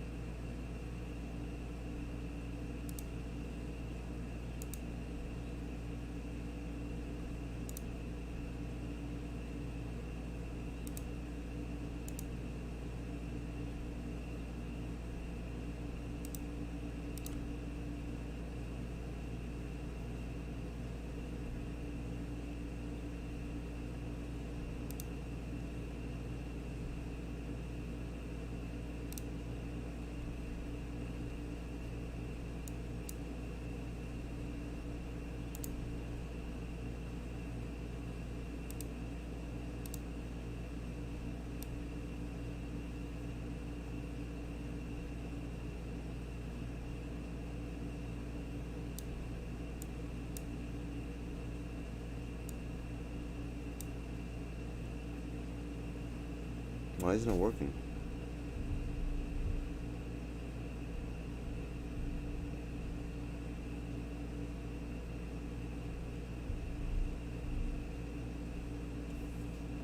There we go. Oh no. Yep. Now it's working. That's what I want to see. Alright, now we're good. It just took time for it to work. Sorry about that, peeps, but we're good now. Now we can start watching.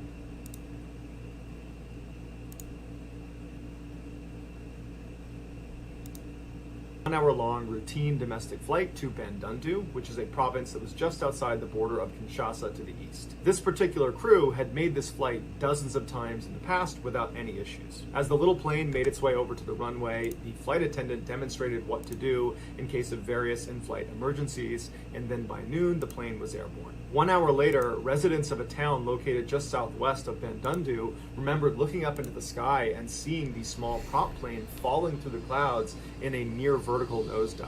Seconds later, the plane crashed into the ground right in the middle of the neighborhood. Luckily, the crash did not kill anybody. Yo, Hugh, I believe in it.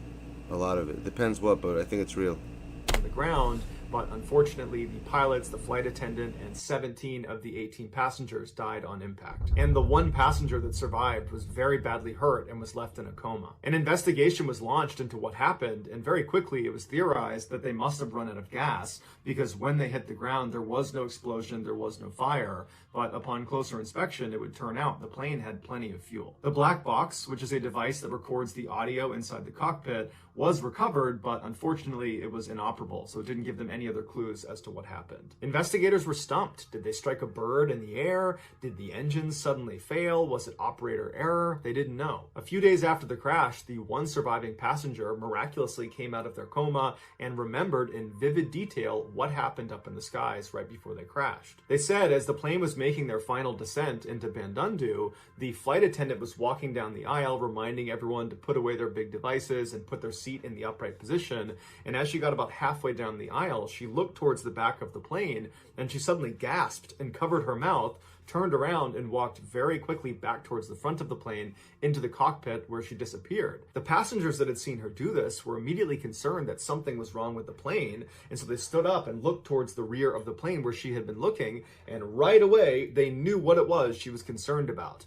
There was a hissing crocodile making its way up the aisle. Someone must have smuggled it on. And as passengers realized what was happening, they all panicked and stampeded towards the front of the plane. This sudden shift in weight threw off the plane's center of gravity, causing a nosedive that the pilots could not recover from before they crashed. After hearing this story, the investigators remembered that a living crocodile had been found around the wreckage, but no one had thought much of it because in the Congo, lots of exotic animals are smuggled onto flights. Specifically, crocodiles are smuggled onto these planes with such regularity that passengers often can recognize the very specific crocodile smell somewhere in the cabin.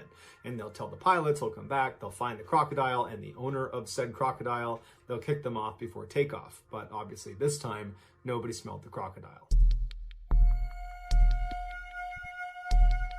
Just after midnight on April 4th, 2013, a man stepped out of his tent into the pitch black woods of central Maine. He was wearing a wool hat, he had a nice brand new Columbia jacket on, some Land's End jeans, and some high quality boots. He was carrying a backpack as well as another bag that contained a screwdriver along with some other tools. He adjusted his glasses and then looked up into the sky, and it was so dark he couldn't even see the moon, and he thought to himself, perfect. He turned and began quickly walking away from his tent into this forest where the trees were so dense that if you weren't careful, you could actually get stuck in between two trees. And scattered all over the ground were these huge slippery boulders covered in moss where one wrong step and you're breaking an ankle. But despite the rugged terrain and zero visibility, this man was able to easily navigate this area as if he had memorized every step. After an hour of silent hiking, he reached this huge pond called North Pond, and while staying hidden in the trees, he followed the shoreline until he reached the edge of the forest overlooking this clearing. And right in front of him were dozens of cabins overlooking this pond. This was Pine Tree Summer Camp. He waited in the tree line for a few minutes just listening to make sure nobody was out there, even though he knew their schedule and knew no one was there. After not hearing anything and feeling like the coast was clear, he stepped out of the woods and walked up to the top of the camp to the dining hall, and he made his way around to the back door. There, he pulled a screwdriver out of his bag and expertly popped open the lock and stepped inside. Once he was inside, he pulled out his tiny flashlight and he made his way over to the pantry where he began stuffing his bag full of candy, chips, and coffee. Once his bag was almost completely full, he walked over to the walk-in freezer, he went into his pocket and pulled out a key that he had stolen on a previous trip. He unlocked the lock, went inside, he grabbed some frozen hamburger patties and hot dogs, and then he left the freezer and locked it behind him. He did one more pass through the pantry and grabbed some more candy off the shelves and jammed them into his pockets, and then after feeling satisfied that he had all he could take, he decided it was time to leave. And so as he made his way to the door, he thought to himself, great, another successful raid complete. Or so he thought. A motion detector had recently been installed inside of the dining hall behind the ice machine. As soon as this man had pried open the back door, it had picked him up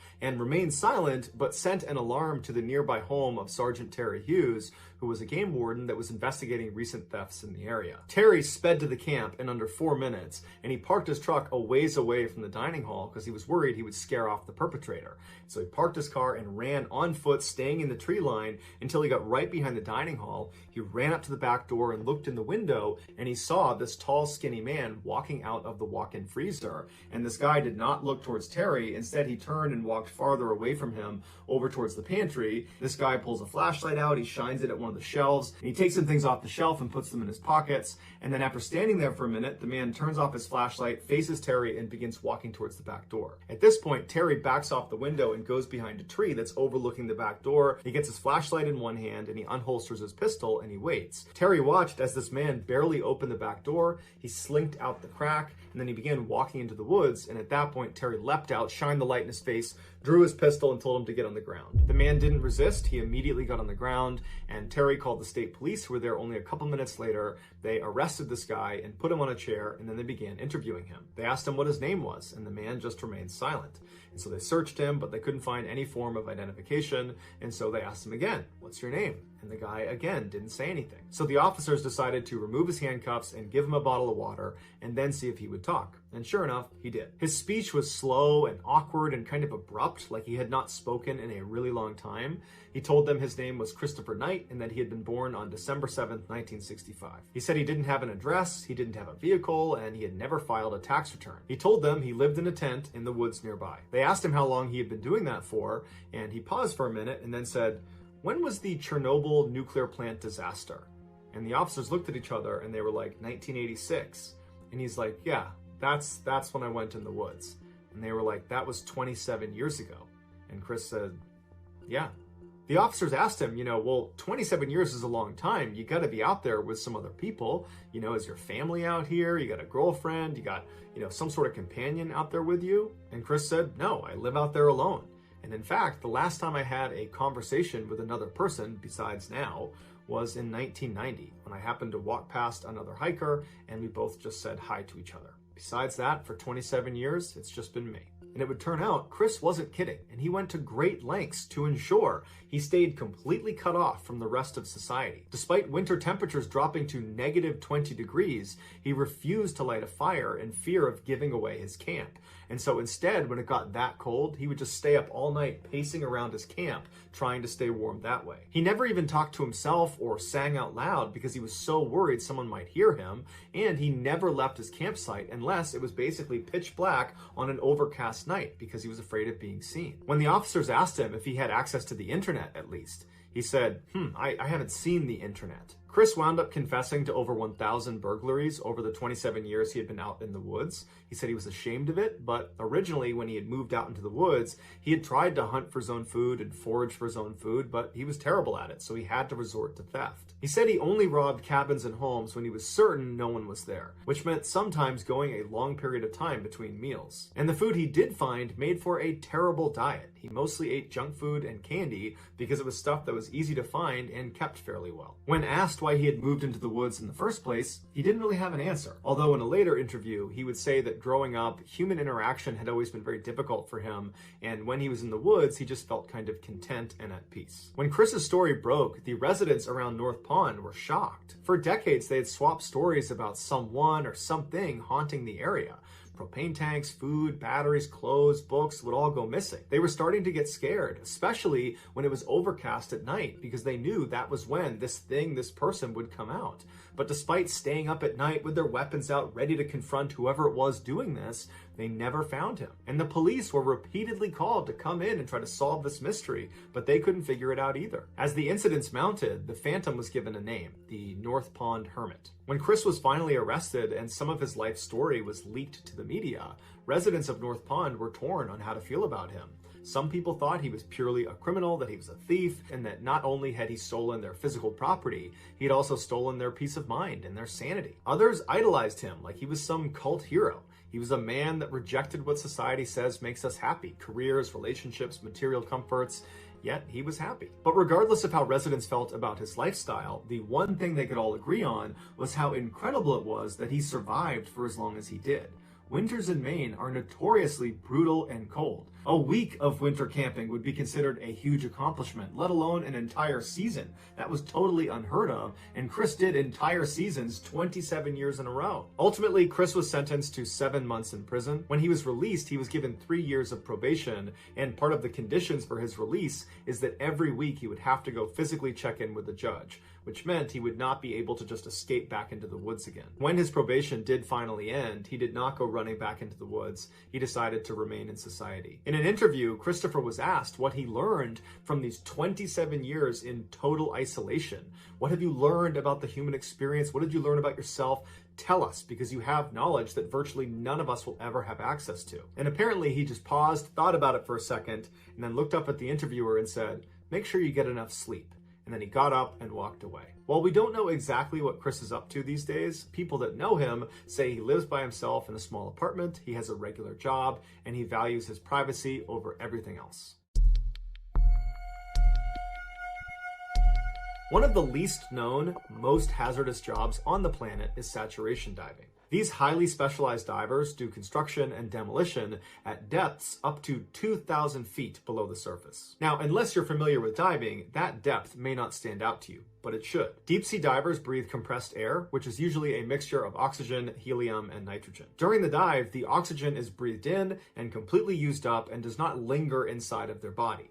But the helium and nitrogen, they are absorbed as they're breathed in into the bloodstream, and they remain there for the duration of the dive. As the diver ascends in the water column, the pressure on them from the water is reduced, which allows these two gases to clear out of their bloodstream. But they clear at different rates. Helium is considered a fast gas, which means you absorb it quickly and get rid of it quickly, but nitrogen is a little bit slower, and so it takes longer for it to absorb into your body, and then takes longer for it to clear out of your body. If a diver doesn't respect this and just rockets to the surface, any of the nitrogen or helium that did not diffuse out of their bodies will bubble up inside of them like a shaken soda, and it will wreak havoc on them, and many times it can be fatal. This condition is known as decompression sickness, or the bends. The way divers mitigate getting the bends is they have decompression stops in their dive, which means after they go down to a certain depth, on the way up, they will stop at a certain depth and just wait, and they will allow these gases to diffuse out of their bodies before making their way up to the surface. These decompression stops are planned and built into the dive beforehand. The deeper you go, the more frequent your decompression stops will be and the longer they will take. To give you a sense of just how long these decompression stops can be, if you dive down to just 250 feet, it might only take you about 15 or 20 minutes to get down there, but the return trip will take almost 4 hours due to the number of decompression stops. If you're going down to 2,000 feet, it will take you over 33 hours to ascend.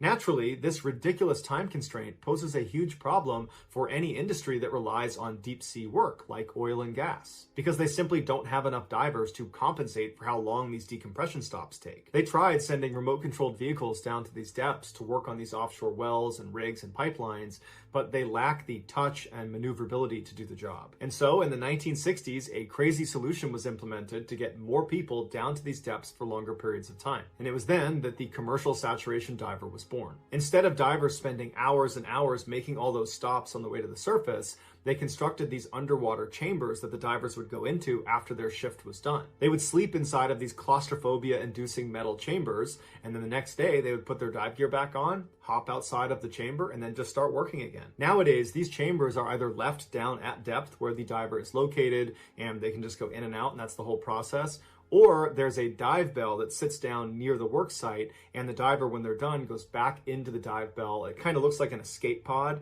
and it's raised by a crane all the way up to the surface, where it's placed on top of a ship or a rig, and inside of this dive bell, the pressure is artificially made to match the depth they've been working at. And then when they're placed up on the surface on the ship or the rig, the bell is connected to a bigger chamber that's also set to the same pressure they're at down at depth. And they can go inside this chamber, they can sleep, they can eat, go to the bathroom, and then the next day the process is reversed where they go back into the dive bell, it lowers them down to depth, they hop out, and they continue their work. The point of this system is to keep divers fully saturated with their inert gases like nitrogen and helium so that they only have to do one major decompression at the very end of their shift, which is oftentimes multiple weeks long. Now, while the saturation diving system has worked extremely well, it's still extremely hazardous, which is part of the reason why it pays really, really well. Some divers have died because they panicked and got hurt. And if you think about what their job really entails, they are going down thousands of feet all on their own into total pitch black nothingness. They have one crummy light that can barely see about 10 feet in front of them. They're operating heavy, dangerous equipment. There are large animals swimming around them that they can't see. Oftentimes, they're perched on a pipeline, clinging to it, that if they were to fall off of it and detach from the dive bell, they would sink into an abyss and no one could get them again. And so it's an easy place to get hurt. Other divers have died because they were given the wrong mixture of gas. And so at depth, they began having seizures, and there's nothing anyone can do to help them. But the most well-known and brutal saturation diving accident involved something called explosive decompression. On November 5th, 1983, 4 saturation divers were working off of the Byford Dolphin oil rig in the North Sea. Just after 4 a.m., 2 of the men, Edwin Coward and Roy Lucas, were in their bunks lounging inside of that chamber that sat up on the rig. The other 2 men, Bjorn Bergensen and Troels Hellevik, had just finished their shift down below. They had gone into the dive bell and were being raised by crane to go up to the chamber on the rig. Once the dive bell was up on the rig, 2 dive tenders named William Crammond and Martin Saunders began clamping the bell onto the side of the chamber. Without getting too into the weeds about how it actually works, getting divers to go from one highly pressurized area, the dive bell, into another highly pressurized area, the chamber, and vice versa, basically, it just boils down to opening doors at very specific times,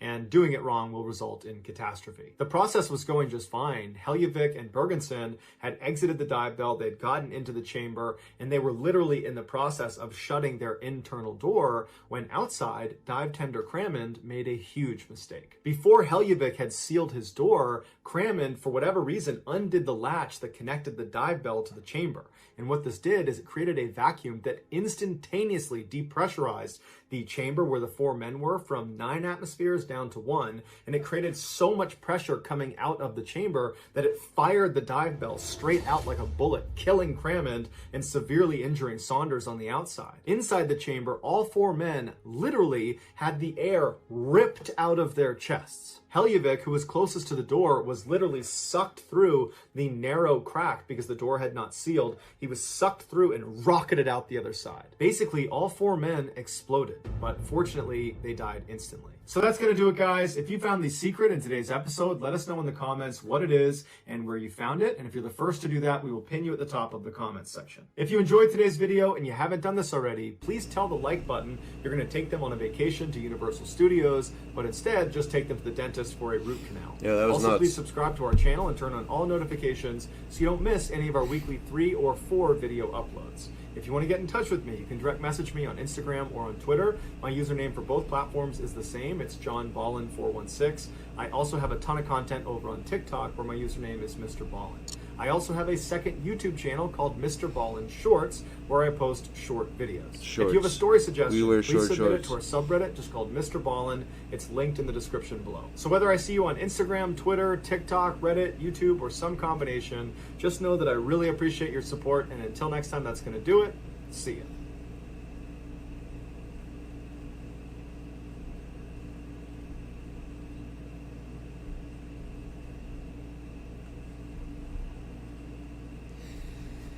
Today's top story is so wildly improbable that if there wasn't footage, nobody would believe it happened. Luckily, I've included the footage. But before we get into today's stories, if you're a fan of the strange, dark, and mysterious delivered in story format, then you've come to the right channel because that's all we do, and we upload 3 or 4 times every week. So if that's of interest to you, please sneak into the Lxck's house and steal all of their sweatpants strings. Also, please subscribe to our channel and turn on all notifications so you don't miss any of our weekly uploads. All right, let's get into today's stories. You gotta change the song. I can make him a better track than that. In 1974, Jean-Claude Romand enrolled in medical school in Lyon, France. He was a model student who excelled despite the notoriously model student, bro. In 1980, he married his girlfriend, and shortly after that, they had two model kids, student. A boy and a girl. In 1983, he officially became a doctor and landed a great job as a researcher at the World Health Organization in Geneva. His focus was on finding new medicines to treat arteriosclerosis, also known as heart disease. His wife would proudly tell her friends that her husband was a super doctor who worked quietly in a neon-lit lab in Geneva to develop all these incredible treatments. From the outside looking in, Jean-Claude's life looked perfect, but looks can be deceiving. In the early morning hours of Monday, January 11th, 1993, Jean-Claude's best friend, Luc, received a call informing him there had been a terrible accident. Jean-Claude In the Van night, Damme. a boiler had caught fire inside of Jean-Claude's house, killing his wife and his children. That Jean-Claude had barely escaped alive, but when he got to the hospital, he had slipped into a coma. The Man, two that men had sucks. been friends for nearly 20 years.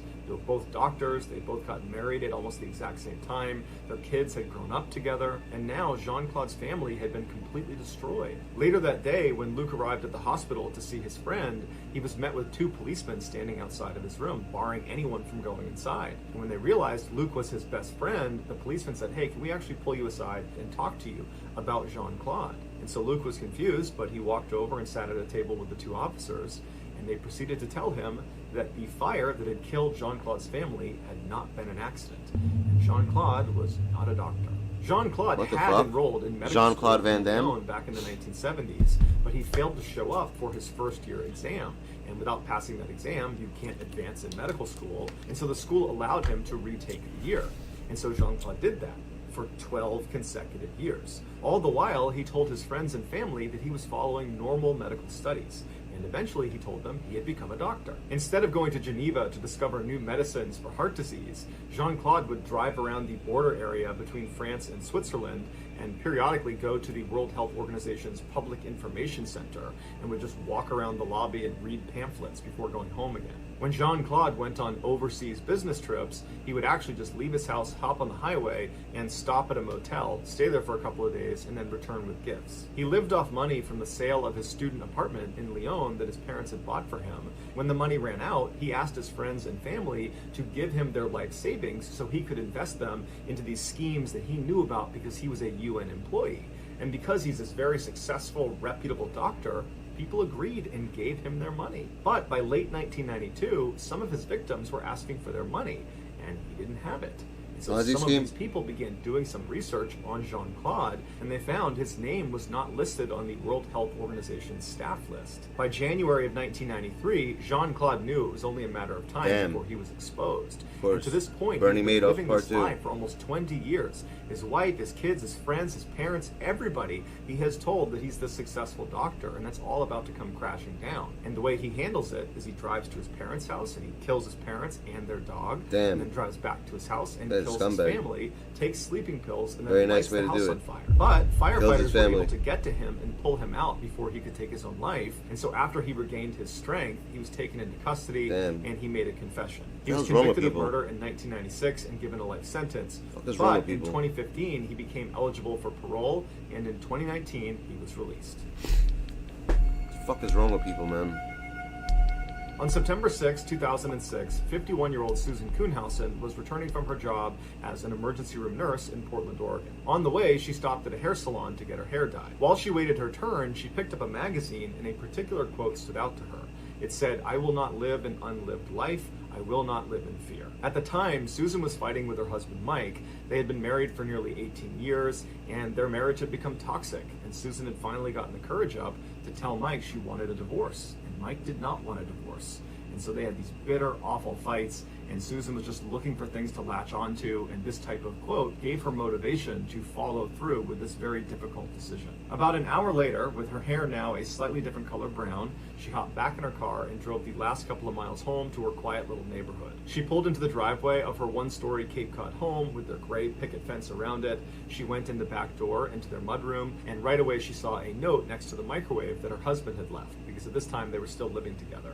and the note just said, "Sue, I've had trouble sleeping. I've gone to the beach. I'll see you in a couple of days." She put the note down and then unlocked the door that led into the house, which was into the kitchen. And as soon as the door opened up, she heard the beeping sound of their security alarm, and then she walked all the way through the house to the front door. She unlocked it, went outside, and then checked their mail, and then went back inside the house. After she got back inside and had shut and locked the front door behind her, she kicked off her shoes and then began walking across the house towards the kitchen. She got about halfway there when she looked over to her left, and she noticed the first floor bedroom that they used as a guest room was really dark. And every morning before she left for work, she would open all the curtains around the house. And so in the evening, the sun would come into the house and it would be nice and bright. And so she's thinking to herself, did I forget to open the curtains in that room? Because it shouldn't be that dark. And as she's staring at the room, a man she didn't recognize walked out from behind the bedroom door and started walking towards her. He was medium height, medium build. He had a hat pulled down over his eyes. He had yellow rubber gloves on, and he was holding a hammer. He began walking right towards her. For many people, the sight of a stranger inside of your home carrying a hammer would be enough to prompt you to turn around and run out of your house. But not Sue. She had been an emergency room nurse for the past 30 years. And in that time, she had done things like crack open people's ribs to massage their hearts. She had administered IVs and thrashing patients that were suffering from withdrawals. And she and the other nurses she worked with trained regularly in self-defense because you just never knew what was going to happen in the ER. You needed to be ready to slip chokeholds and defend yourself. And so here Sue was staring down this intruder in her house with 30 years of preparation for this moment. And so Sue ran at this guy faster than he was coming at her, and it caught him off guard. She figured if she could just get up close to him, the power of the hammer strikes would be less. And so she rams into him, and she's about 5'5" and significantly outweighed him. He's about 5'9", maybe 200 pounds. And so she rams him into the wall. He hits her in the head once with the hammer, but it wasn't enough to subdue her or even knock her down. She barely felt it. And so she's holding on to him and she's screaming at him, "Who are you? What do you want?" Because there was a part of her that thought, this is a burglary, I'll just give you what you want. But the guy didn't say anything. And so Susan grabbed him and pushed even harder against the wall, and the man would say 2 words. It was the only 2 words he said the entire time. And it was, "You're strong." And Susan, when she heard that, it was like an adrenaline rush. She knew this guy was not trying to rob her. He was just trying to kill her. Oh, wow. She thought, no, I'm gonna live. And she managed to wrestle the hammer away from him while pinning him against the wall, and then smashed him in the head 3 times with this hammer before he managed to get it back. But when he reached for the hammer, she grabbed his throat and began choking the life out of him. The man immediately went for his throat to get her hand off of him, so he was not trying to attack her. And Susan realized that she had him on the defensive, and she grabbed tighter and tighter around his throat. She moved her other hand up and really started crushing his windpipe. And then she screamed at him, "I'll call an ambulance if you tell me who sent you." And the man looked at her and just grunted at her. And so she continued to squeeze harder and harder until his face turned purple and his eyes rolled back. And she knew as an emergency room nurse, if she continued, she would kill him. And she wasn't really prepared to do that. And so she threw him to the ground. She turned and began to run towards the front door. But this guy jumped up and leapt after her, grabbed her by the ankle and tripped her to the ground. When she landed, she rolled over onto her back, and right on top of her is this guy wielding the hammer. He's about to bring it down on her, and so she instinctively just shot up. She sat up as fast as she could, and she bit down as hard as she could on the inner part of his upper leg. She bit so hard she tore through the fabric, and the guy screamed out in pain. He couldn't even hit her with the hammer. He began staggering back, at which point she released the bite, got up onto a knee, and then bit him again on the side of his rib cage as hard as she could, once again tearing through the fabric. And so now this guy is howling at the top of his lungs, at which point Sue grabs him and throws him to the ground, but she falls with him, and she lands directly behind his back. And he's still trying to grab her, and he's got the hammer, and he's trying to hit her, and so she reaches out and puts her arm over his throat and puts him in a wicked chokehold, one that he was not getting out of. And so the guy is trying to fight and get his neck out of the chokehold, but Susan decided that I'd be embarrassed if I was this guy. He's not got some woman kicking his ass, right? He's here to kill me, weird. so I'm going to kill him first. And she proceeded to choke him to death. And once he stopped moving, she calmly stood up, looked down, knew he was dead. She grabbed his hammer and then calmly walked out the front door, walked to her neighbor's house. Calmly, I love when they say knocked on calmly. the door, and then Calmly her neighbor walked down the comes door. up and sees Sue just standing there with her clothes tattered and she's all Calmly. bruised and bloodied, but she looks like she's totally okay. And the neighbor asks Sue, what are you doing? What's going on? Why do you have that hammer? And Sue would tell her that, well, I had an intruder and he tried to kill me, so I killed him. And I need to use your phone to call the police. And so her neighbor's like, okay, come on in and use my phone. And so Sue walks in with her hammer in hand and calmly calls the police and tells them Hammer in hand. Police and paramedics show up and they go inside of Sue's house and they confirm that her attacker was in fact dead. Damn. And her attacker turned out to be 59-year-old Ed Haffey, who was a Vietnam veteran with a long rap sheet. They discovered Ed's backpack inside of Susan's house, and in it was a notebook that contained instructions for what to do after he killed Susan.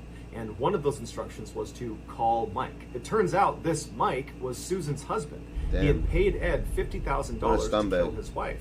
And Mike, earlier in the day, had gone to the house and allowed Ed in and told him where to go and where to wait. And then on his way out, he had written that note saying, I'll see you in a couple of days. When police brought Mike in, he initially denied all charges and said he had nothing to do with this. Of course he did. But he would eventually confess and then would be sentenced to 7 years in prison for soliciting to murder his wife. Although Mike never gave his exact motivations for why he actually did this, he would have been ruined financially during this divorce.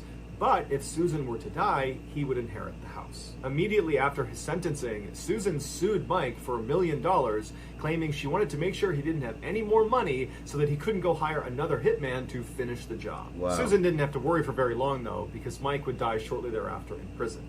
As for Susan, she never faced any criminal charges and in fact was hailed as a hero in the wake of the attack. Richard Russell, better known as Bebo by his friends and family, was born in 1989 in Key West, Florida, but at the age of 7, he moved to Wasilla, Alaska. He was a standout athlete at Wasilla High School, competing in football and in track and field. After graduating in 2008, he moved to Coos Bay, Oregon, where he briefly attended a community college. While he was there, he met a woman named Hannah Strassner, and in 2011, they got married. And shortly after that, they opened a bakery that they would run together for 3 years. Hannah, who had gone to culinary school, was very detail-oriented and ran the show at the bakery. Bebo, on the other hand, was not professionally trained and was much more laid back and interested in experimenting with new and wild recipes. In 2015, with heavy hearts, they decided to sell the bakery so they could move to Seattle and be closer to Hannah's family. Once they arrived there, Bebo got a job at the SeaTac airport as a ground service agent for Horizons Airline.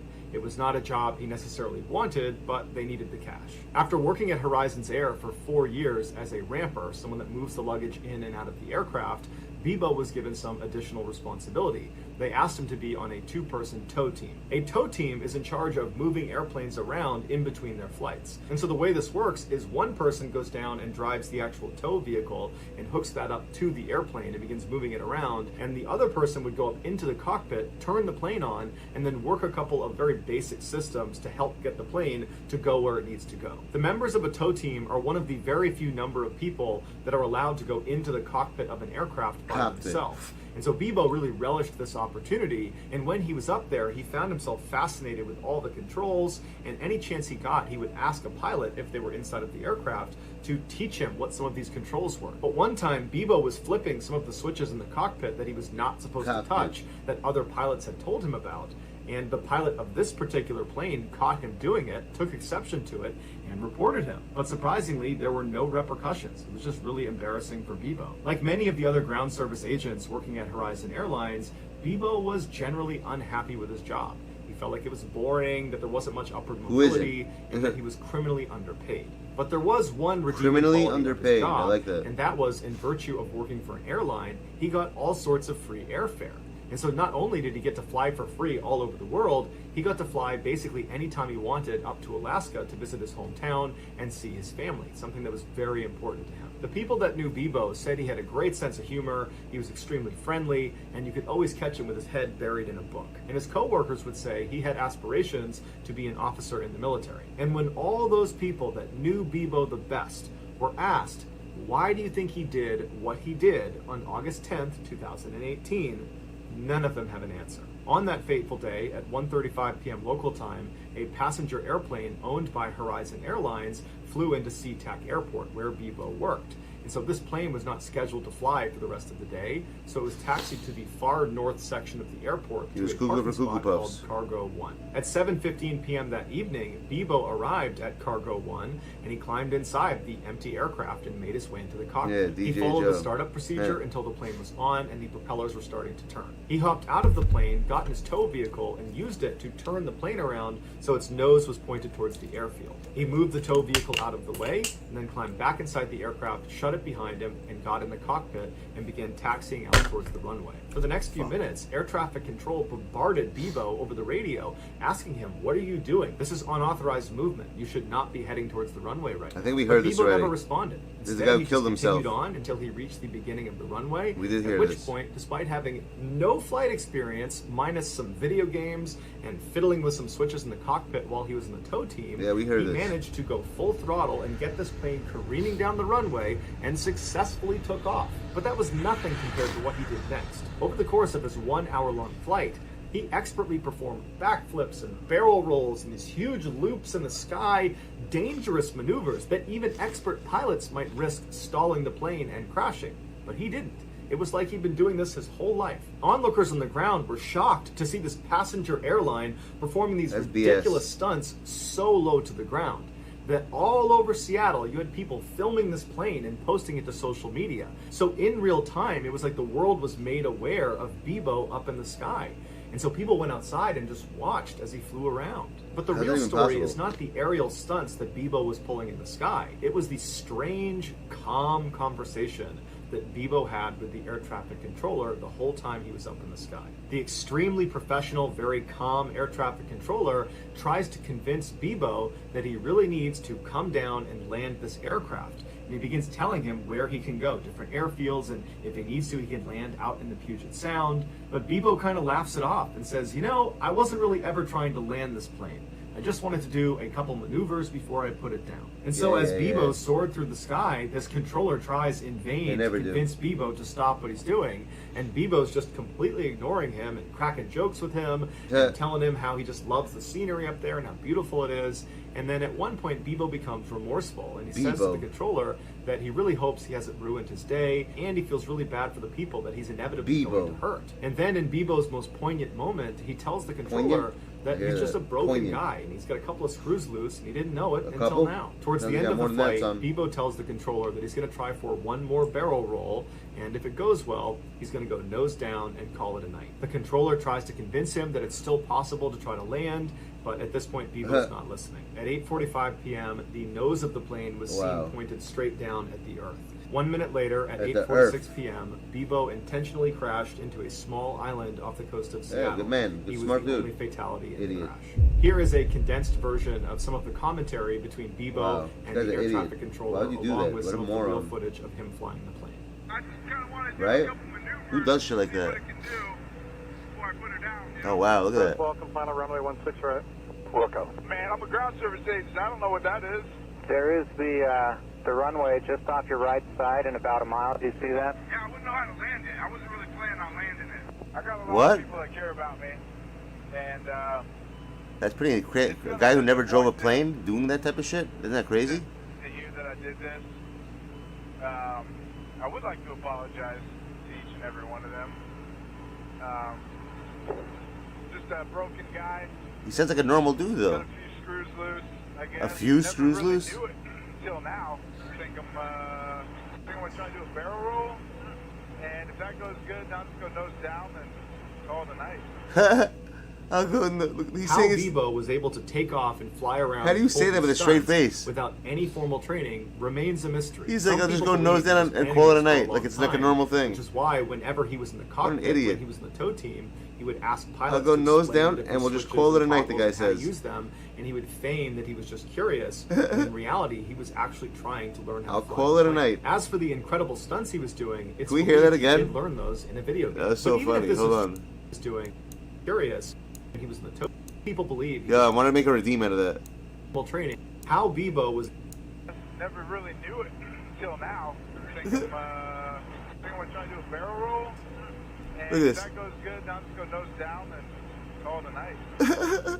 The way he's saying it is so how crazy. Bebo was able to take off and I mean, it's fly not around funny, and pull obviously, these but stunts Who without says that? any formal training remains a mystery. We'll Some call people it a believe night. he was planning this for a long time, which is why whenever he was in the cockpit, when he was in the tow team, he would ask pilots to explain the different switches and toggles and how to use them, and he would feign that he was just curious, when in reality he was actually trying to learn how to fly the plane. As for the incredible stunts he was doing, it's believed he did learn those in a video game. But No even way. if this is true, that he learned how to fly a plane by asking a couple questions and playing video games, the chances of it working out and actually successfully Exactly. taking off and doing what he did are astronomically low. Normal people can't do that. And that's why the internet gave Bebo a new nickname to commemorate the fact that basically no one could have done this but No him. one.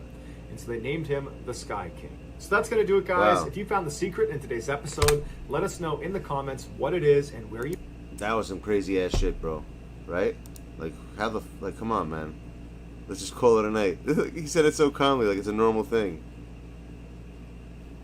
Yeah, of course. Yeah, we got that, Miles. Me and Spencer, I believe. Alright. That was some... Yeah, let's just call it a night. Don't worry about it. I'm calling it a night. We'll call it a night. I've never heard someone say something so calmly before. You heard the way you just said it? I'm just gonna go for this little, like, little barrel, then I'll just go nosedive, and, we'll call it a night, dude, alright? Have a good one, bro. Like, wow. Like, wouldn't you be petrified? Like, trying to kill, like, I don't know, man. Some people are fucking crazy. That's what it comes down to. Some people are nuts. Where's my controller? I'm gonna go fucking beat some people right now. We'll call it a night. You hear that? I'm gonna go beat some people, and we'll call it a night. I'm definitely making that. Hey guys, you know what? I'm just gonna do a little flip right now, Beat some people, and how about we just call it a night? Physically. We're gonna physically call it a night.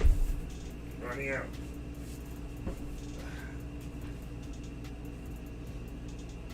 My phone's dying, shit. Ah!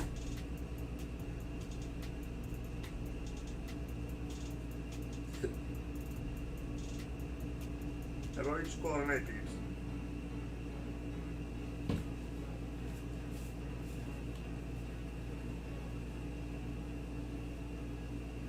How much juice do I have in here? Oh, I was dying? No fucking way. That sucks. That really sucks. You can see this one's good. That's horrible, actually. It's dying. I'm not hearing that. Son of a bitch. Ugh. Make this one charge a little bit. Use this one. We'll call it a night. Make my team? I already have my team. But okay, what do you want to make, dude? You can make or break it. And we'll call it a night. I can't get over that. Yeah, you didn't see on the bottom how it was flashing?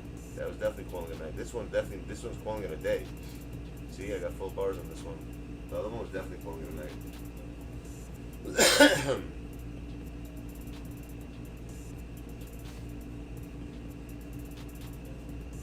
Paxtrodamus, dude.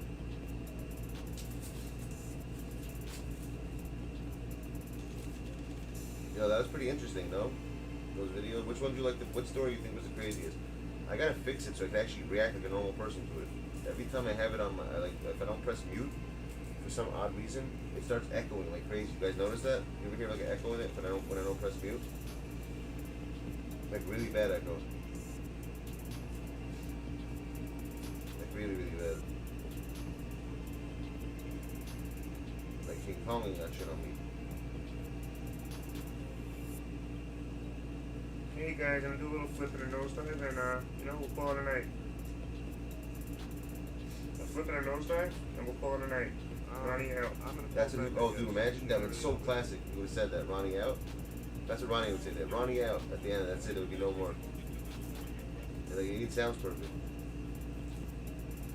Do a little flip battle, call it a night, and Ronnie out.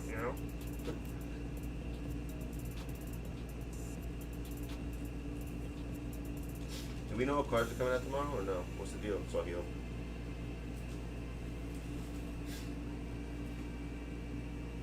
MYCAREER Stefan Correa, any good?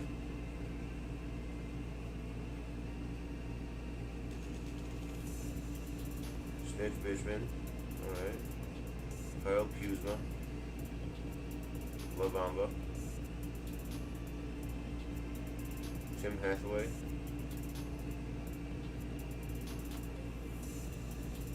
We'll call it a night.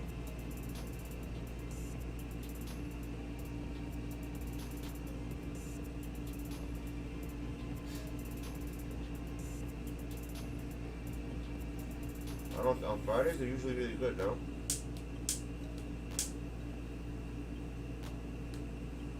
You don't. That makes no sense. I know what's coming out, but this is a big drop. What does that mean?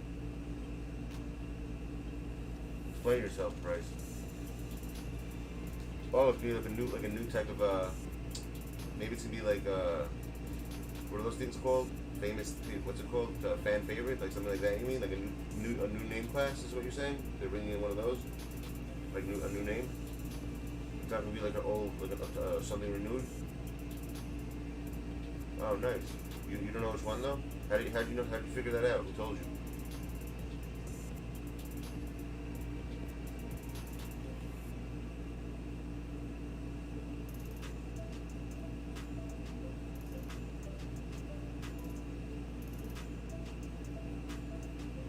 Nice, bro. Good shit.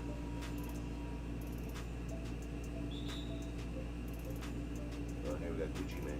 Just start talking shit. I hate this thing. I hate how much. I don't want to hear the dumbass voices.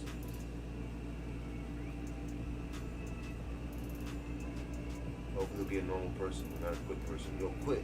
I'm not gonna deal with that shit if someone does every 5 seconds. Your friend works there? Who? Talking about Six Man Sam?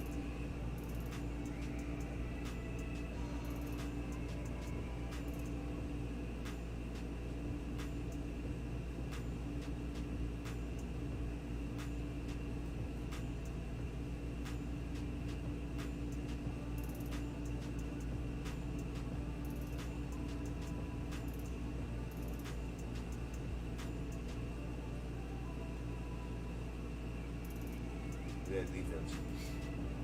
Here's Grill.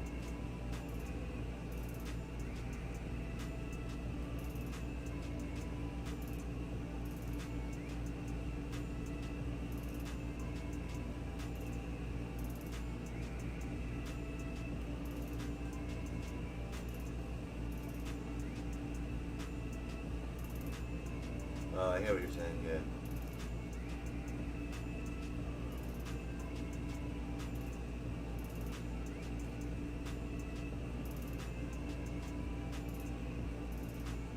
Durant at center? How's he doing that? You have a Durant that can play center?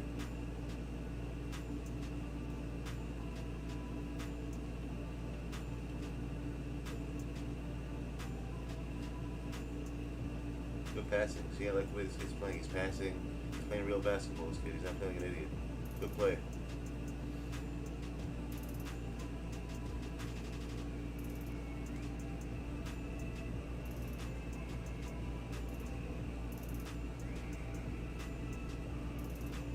A little faster the game now. He's not playing so slow. Good shot.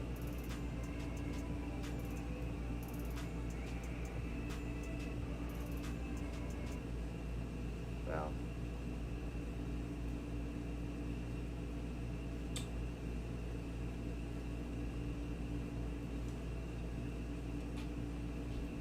Well, you should have took that all the way, actually. No, you didn't.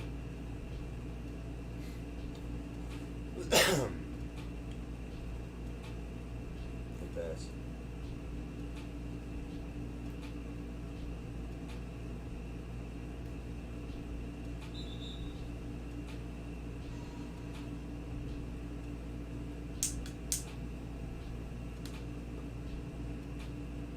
What does he do for them exactly, Sam?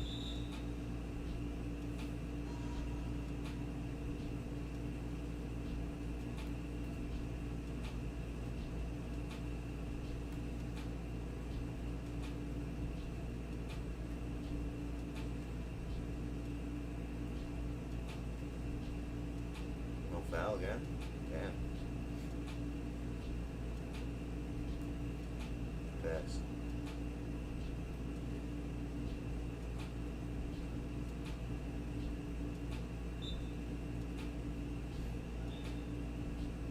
Bro, it's not your fault. The game sucks.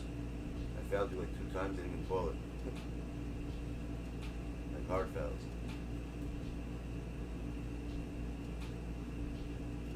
You're actually one of the only normal people I'm playing against today. He actually plays normal. He pass it, at least.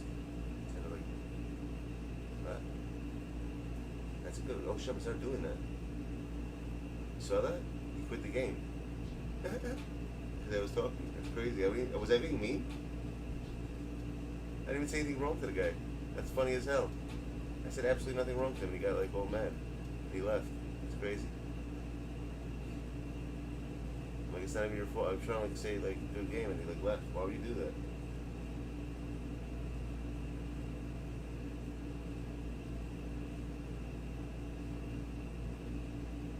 If I ask who, what do you mean? Did you guys, was I being mean to the kid? No, right?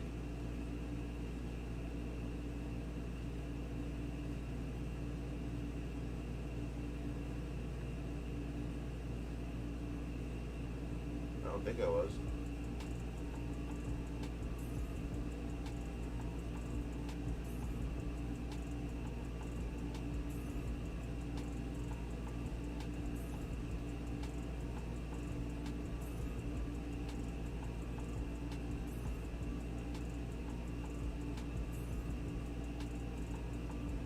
Edwards?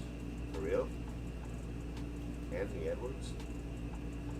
That's a weird freaking lock-in. Oh, do we even know who the Rookie of the Year was yet or not yet? When the hell did they do that?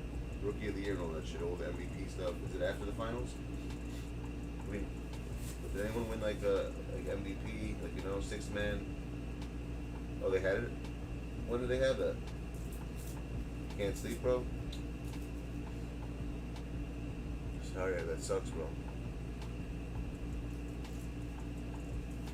Who won the Defensive Player of the Year then? Who won all that other shit?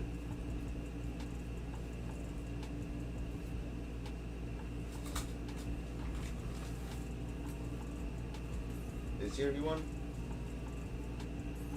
What about 6th Man of the Year? Who won that this year? When did they have this? Why did I miss this? I don't even remember. I don't remember them having this shit. What date was this? When was this? I missed it.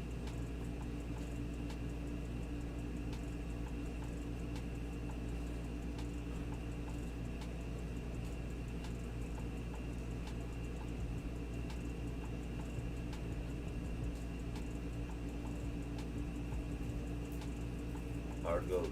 You hear that? Goat hard. 2 weeks ago? Shit. What's up, cash flow?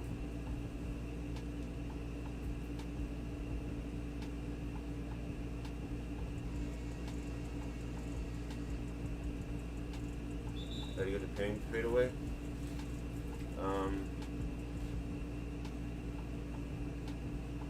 What kind of stomach pains are you getting?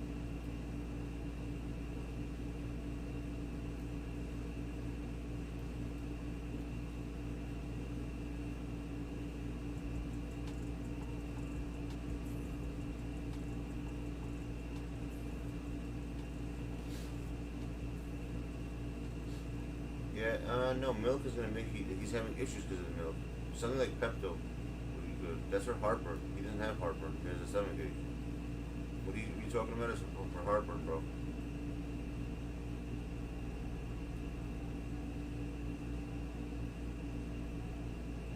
You don't got heartburn.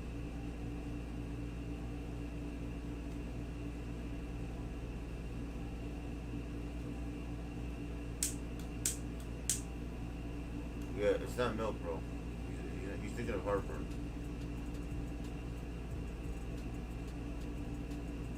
You need something ginger. That helps. Ginger ale helps. Something with ginger. That's what you need. You need like ginger ale. Or something to do with ginger. Like ginger tea. Something with ginger will help you. That helps the stomach.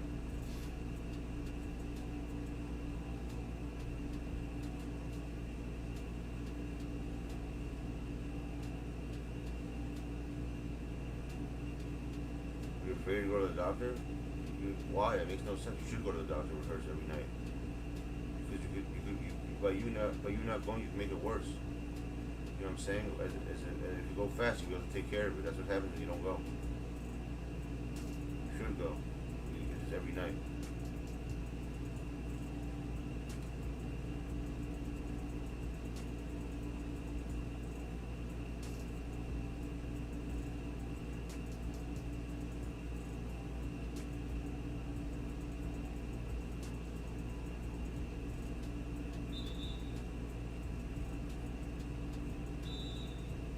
Every night, bro, you gotta go.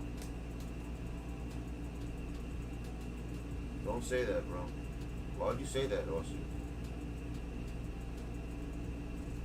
How you gonna tell someone they're gonna die, bro? Be a little bit more, it's a little bit too intense, bro. Never say that to somebody again.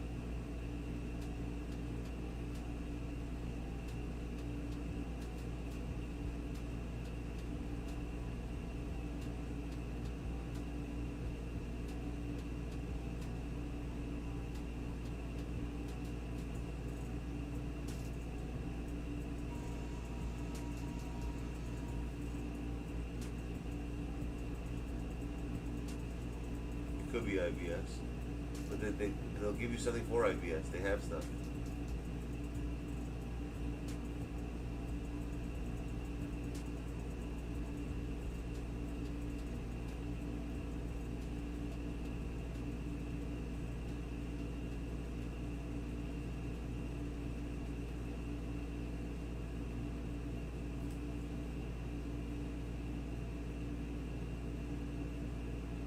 What's up, Brandon? How you doing?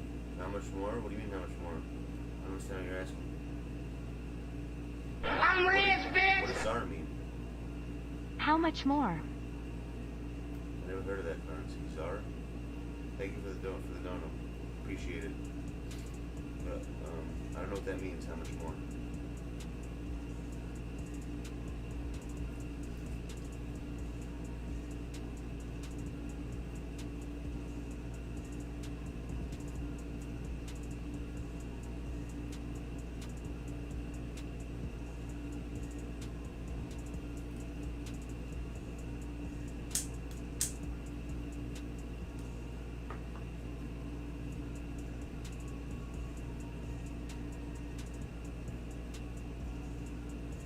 It doesn't matter how much you donated. The thought that counts. It could be $1 for all I care.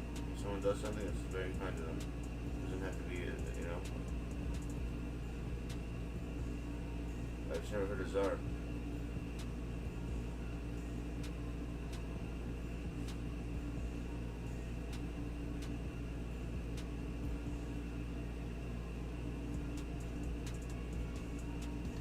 Donate to love you.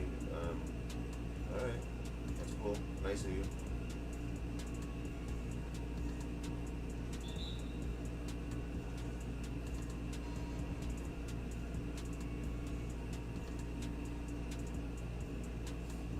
What do you consider, what's your limit then on the views? How much views does someone have to have in order to be a low view? If someone has 50 people, is that low?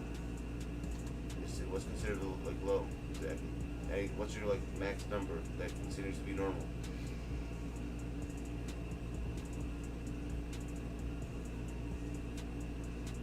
Yeah, I know what it is, bro. I told you what it is.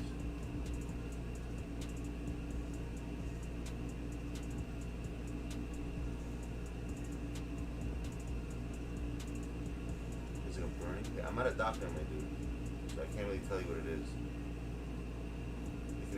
When it comes to the human body, bro, it could be a million things. I don't diagnose people.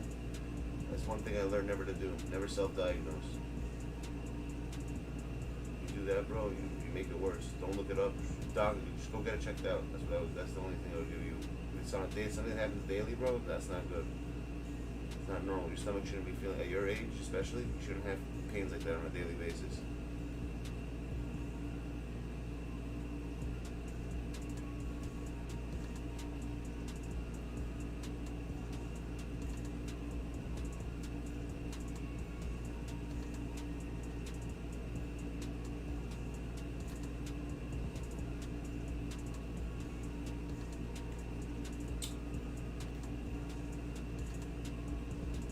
missing their shots like this. I gotta pull time out, they're all cold, and get rid of all these players.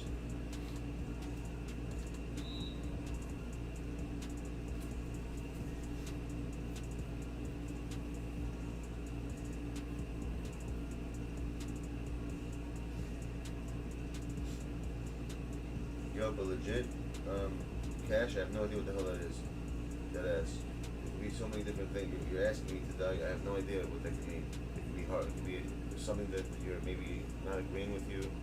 I don't know. I don't know what it is.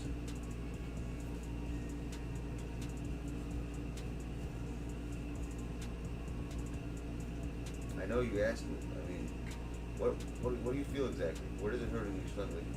A burning feeling in your stomach, you're saying. You sure it's not heartburn?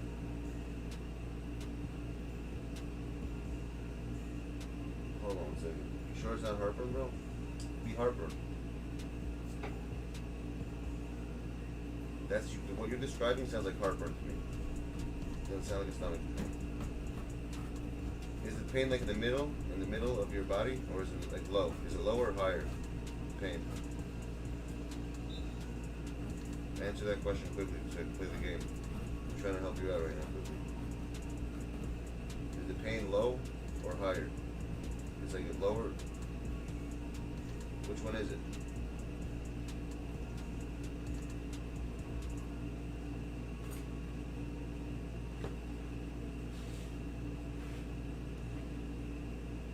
Usually pizza, when you eat that, like those types of stuff, and you get a pain, it's usually heartburn from the tomato sauce. Tomatoes give a lot of acid. It sounds like you have something. It's something to do with acidic foods. It's like so it's something acidic. You probably can't have too much acidic stuff. You don't have your lining is probably very weak. Your inner lining of your stomach. I'm telling you, bro. Drink something with ginger. Take ginger ale. Get that, and you'll see it'll help you a lot. It's not milk. Milk will make it worse. Maybe you have what's that thing called? Maybe you're lactose intolerant? That's what it might sound like. Lower cramps? It could be also, dude, you could have something, God forbid, you could have your, hold on, it could be appendix if it's low. You gotta be careful with that, bro. It's very dangerous. Is there needle-like pains, like sharp pains?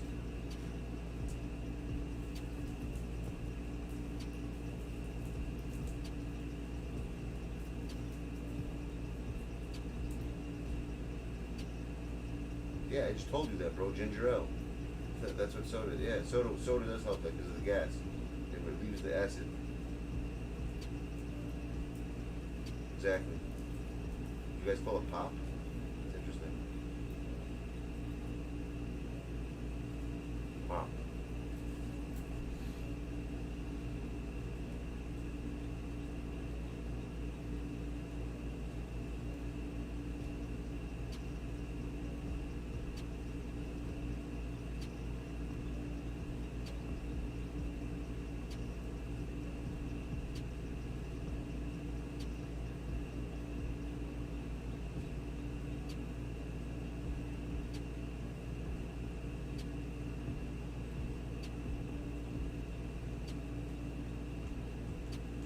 Pop.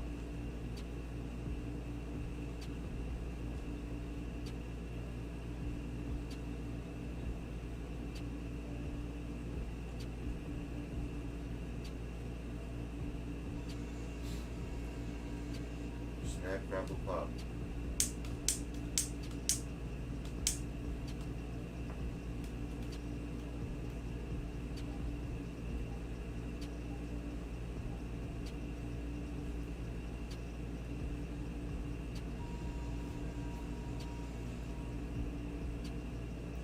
You shouldn't be having stress at your age, my dude.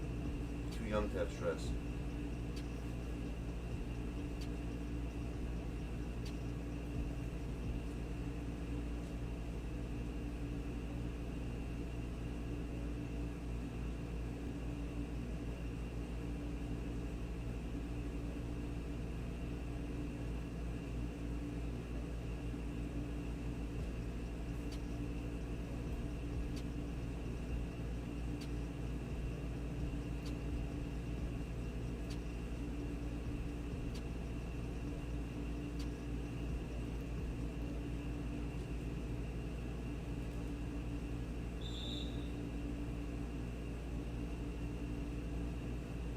That's how you play ball, passing around.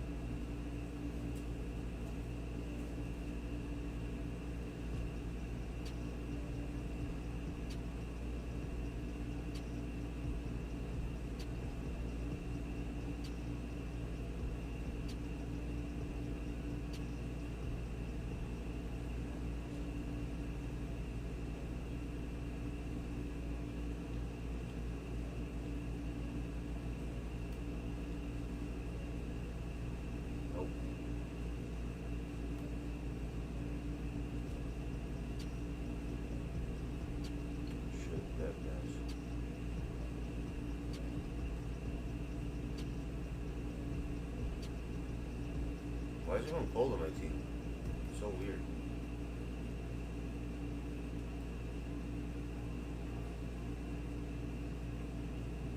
How was that? Why you stop like that? Learn that it's easy, bro. It's all breathing and it's all breathing and focus. That's all it is, bro.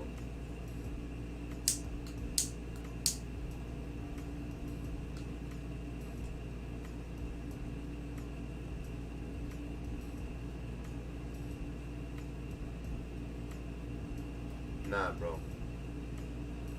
It's not COVID. It's not, if you have COVID, most of the symptoms are going with the smell, won't taste. That's the majority of the symptoms. You get that. Most people get it like that. You can't smell, you can't taste. You get weird headaches. You get fever. Your throat. It's like you basically have like the flu.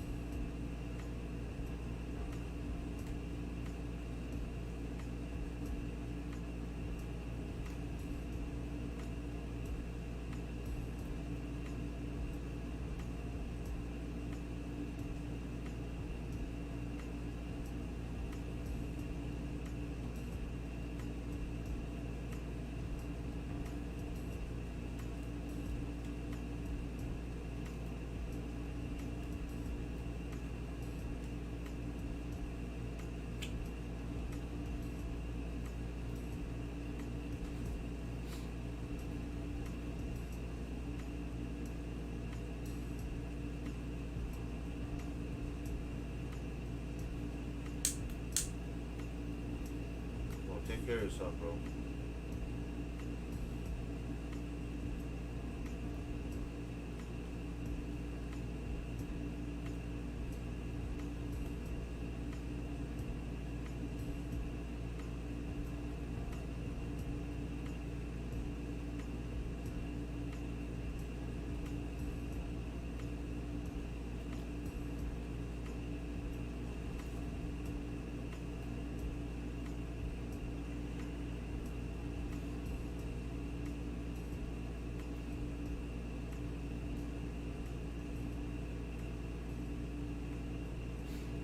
Snitch bitchman.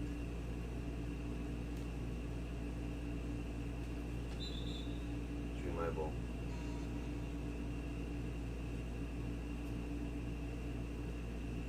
Ginger is the best thing for you. Something with ginger.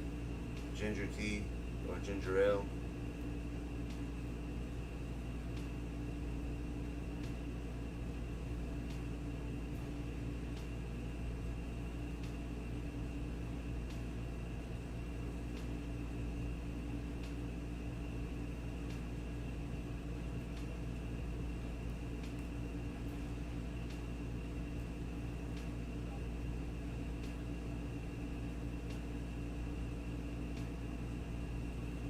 My YouTube just shut down.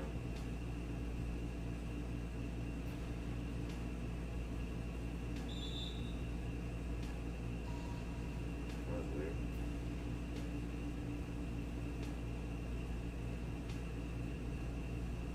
Yeah, that's also good. No, lemon has acid. You don't want anything with lemon in it. No. Lemon's gonna make it worse.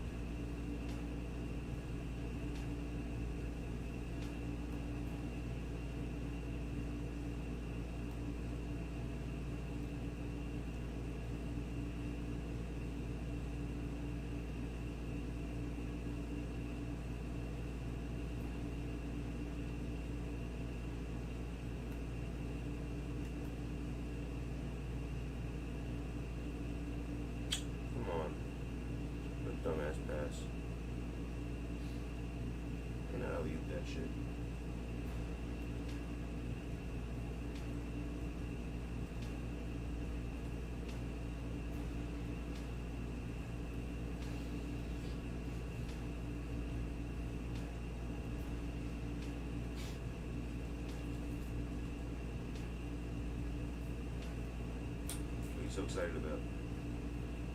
Dunk the ball. Ooh. Grandmaster.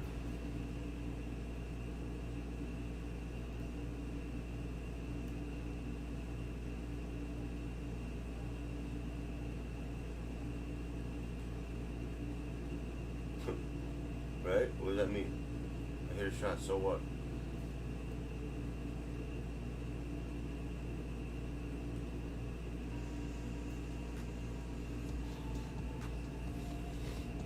Medication? It might, I don't know.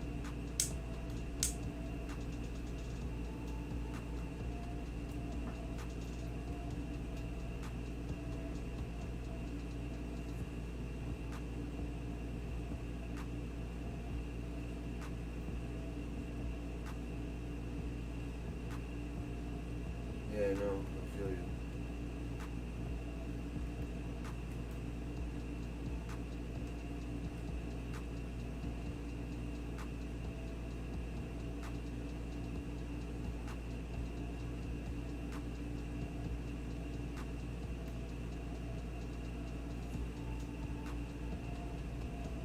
That's basketball, so.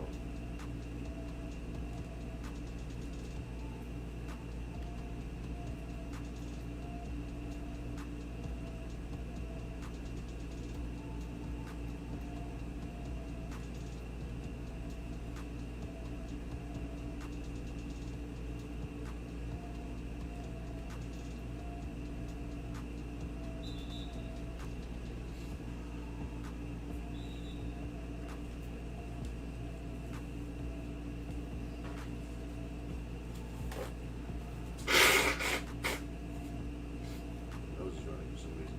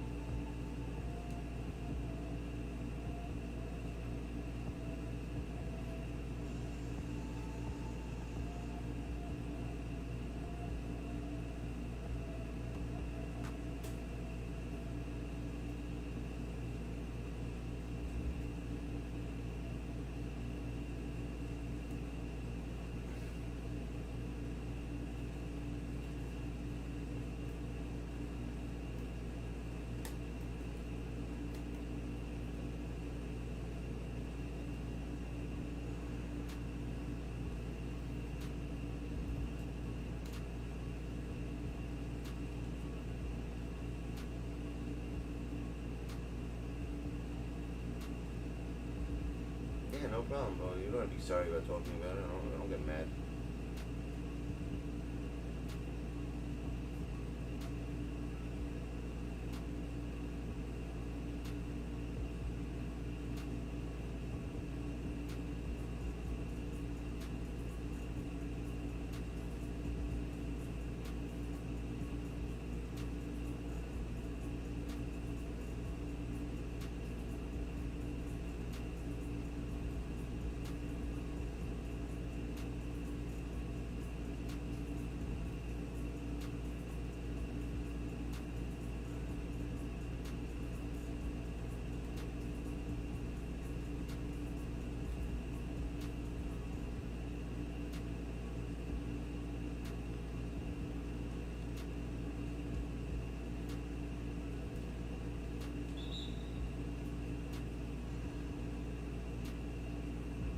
Yeah, that's crazy. Does your grandmother know?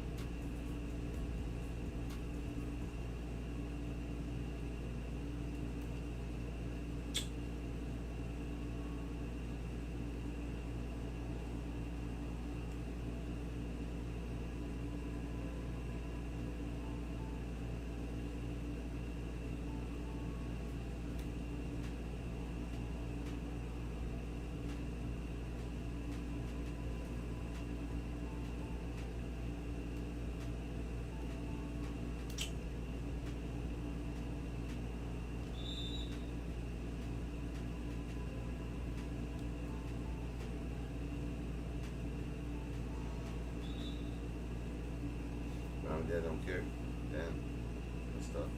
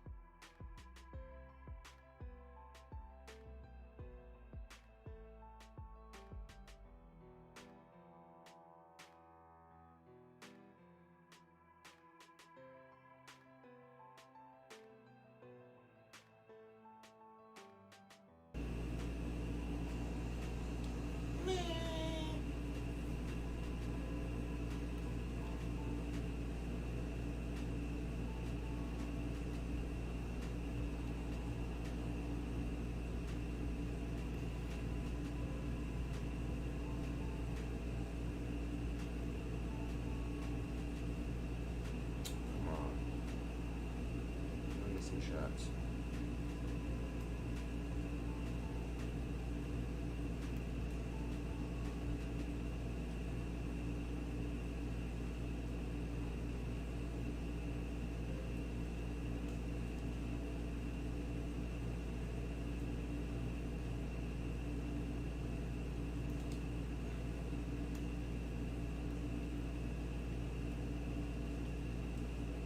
Nope. Oh, get the fuck out of here, bro. That was open as grill.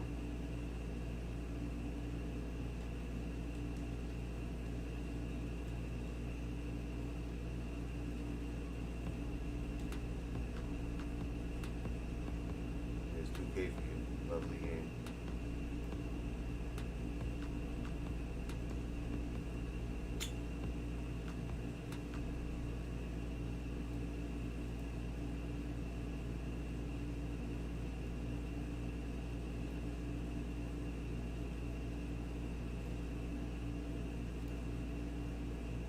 Same shit to you, bro. You know, we'll bump into me and still do the same crap.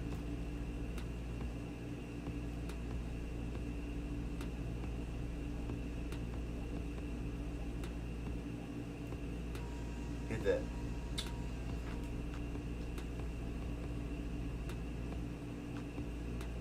Good shit, bro. I'm glad you feel better.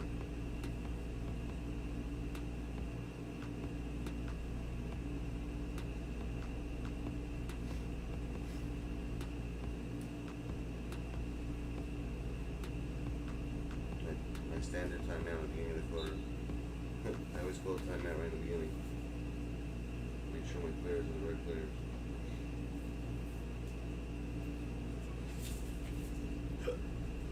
Let's see what's up.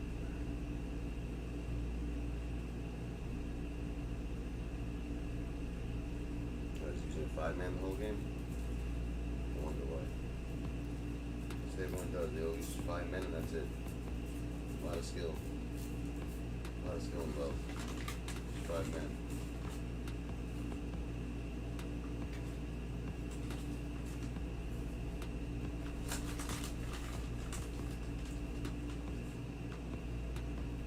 I feel like it's pointless.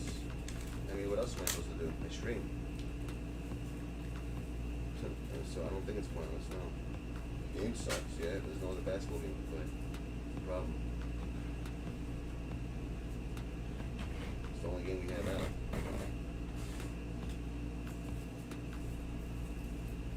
You know what I mean?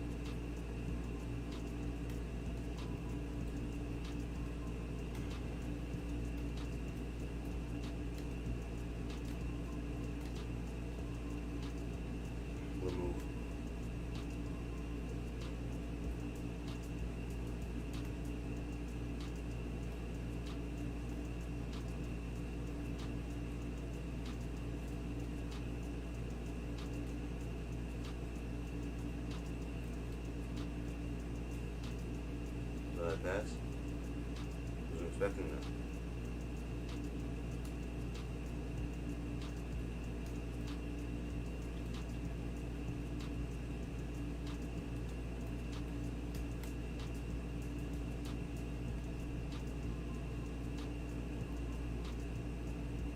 Touche, son.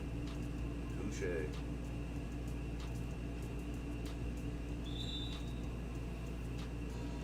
Spotlight sims? Which ones?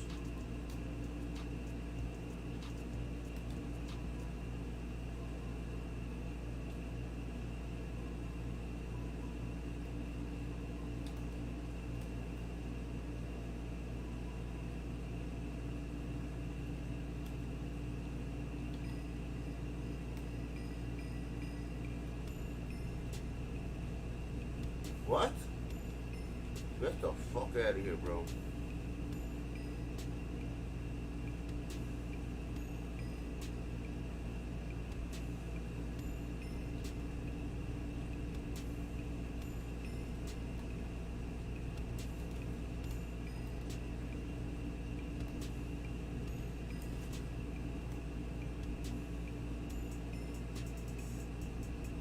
Stupid pass.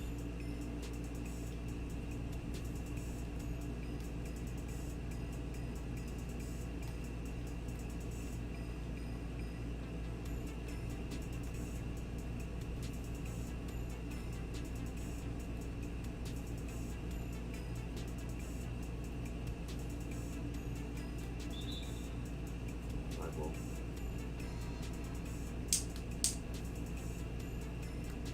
I'm not playing, what do you mean?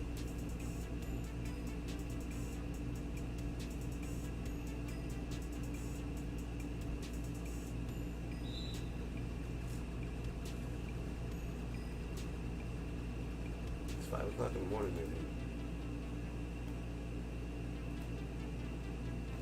So that pass? Why would you go behind the basket, you dumb fuck? Who does that? Why would I do that? What? No, not timeout. Wrong button. Shit. I just fucked myself for no reason. I want to do subs. Shit. Whatever, we're just gonna play with these guys.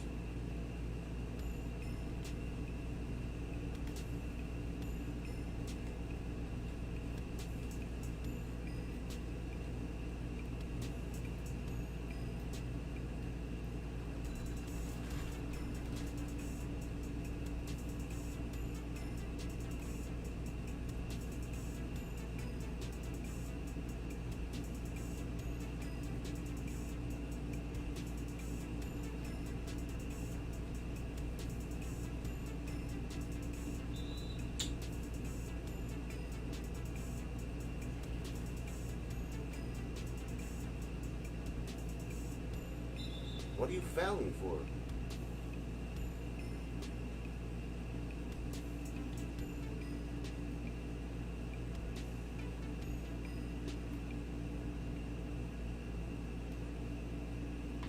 No. Why isn't it going to the right person? That's not O. O is fucking Tracy.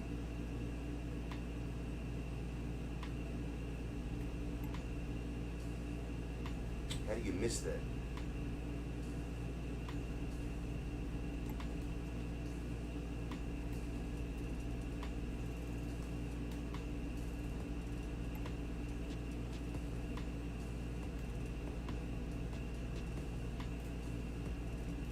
There you go.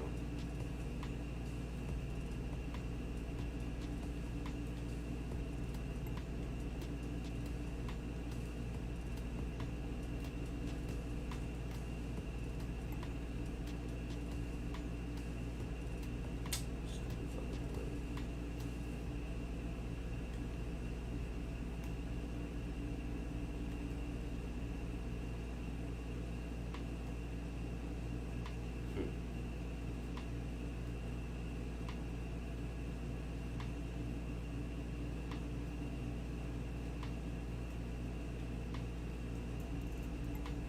Shot.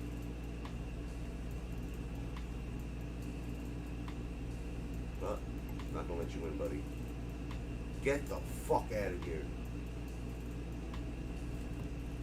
This game is such fucking bullshit, my dude.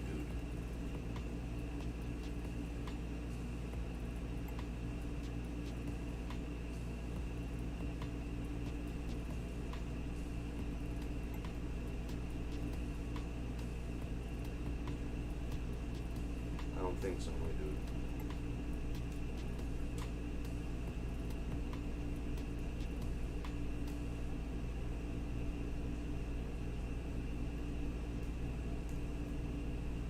Nope, not today, buddy. Not today.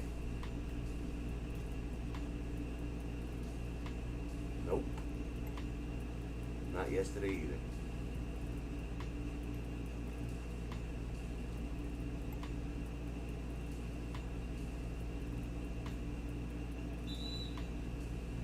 We ain't gonna win, buddy.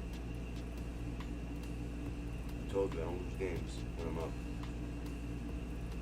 I don't want that to happen. Play smart.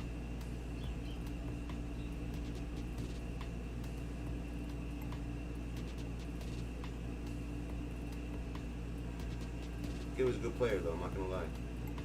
At least the kid was good. You're not a fucking retard like half the kids I play.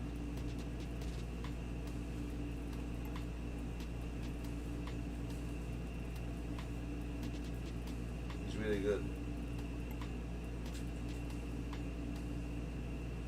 No, I didn't get any of those cards yet. I'm trying to get to freaking finish this freaking opal thing.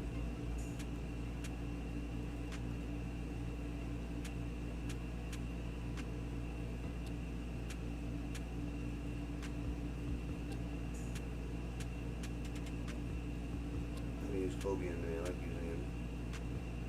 Snitch is really good. Snitch Bitchman, he's really good. I like him. He ain't no Durant. You hear that?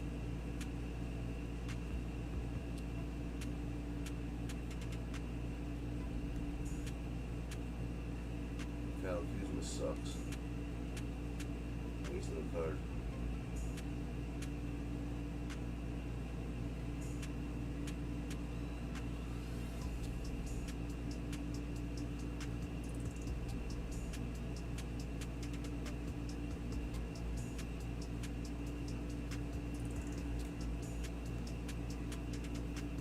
Guys, I don't like him either. Oh, that was he. You know what? I haven't used Clay Thompson in a minute. I use him also. I played him in a while. I like him. He's good.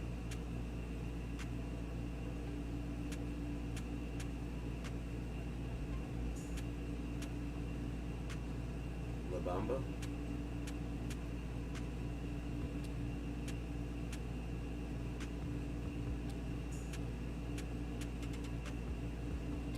Better than AD.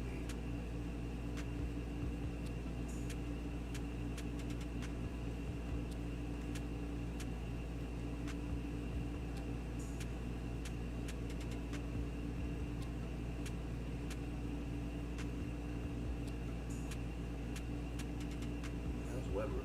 Is Weber good? Is Weber card?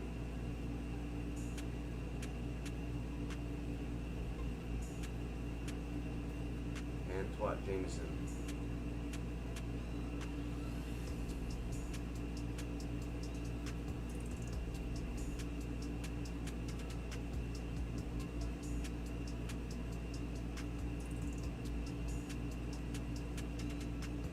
Get who? I should get that card you're saying? Why? I don't know, man.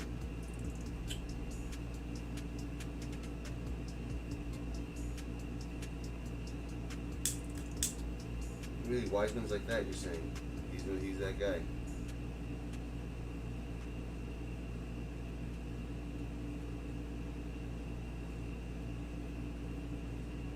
I am okay?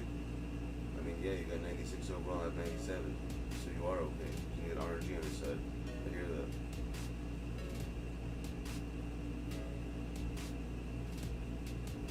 You're gonna be just fine, buddy. 2Ks in a homie, and you're gonna be great. That's what they always do with these types of freaking overalls. I don't know why it works that way, but it does. It's so stupid.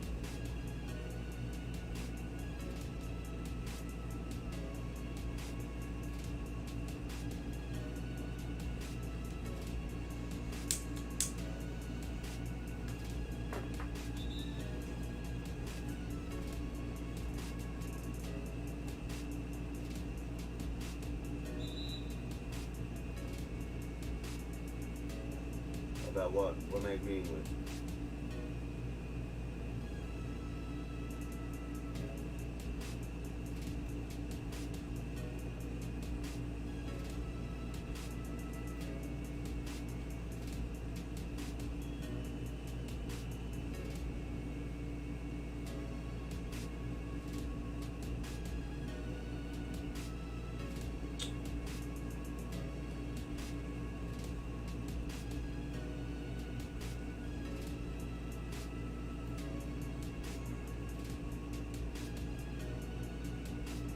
Having money doesn't make you rich? Yeah, it does. What do you mean? It makes no sense. Having a lot of money does make you rich. That's what someone's considered rich, means they have a lot of cash.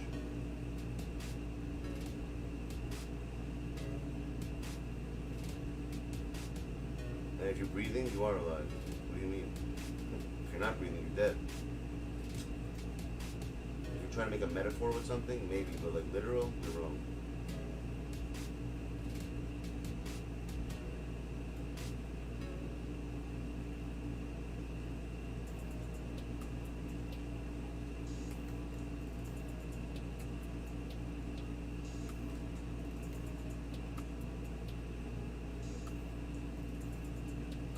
I always miss that every time something like pulls up on me.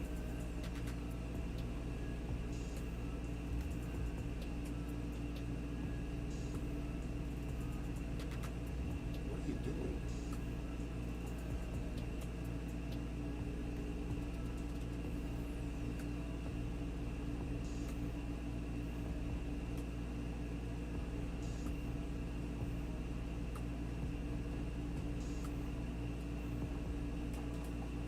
Oh shit, it's raining so hard right now.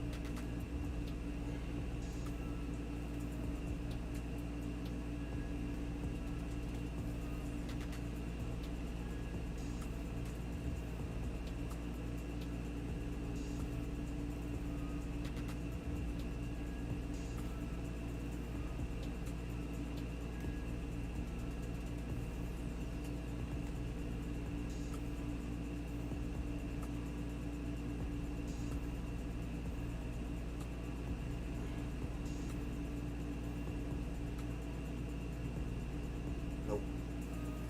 Yep.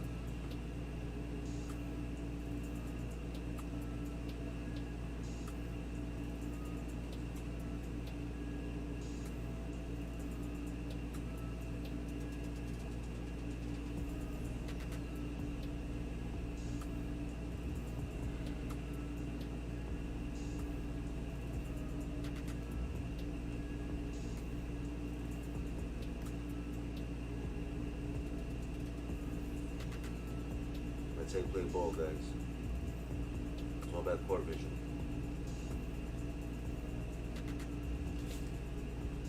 I'm so stupid.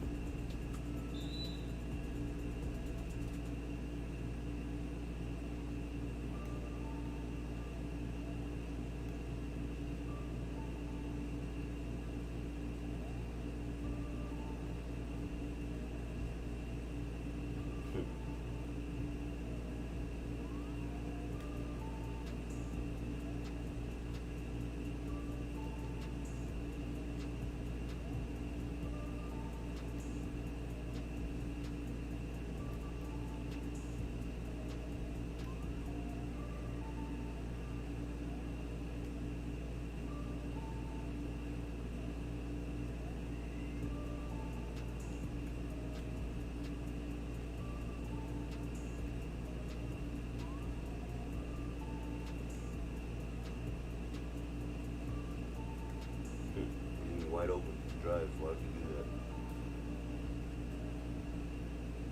When they update, they're not going to update till like 9 o'clock or 10 o'clock probably.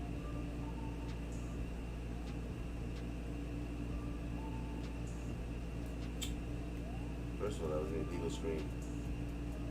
It's Eddie.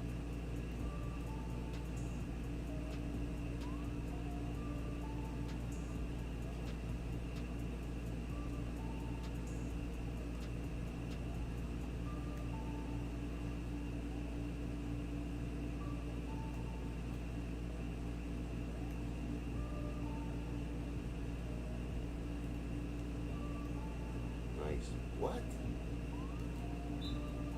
We missed that full time out. You're not supposed to miss shots like that. You don't miss shots like that. You're not gonna time out.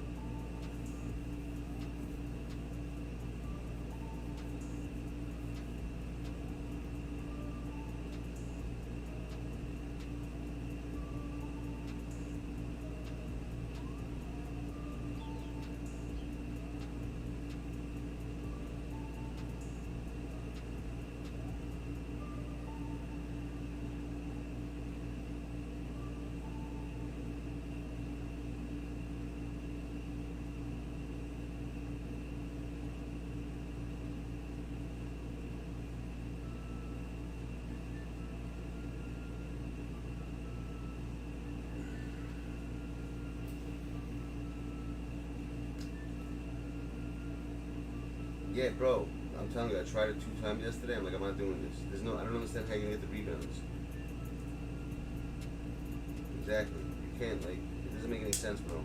You gotta make it go to overtime, I think, a few times in order for it to work somehow, which is ridiculous.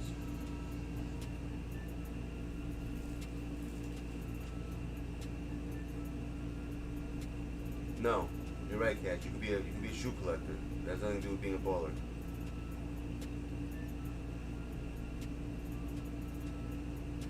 Correct. In that case, you're right. There are people who collect sneakers, bro.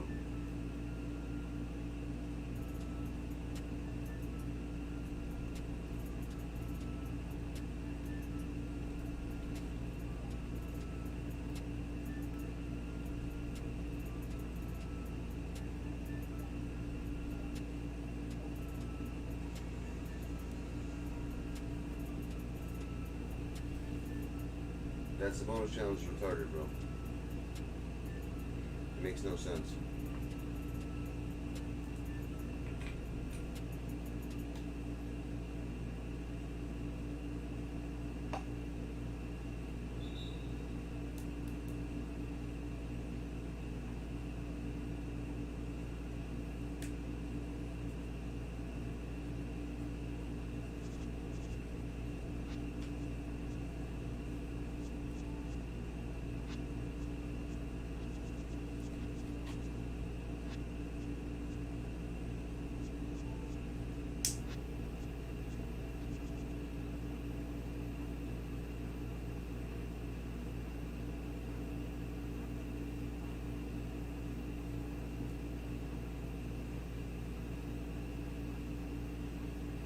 Damn. My job's gonna get screwed up for today. I can't have it, bro. Shit. It's supposed to rain all day today. Great. Hope this guy doesn't get pissed and I have to check a message now, so it's nothing personal. It's not that I'm like not trying to play you. I have to do something right now quickly. Sorry. My phone.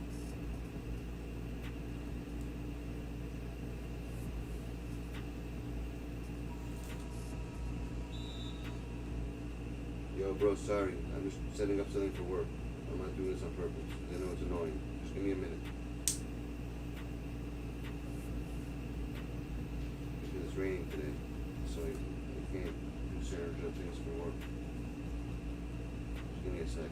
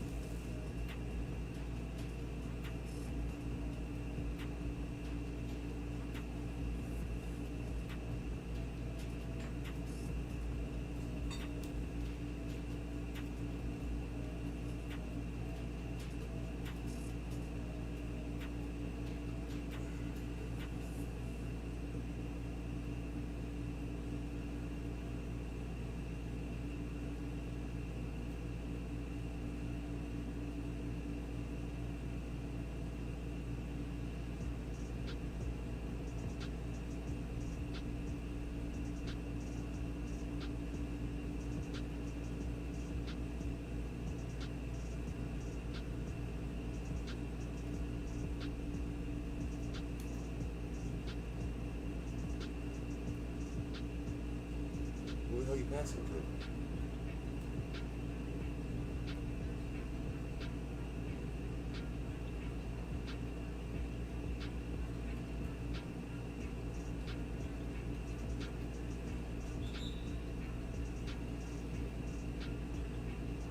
That's the bold chances. I don't know what you're gonna do. I tell you, man, you gotta go overtime. That's the only way to do it.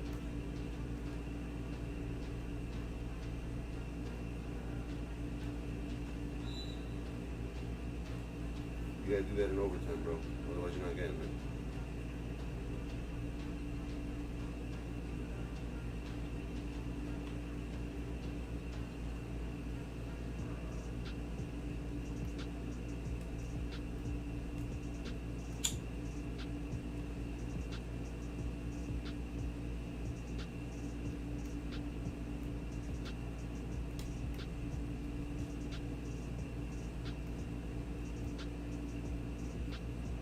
Lucky I can't focus on the game right now, so I'm doing text messages.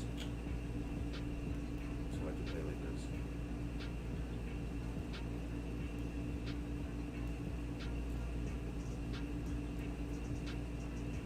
How do you miss it?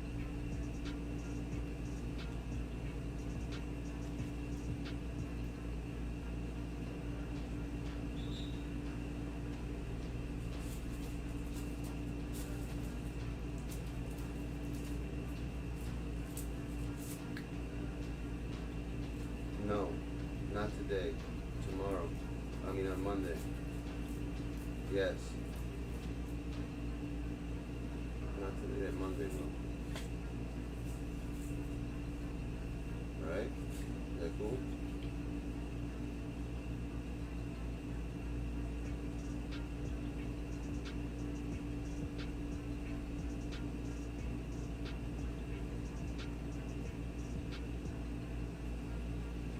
Speak to you. Alright, so stop texting me, please. I'm in the middle of doing something, you're throwing me off.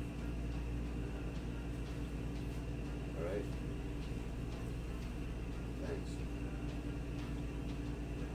Alright, yeah, I'm gonna call you something. Yes. You know the answer to the question, man. Why are you asking the answer if you know the answer to the question? It's not gonna change. When don't I do stuff like that? I don't get you. What?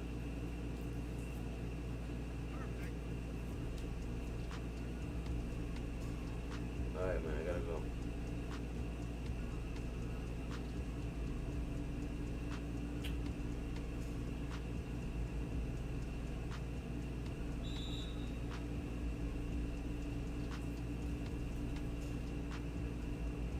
Yes, cash flow. You could be rich and miserable. Correct.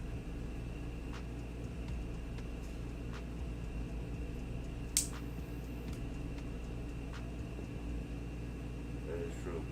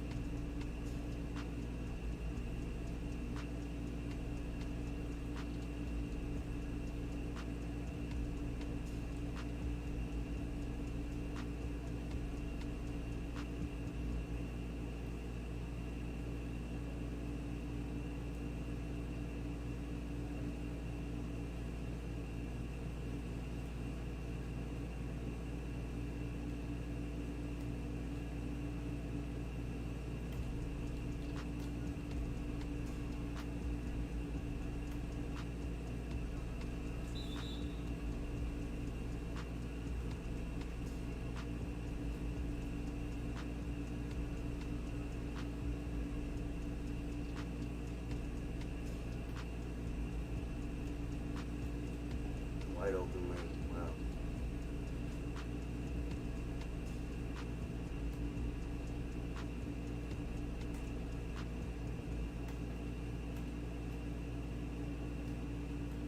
Nope.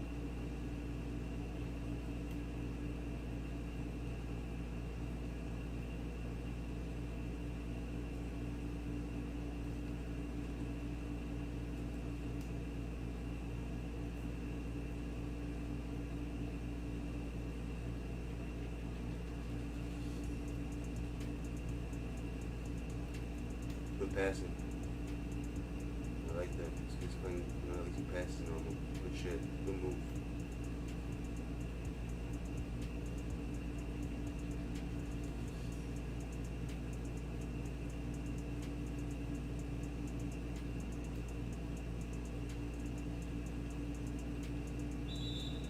Stupid foul.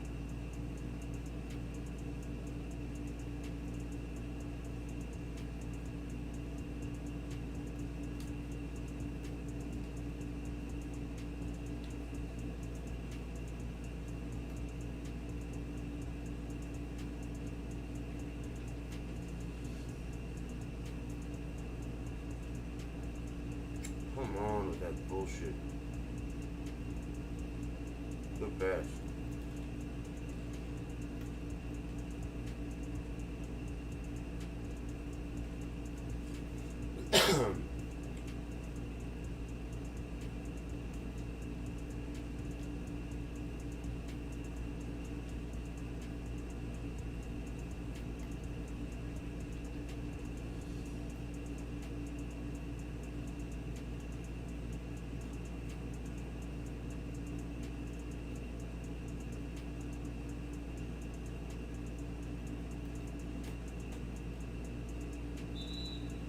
What? That wasn't out of bounds. You guys see that? This kid just got hold. He didn't even go out of bounds. See, they do it to everybody, not just me. That should have been his ball. That's messed up. That wasn't a foul.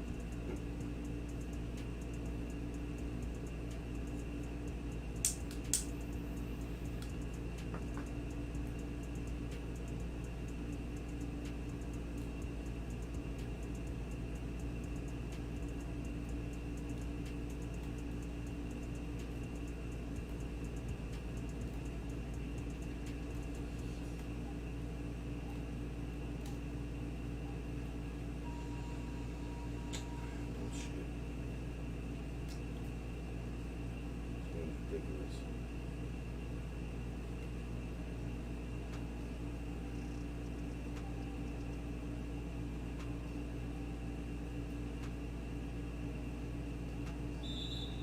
That was a foul.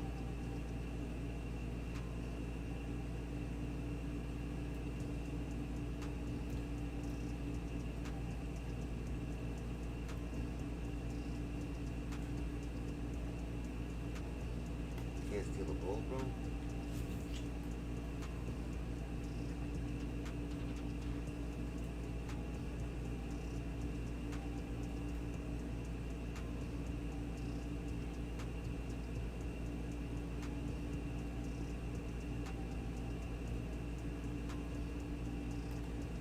Good pass.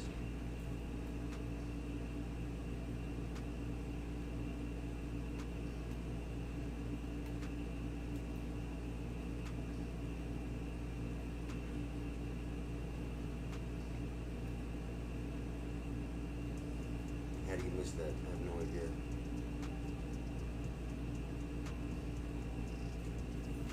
Good pass. Again.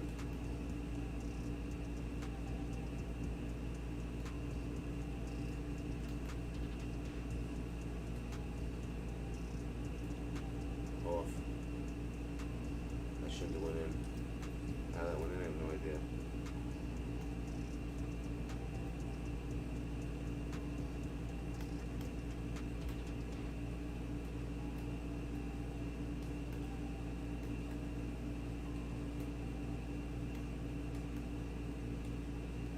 That's a good pass.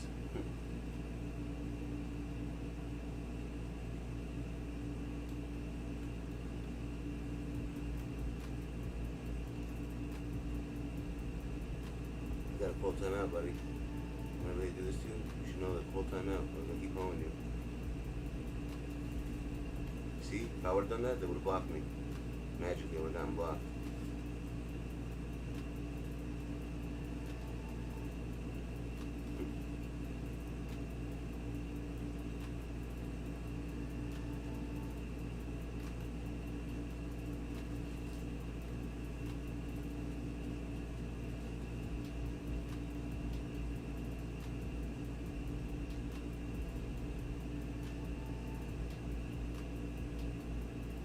It's actually one clean block I've seen. I've never seen a clean block in this game.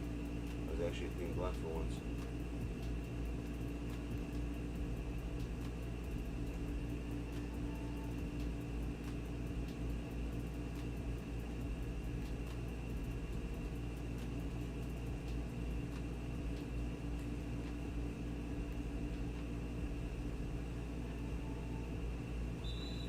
That was a foul.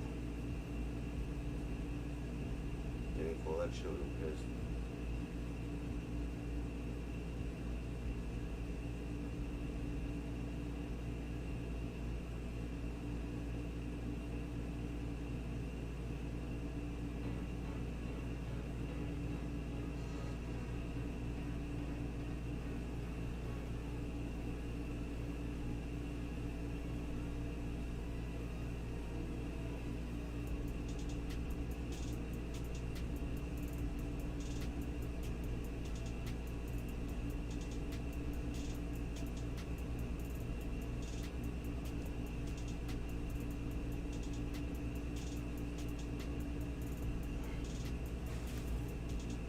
No way I blocked that. No fucking way.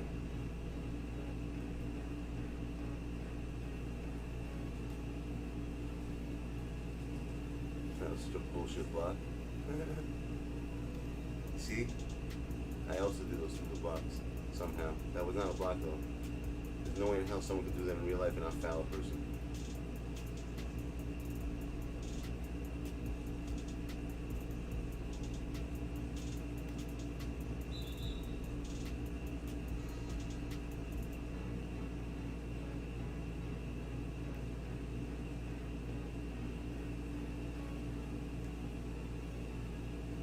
Open lane, just like that. Saw it. Wow, good dribbling. Shit, nice moves out of the ball. That's really good. Oh, nope. AD. No, it's Durant. It's not AD.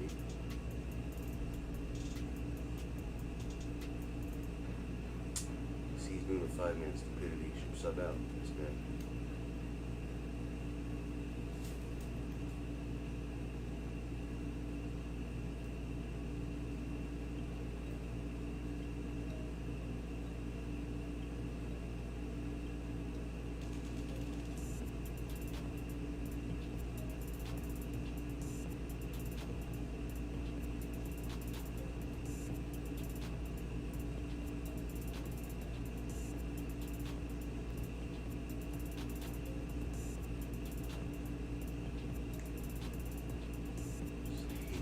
So much.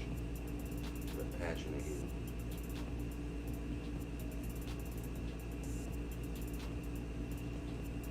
Come on.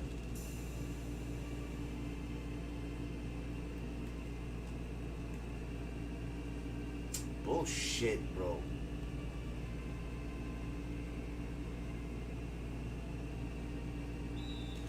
This game is such bullshit, bro. There's no fucking way in hell someone could do that.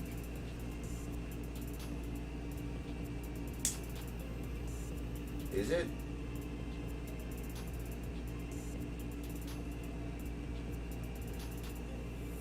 Oh, I was right the whole time? One person gets... I knew it. I fucking knew it wasn't just one player. It could be multiple players, right? You just need a 20, 20, 20 at the end. That's what I thought, because that's what it says. It doesn't say with one player. Why, you just did it?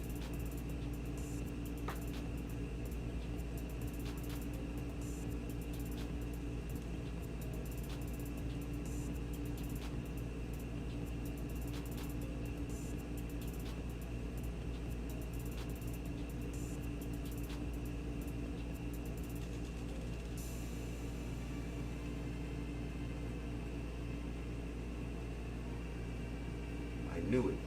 So what'd you get? You got 20 rebounds as one person.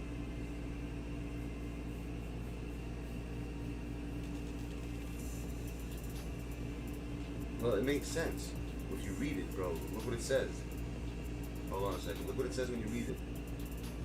When you read that shit, it tells you straight up. It says that it says have a stat line of 20, 20, 20. Which means that have at least in the game have 20 rebounds, 20 of each, you know what I'm saying? 20 of 3 of the stat lines. It doesn't say with one player. It always specifies it's one player now. That's why I fucking knew it. I said that yesterday, if you remember. And everyone said I was wrong. They know how to read English. I called that. So I was right the whole time.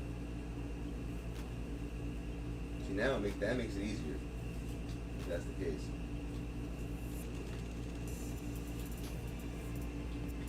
Well, it's actually not really. You still have to get the 20 rebounds is going to be the hardest. Like, you can't guarantee you get 20 rebounds.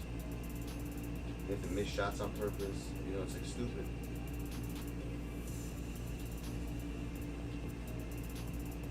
You have to hope that the fucking, unless someone said put Muggsy Bogues as a power forward and leave Hakeem as a center.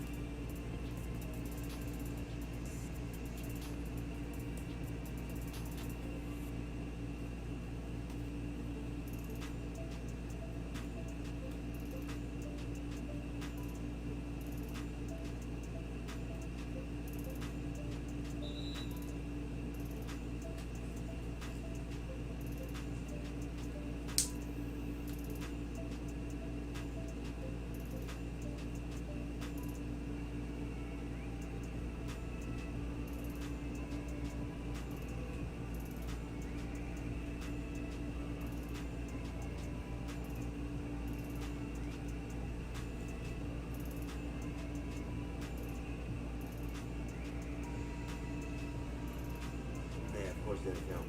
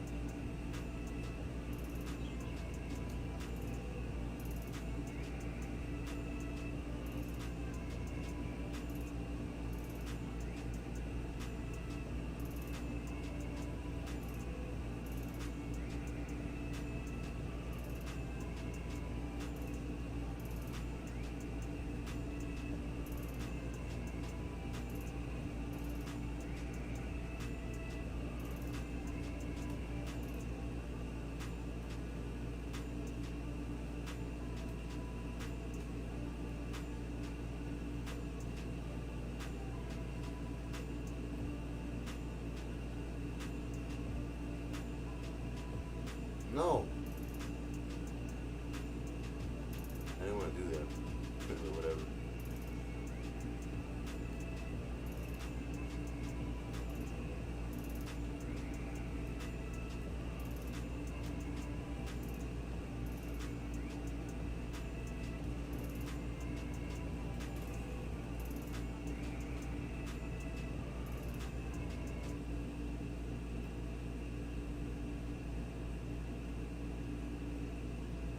What was that?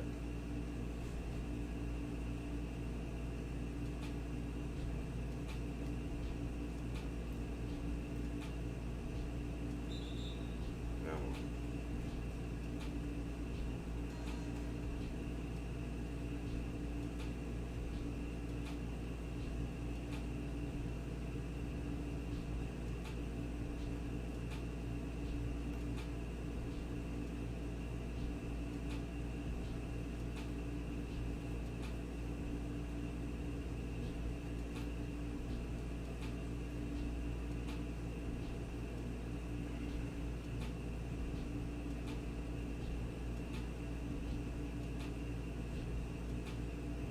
Look, wow, nice move, man. Good dribbling.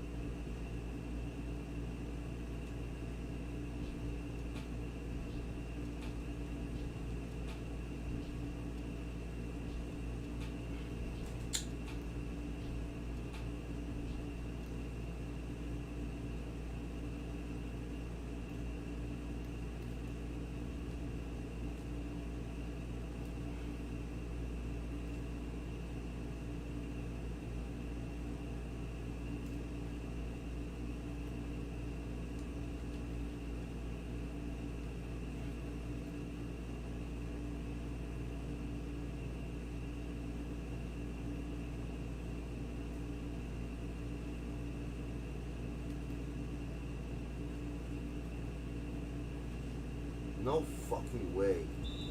That was a block my fucking ass, bro.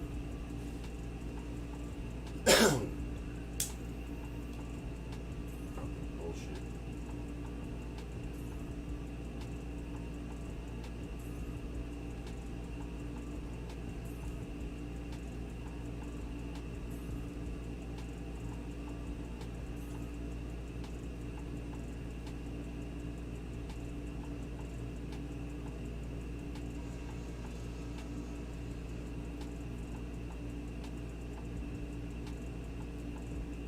And one.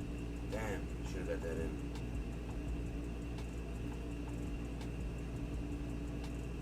I don't like when they do that. They can move the camera and move your fucking shot. Could have missed that.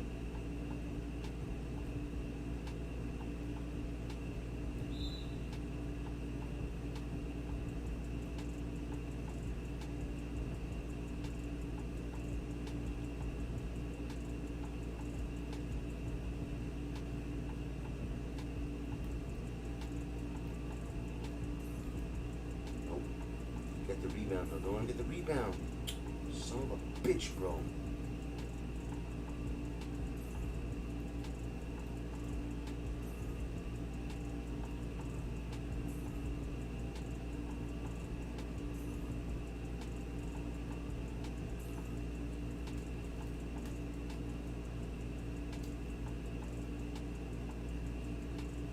No way. What? How is that even possible? How did you get that shot? That was ridiculous.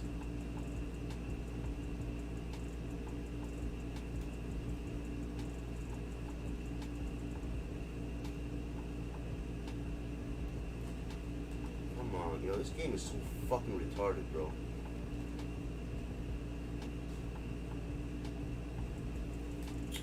Of course, give him every fucking rebound, bro.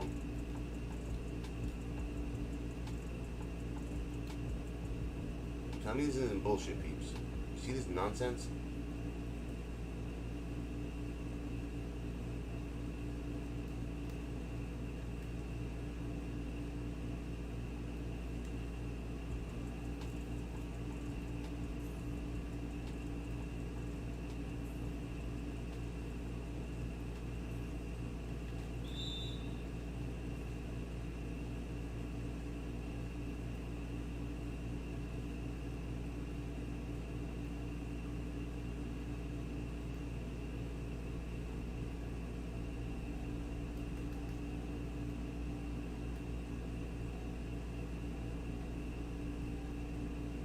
No, that was Shaq. I subbed in for Kareem. Good game, bro. That game is bullshit, man. Didn't you see I subbed in for Kareem? How come Kareem wasn't in the game? That was a good game, though. Kid's good. Kid played smart. See? I don't talk shit about everybody. Everyone thinks because you lose, you know? Kid played a good game.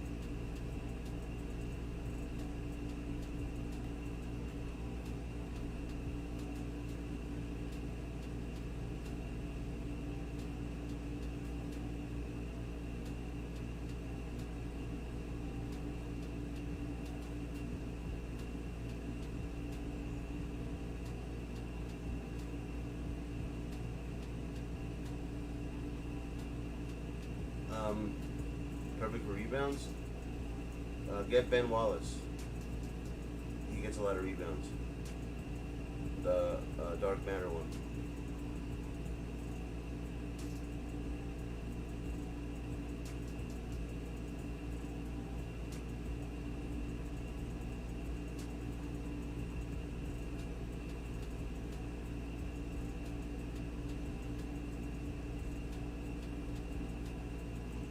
Where's Snitch Bitch man?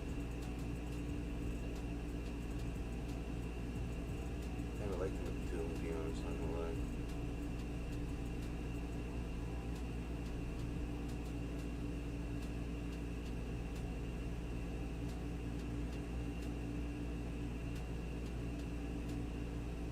Try Weber out.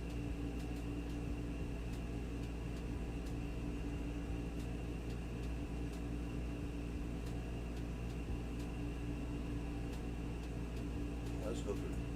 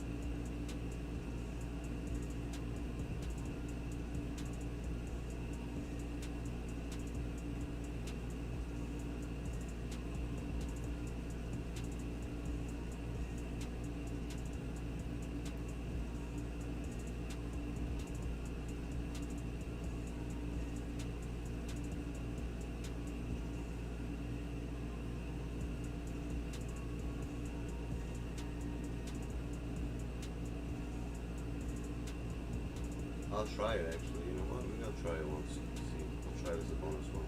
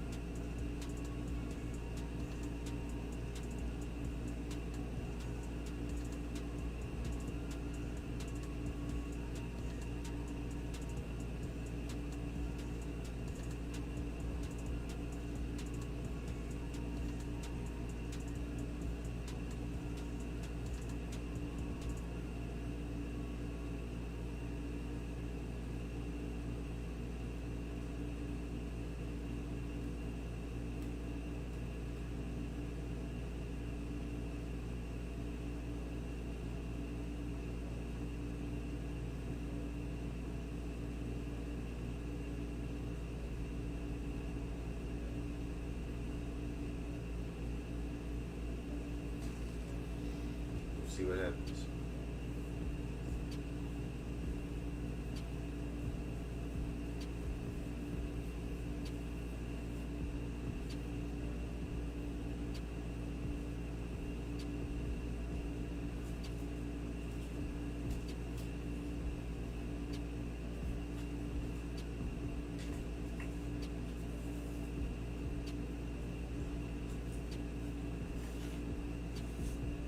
If I see it stupid right away, I'm just gonna quit. I'm not gonna deal with stupidity.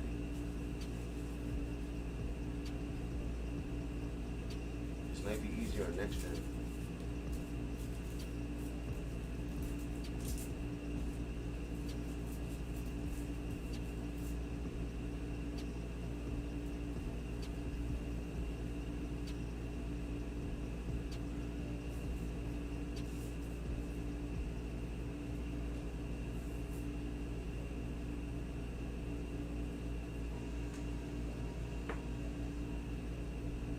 Do we yet or no? Hold on a second. No, did you do this yet, Daniel, or no?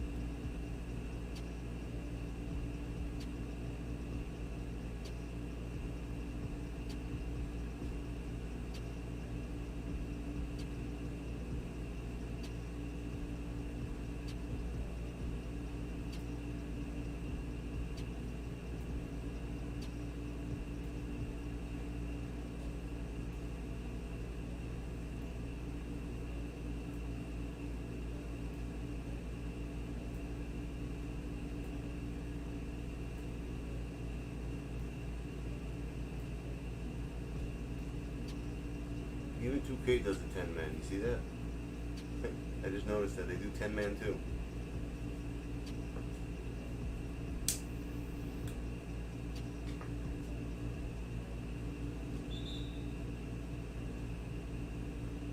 We got small multi-builders.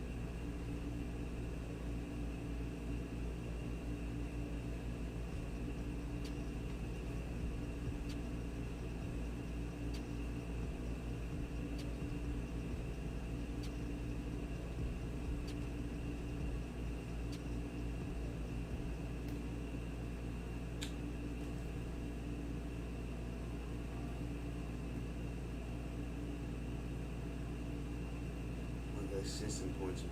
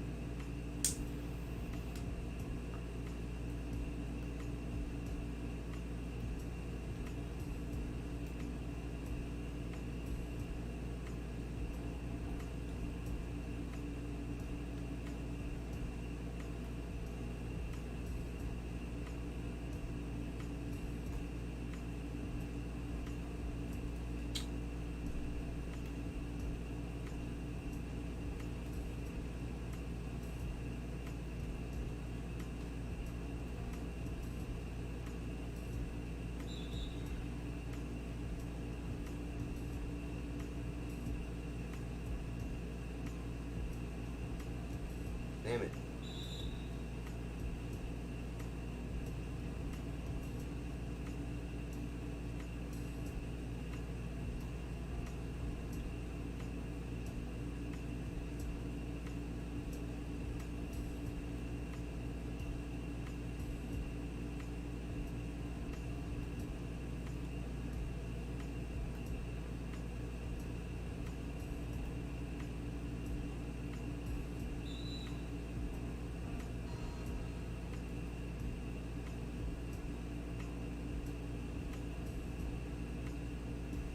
Man.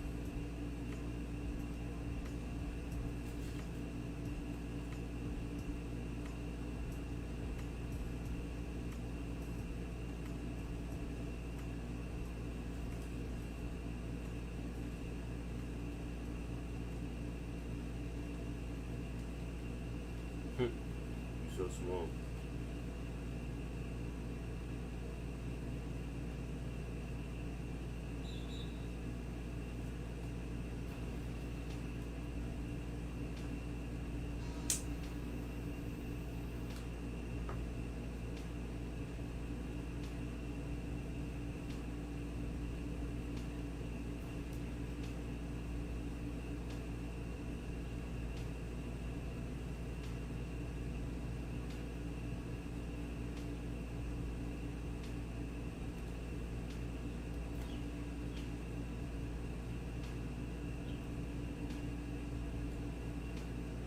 Giannis looks like he's getting the rebounds actually. I'm gonna go with them and Giannis, it looks like. Points him to do with him. He can't even score. That was a foul too, they didn't even call that.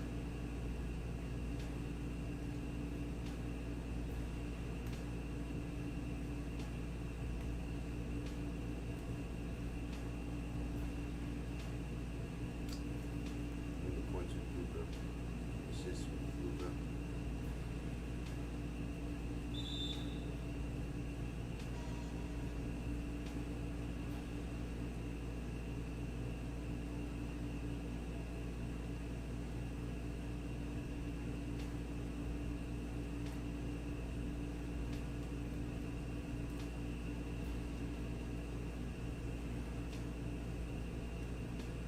Maybe this is with Giannis.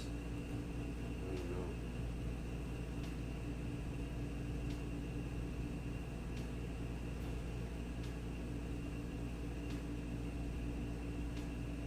It makes no sense actually. I'm doing a mistake. I'm making a mistake. I should do the assist with one and the points with the other. So if Luka's doing the points, he shouldn't be doing the assists. The person who's passing should be doing the points. It's killing two birds with one stone. That's what my mistake is right now. That's what I gotta do. I'm playing this wrong. But the points don't matter. That's the easiest one. Anyone can score 20 points.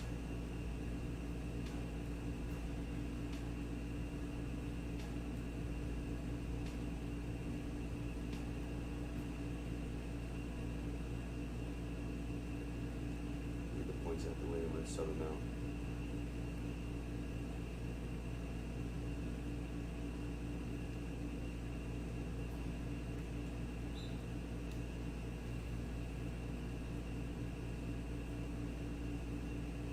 Yeah, 'cause he's small. I don't want him getting rebounds.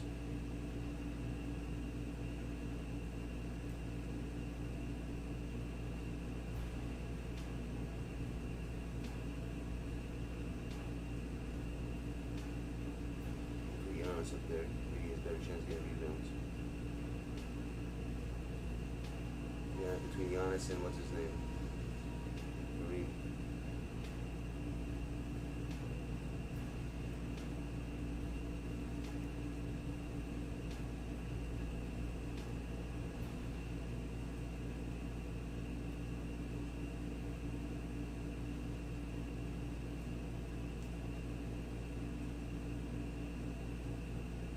Yeah, Giannis, he's gonna get the assists, I guess. He's about to get 20 points. So I'm in the first quarter, I'm already done with the points.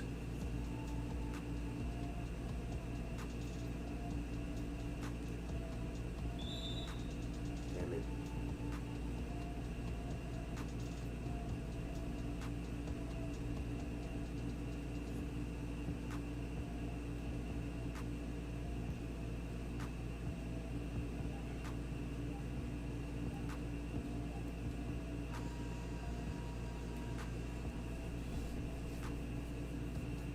No, you can't buy that badge. That badge doesn't, they don't sell that badge.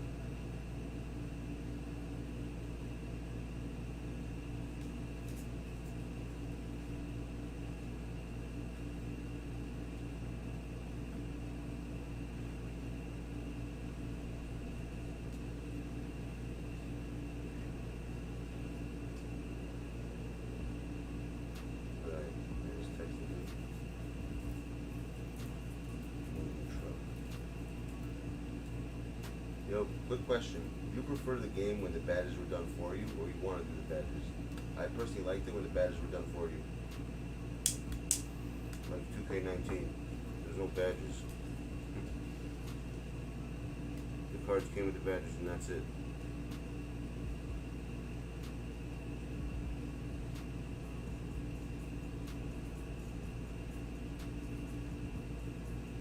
Okay, points are done. Assists.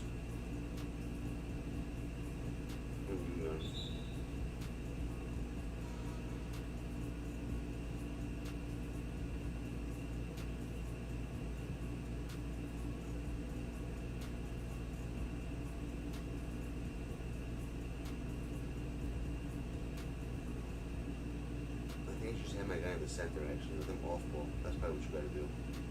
Let them off ball. And just like get rebounds with leave it on the center.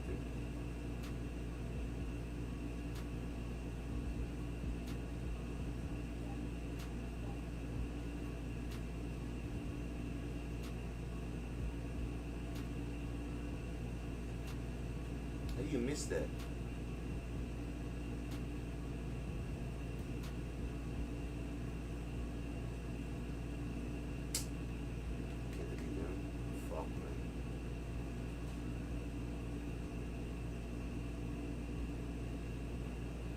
Assist.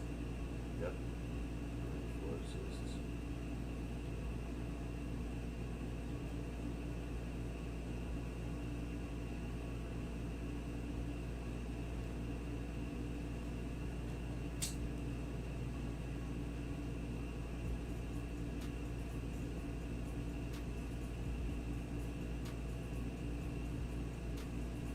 Come on. Even they fucking block dunks. I'm not gonna happen. This is not gonna happen, bro. I'm not gonna get rebounds. You have to miss shots on purpose, then they're gonna beat you. It's stupid. It doesn't make any fucking sense.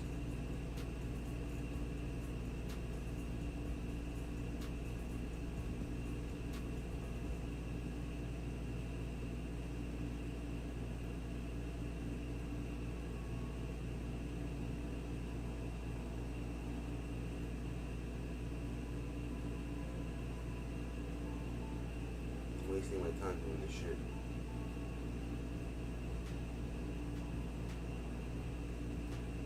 Maybe you get 20 steals? I don't know. Instead, let me try steals, I guess.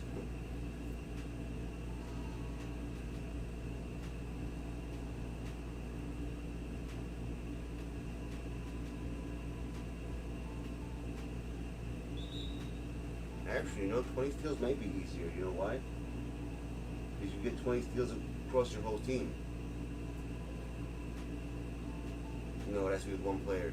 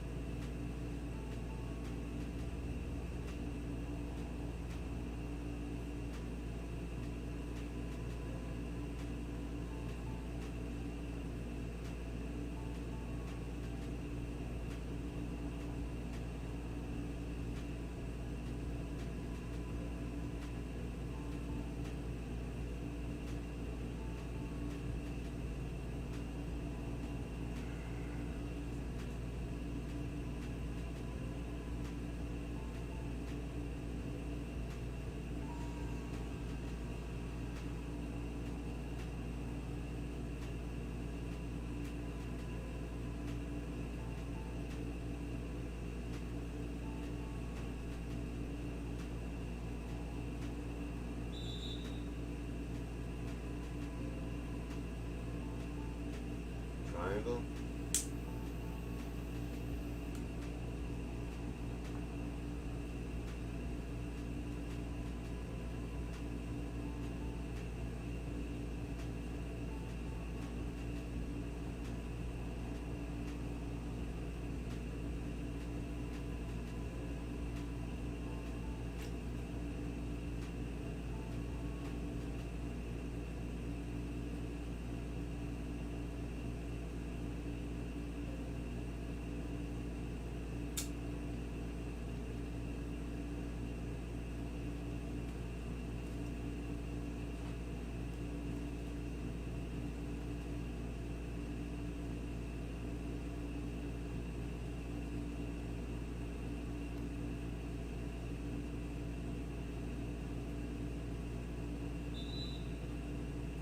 How's that an illegal screen?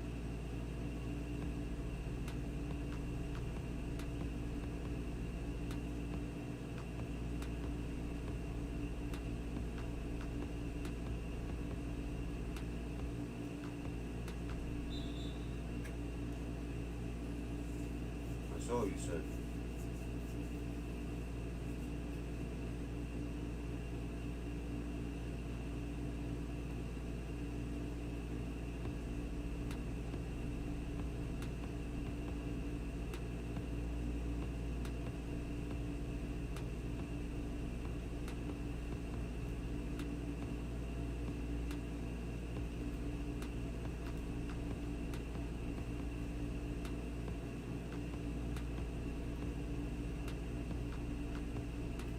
They don't miss.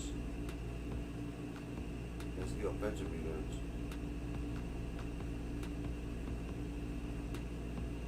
Let's do it, Luka, actually. Makes more sense with this system than.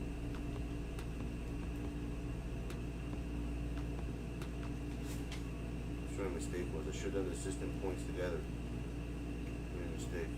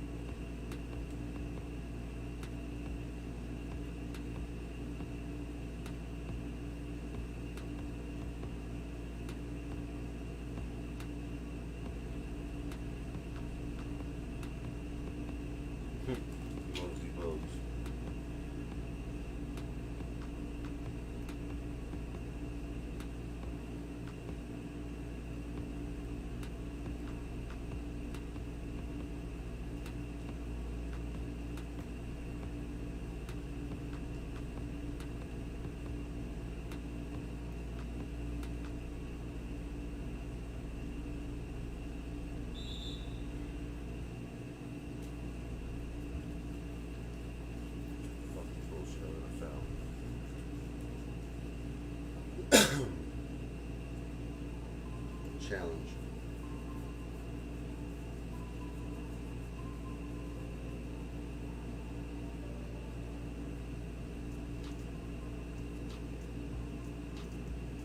Turnovers. Nah. You can do turnovers? I don't think that works.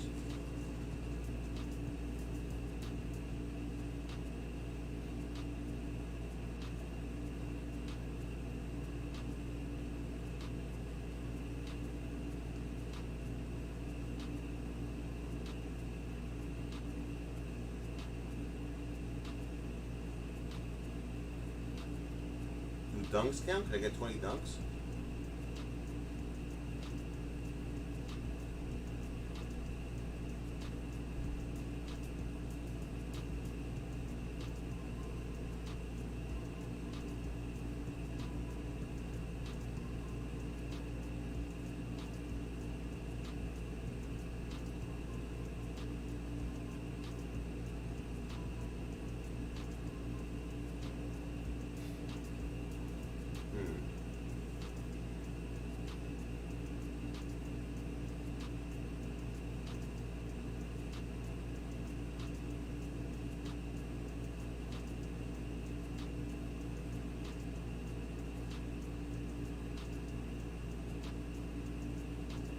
Dunks might count, actually, if I go, but it has to be with one player, I think. Each one of those stats has to be with one player, it can't be as a team.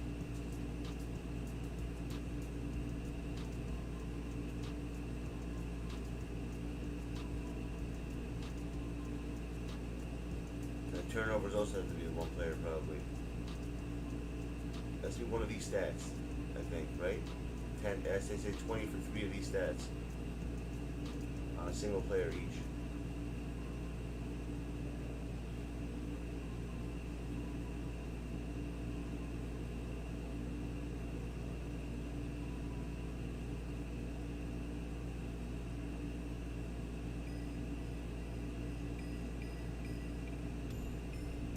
I wonder if 3 points count. Did you hit 23 pointers?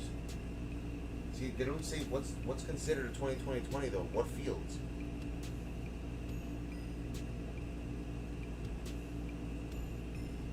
Already has 7 dunks, so I could get another fucking. I just keep dunking with him. Is that possible? I mean, does that work?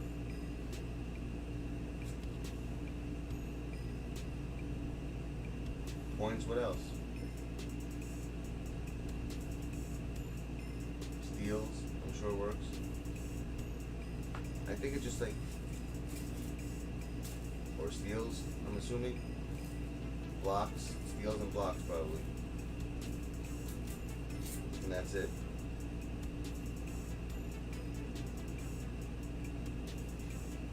You can't really do, you can't choose what to do. Just grind for Wiseman, he says. You want to do it, Miles? Here, you go get Wiseman. You want to do it? You can do it. I'm not doing that shit. Like him so bad you can do it.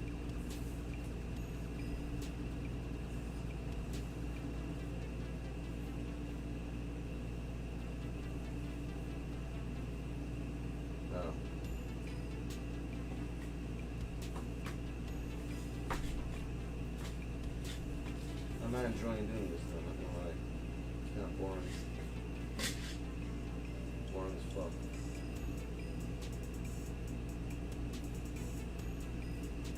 Minutes. Nah, it doesn't count, bro. If that's the case, Infinite would have got it. Because Infinite played 20 minutes with somebody. It doesn't work like that. Minutes don't count. It has to be a stat line. Minutes isn't a stat line.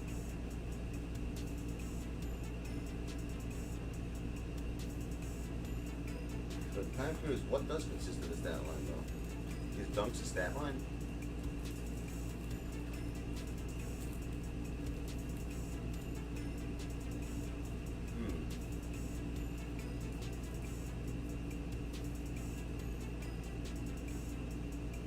Hold on, I'm Googling this right now. I'm gonna get to the bottom of this shit. What consists of 20.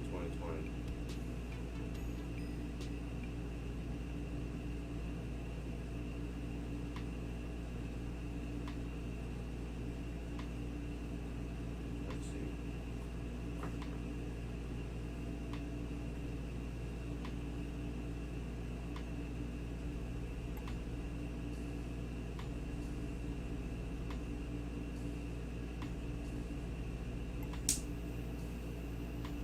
Oh, counts I mean for 2020. That's what you're right.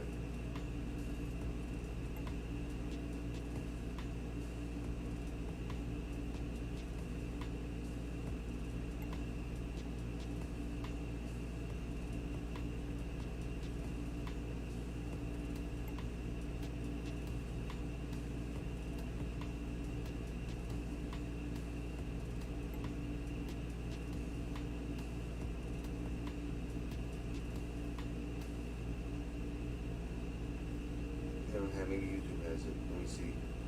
What counts?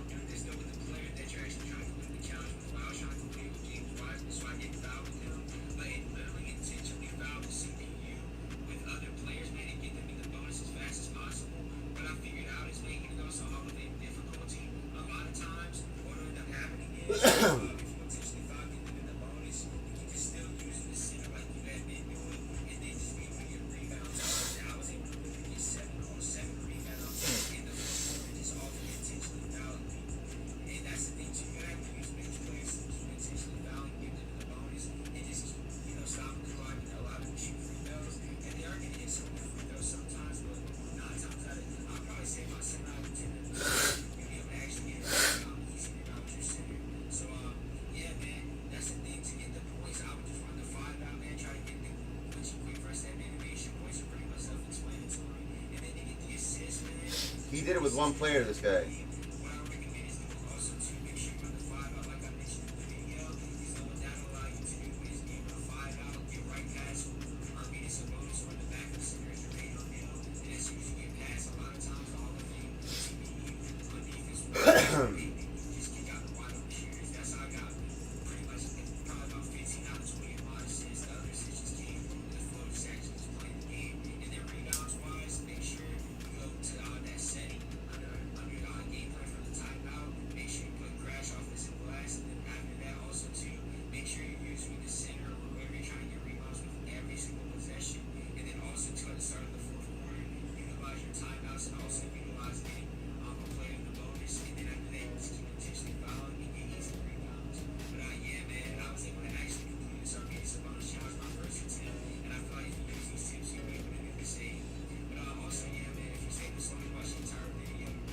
Oh, it's actually smart. Think about it. If you foul them and get in the bonus, they miss a free. If they miss a free throw, you get the rebound. So you gotta hope they miss the free throw. Eventually, they're gonna miss him. That's actually pretty smart. That's actually a smart move. So in the fourth quarter, basically, if you're low, what you do is you keep fouling them and they get in the bonus, and then once eventually you just pray that they miss free throws. But you gotta be you have to have a big lead to do this. Like if you're down, you know what I'm saying, you gotta win the game. But this guy did it with one player though. That's what I don't get it. He didn't do it with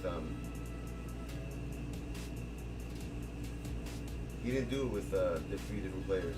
He does it with one player. Is it one player or 3 players? I'm so confused. You could do it with 3 different players, or it has to be one person.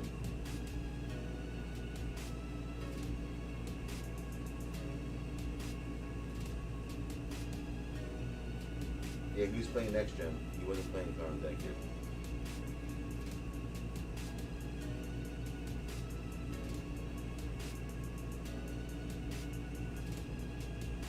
You sure it's one person?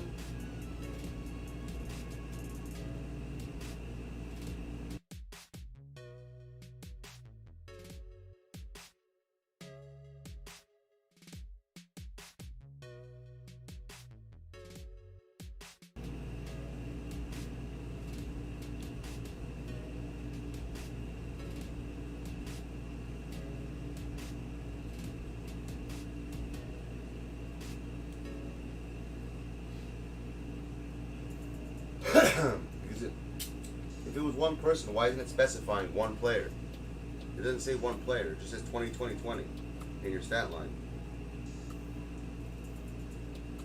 And if you noticed, it finished. Think about that. I did the points. It finished the points. I think you're wrong, by the way, Bryce. You know why? Because you know on top when it tells you, when you get the points, it tells you 20 points are done. When I do with a different player, it shows the, what's it called, the assists are done. So I think you're wrong, actually. It's with different players. And I'm telling you, it doesn't make any sense. Because when you do the challenge, you know that thing that pops up on top that tells you how much you've done? Whoever has the highest of it, it goes to that person. So that challenge is finished. As long as you finish those 3 stats, you're fine. It doesn't matter with who you do it. It just has to be a 20, 20, 20 with anybody. You're wrong. I'll show you what I'm talking about. Look, when I get an assist now with Doncic, it's going to update on top. It's going to say there's, it's going to say there's an assist for Doncic or for anybody. Whoever has the highest, it goes to them.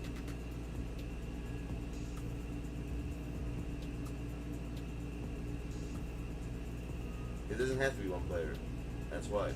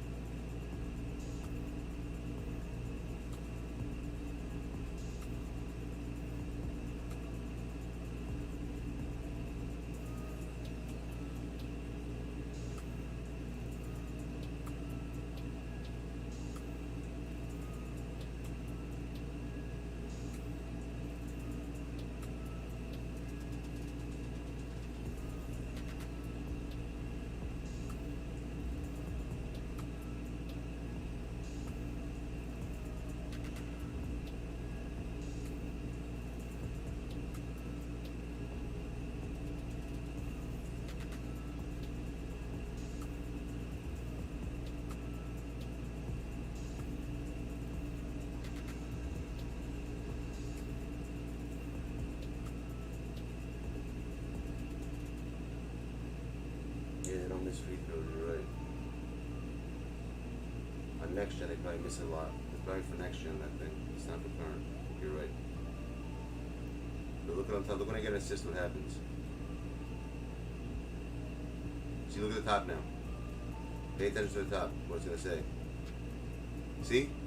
Wait, not yet. It's gonna update once I get an assist. He doesn't have the most assists. That means someone has more than him. Oh, Giannis has the most. I gotta do the Giannis. That's why. It's whoever has the most assists. You'll see. It's gonna update it with that person. He has the points already. He finished the points. When I do the assist now, watch. When I get another assist with Giannis, look what's gonna happen on top. That's who it was. It was Giannis. I made a mistake. I thought he had more than Giannis. He doesn't.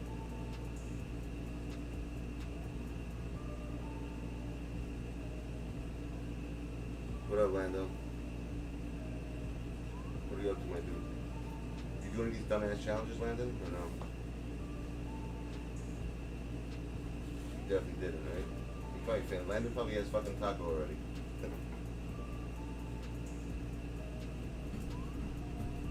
On the 20-20-20 stat line, Lando, right? Where it says 20-20-20, does that have to be with one player, or we can do it with 3 different players to get the 20? Like, could one person get the rebounds? Could one person get the assists? The 20-20-21. I'm saying I think it'd be 3 different ones. It doesn't have to be one player.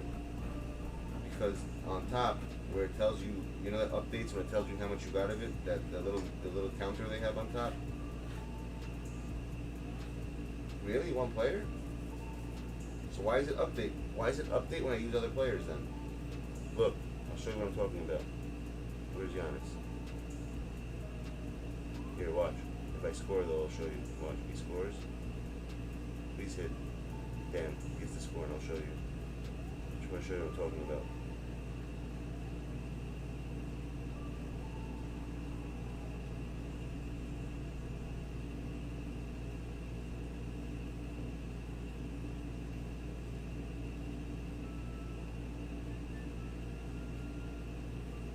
Okay, look on top now.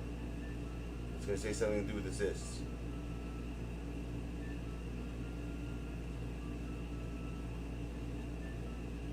Where is it? Why is it not coming up? I mean, who has the most assists? Oh, that's why. Who the fuck has the most assists on my team?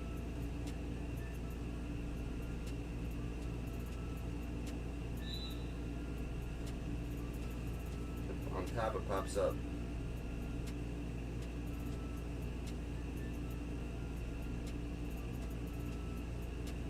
It does, so I'm wasting my time then. I haven't been doing it that way. I'm not doing it then.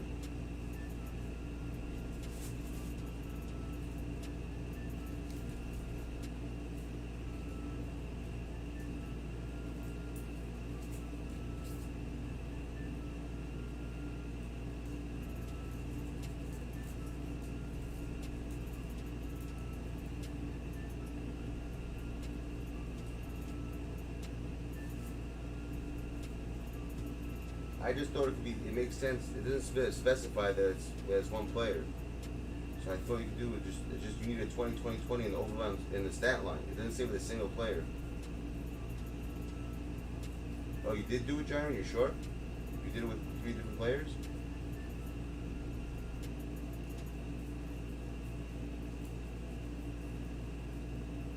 Because look what it says though. Look, read what it says. It says win the game and record a 20-20 stat line to earn. A stat line means that in the final stats that you have to have at least 20 of each in each stat. It doesn't say with one person. It would specify with one player if it was one player, I would think. Or like get a triple double with a 20-20-20 with one player. You know the word triple double would be with one person. It mentions nothing about that. That's the only reason why I'm thinking that.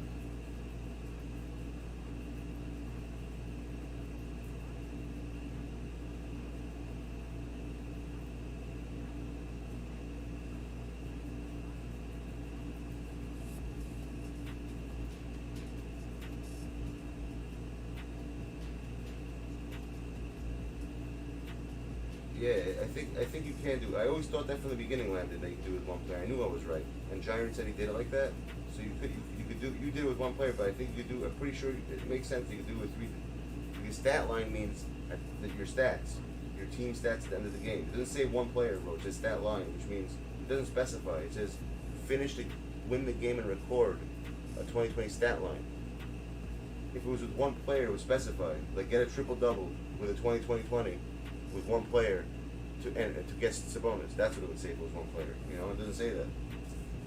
That's why I always thought that. But then I seen people on YouTube do with one player. But then people said you don't have to. So here you just confirmed you don't. It makes sense to split it up. Because think about it. When you pass, you just pass to one person, and you assist with one person. That's it. You get 2 birds with 1 stone. You just keep passing to the same person. Try, with the best player, like your point guard to the best player in your team. That's how you get assists, and then you gotta focus on rebounds only. Once you can focus on the rebounds, it makes it much easier. Instead of doing it all like that.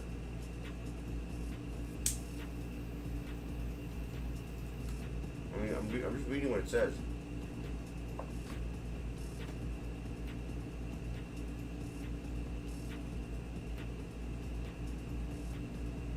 Help you out with what?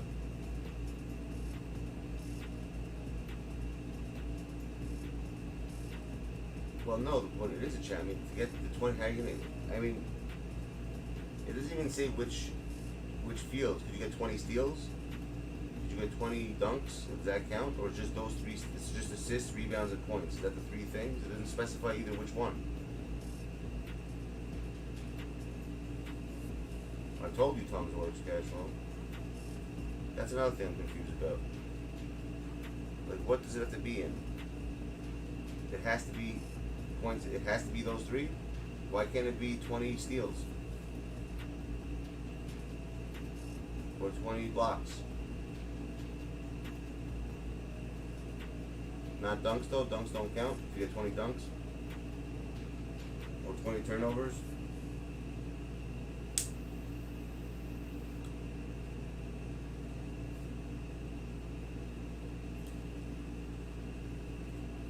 Free throws, let's just say.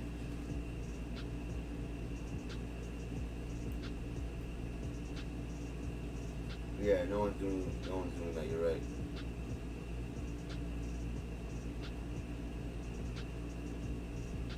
You know what? Maybe you did a full court press the whole game against the PC. Maybe you could do the steals. Like a trap, full court trap.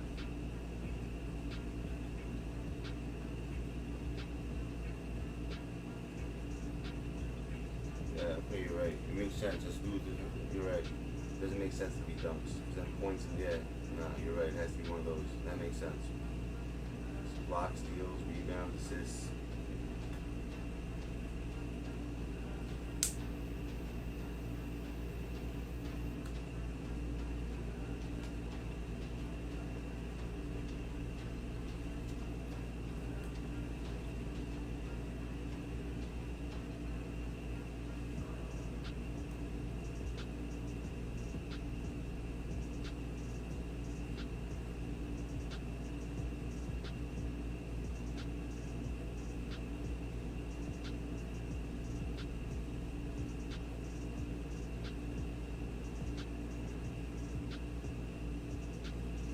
From scoring in the paint.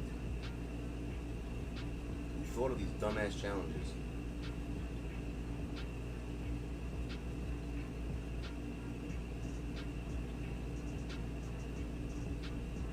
And by the way, I think today we're getting something with the USA, Team USA thing, the Olympics.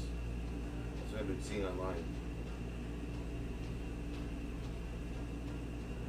It's like the Olympics team.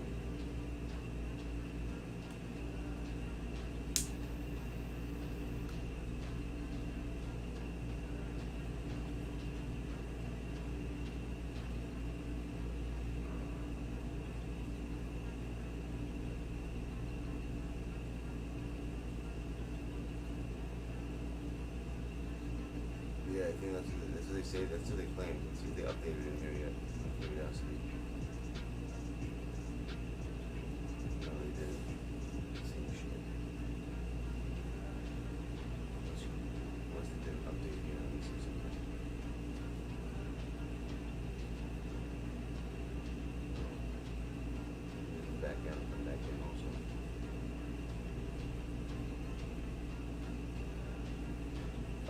don't know if the camera which one is. I think it is, yeah.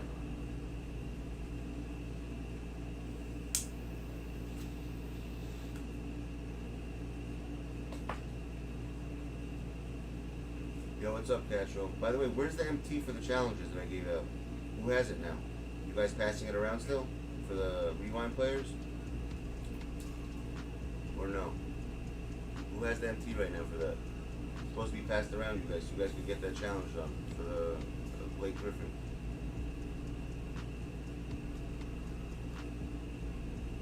I think A-Dub had it last, right? Did he give it to the next person? No, I didn't update yet.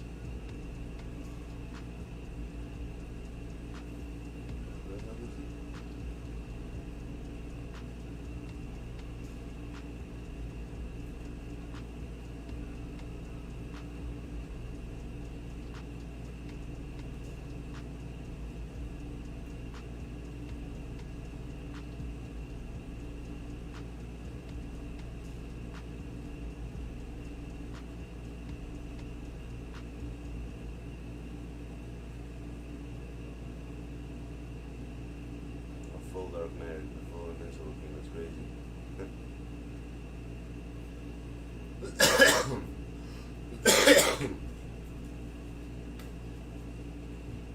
What 1v1?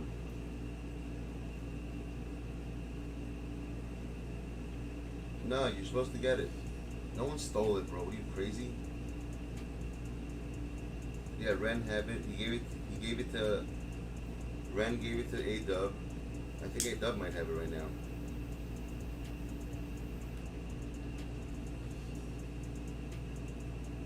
Nah, we'll do it another, not right now, my dude. I'm not doing one-on-ones now. I'm trying to figure something out. 1 second. Gotta find something. Let me ask him if he has it.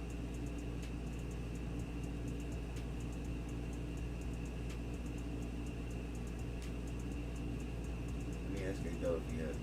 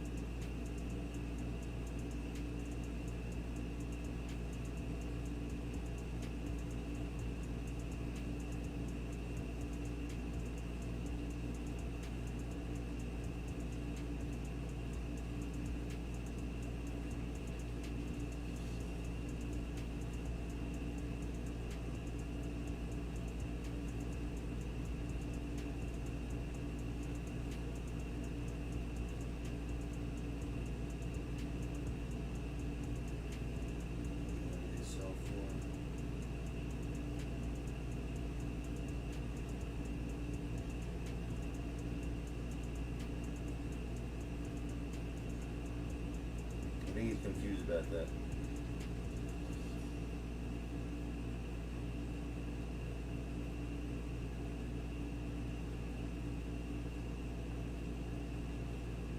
Okay, thank you. Solo players back, but I had to borrow 100K from someone to count the rest of the players. I'm so confused. But who'd he give it to? I think A-Dub has it right now. I gotta find that. I don't think he's confused a little bit. I'll figure it out. And yeah, I know. That's what he was trying to tell me, that they're cheap.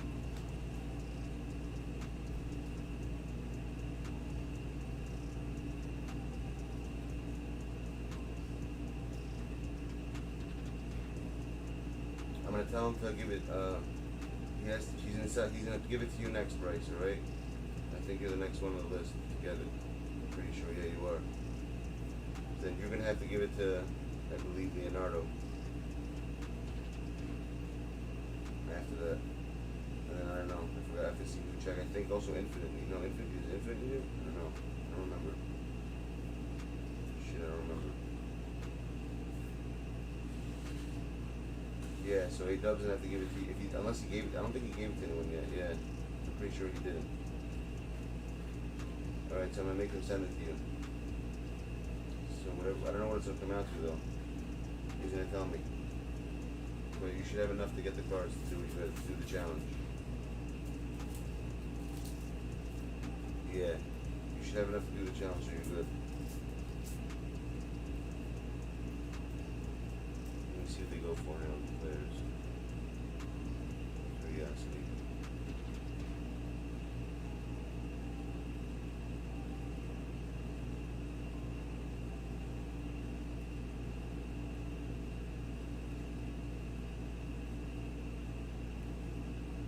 Probably like 18, I think. Yeah. 1, 2, 3, 4. We have 4 cards of 18. Oh yeah. So put 19K in, I didn't get all 13. Let me just make sure. 1, 2, 3, 4, 5, 6, 7, 8, 9, 10, 11, 12, 13. Yeah. Put in, you get everything in, do 19K times 13. Oh, I hate, bro, you crazy? Well, I don't hate you. Why would you think that? Why would you think it? I don't hate anybody, dude. I don't hate you, man. You're wrong. What does that come out to? 19 times, just figure we'll even up to 19, so 247. Oh wow, so yeah. You see, I knew that was gonna happen too. Kind of makes sense. When we started out, remember, it cost around 380. And now that's probably what you're gonna get around. You're probably gonna get around that amount. Because he sold them, no, you're probably gonna get like 2 something, like 220 probably. No, you're not annoying, man. I don't get annoyed. You're probably gonna get around 200, I think. It depends what he sold them for. He probably sold them for that. So the 10% minus that, minus the 10%. So figure you're probably gonna get something around that. In the 200 mark. Either that or like 190s or some shit, but I'm sure it's definitely gonna be around that area. It has to be.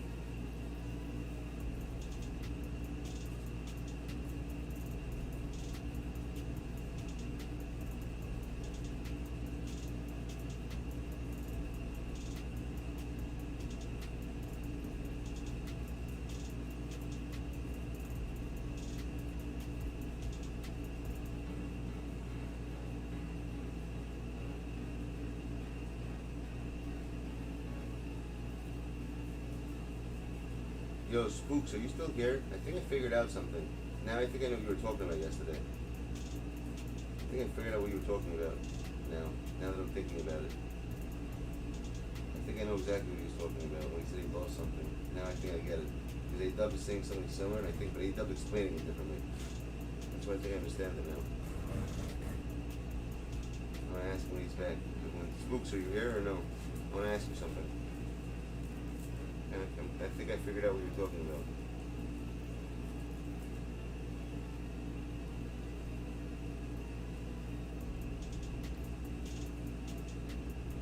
probably meant that he didn't have enough to buy the 13 players. That's probably what he meant.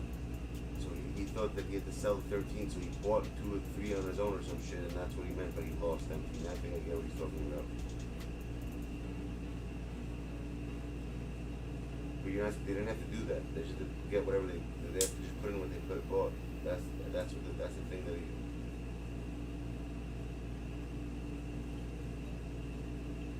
All right, Cashflow, be good, my dude.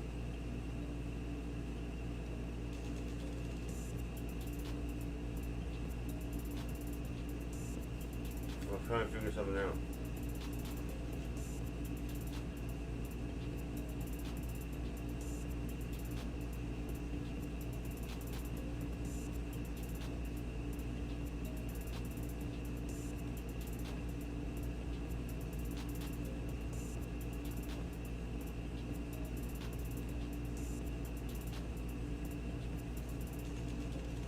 I think I might sell a few more to help you guys out. I gotta find a few more. I gotta sell a few more of these.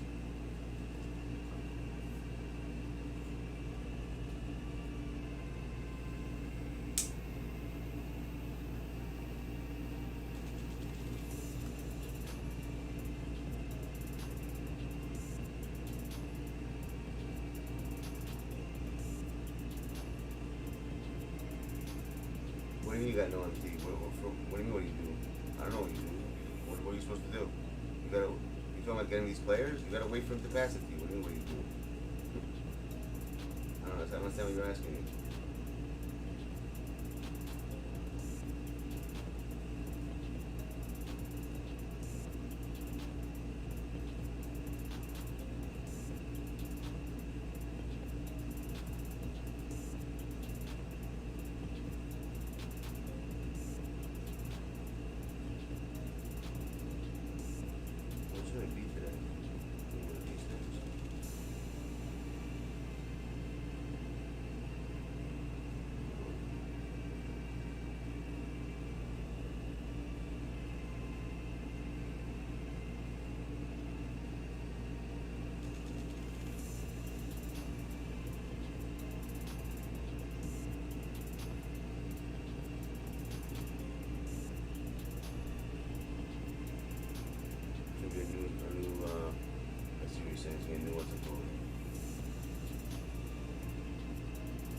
You don't even know what you're getting yet. So you don't even know what you're getting yet. You gotta figure it out when you get to me. I didn't speak to him yet.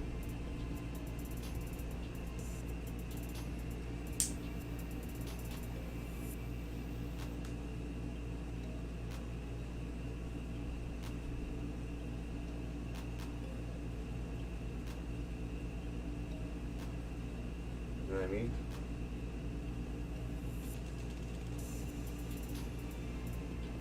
Hold on 1 second. I'm gonna go downstairs for a sec. I gotta get something. Be right back.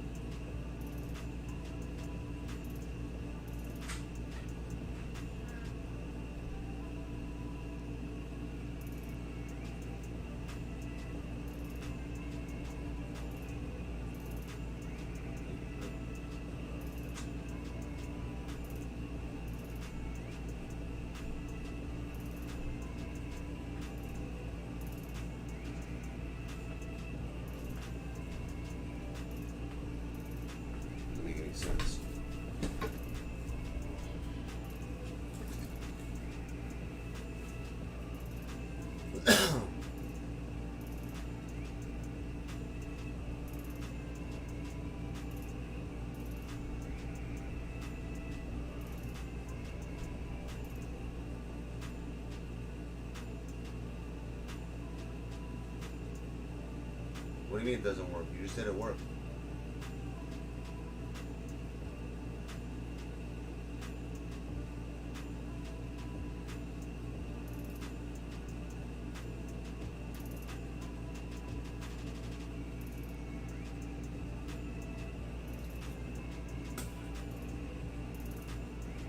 How did you say it?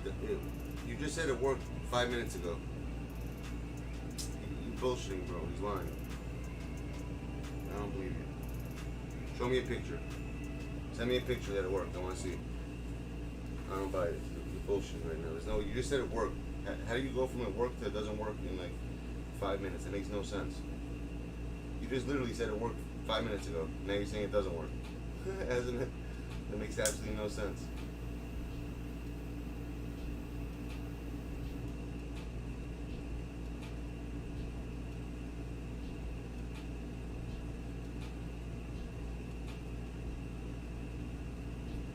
Doesn't make any sense, bro.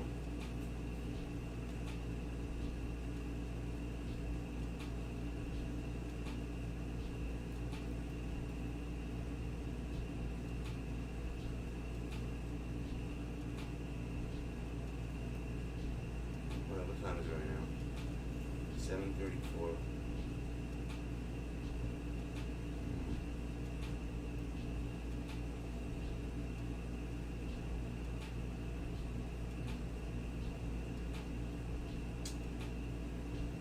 One more of these. Actually, you know what? Fuck, I got some shit to do.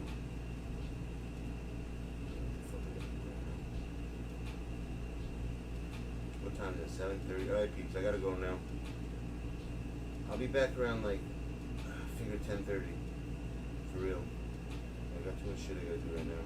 I gotta give breakfast to people and do shit.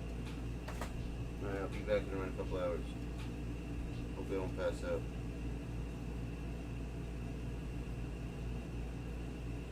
Alright, peeps. I don't know, we're all like freaking vampire. We don't sleep. It's bad. It's very unhealthy what we do. I gotta start streaming earlier and finishing like at a normal time instead of being up 24/7. It's not good.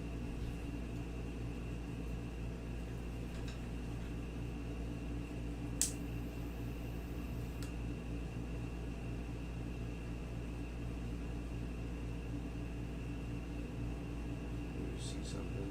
What time is it now? 7:30, 8, 9, 10. Figure in 3 hours I'll be back. Yeah, actually I can't even go to sleep. I have too much shit I gotta do. Alright, I'll be back in 3 hours hopefully. God willing. Alright, peeps.